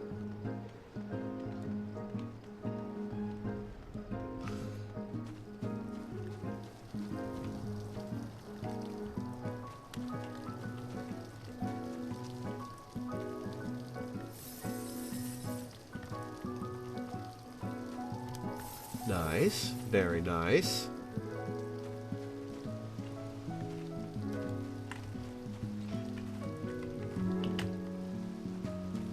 Very nice.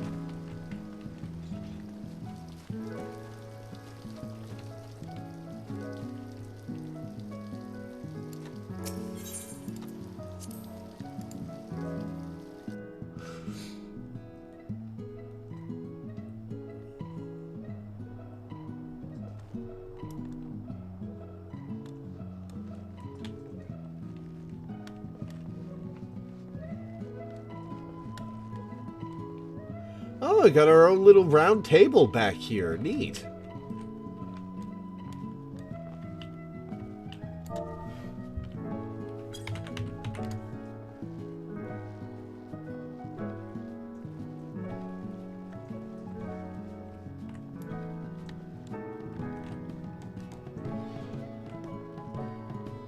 Oh, what is the name of this track? How do I sit?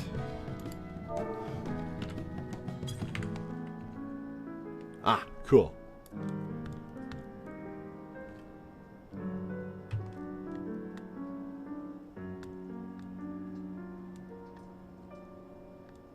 Very nice.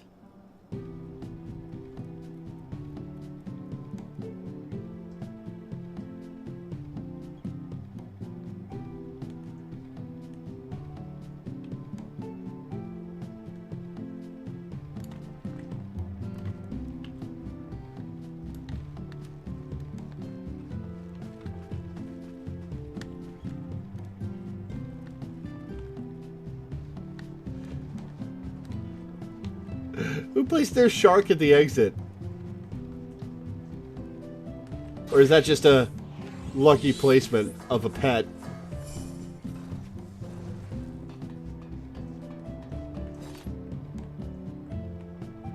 The Council of Frog will decide your fate.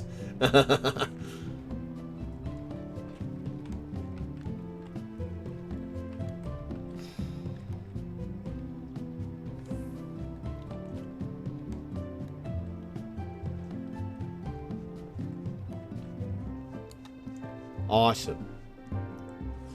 Well. Awesome. I have become Black Mage. I have saved Kokobushi. I have gotten to the Sylph's doorstep. And I've got a Chocobo that will fight alongside me now. Awesome. That's some nice progress for today.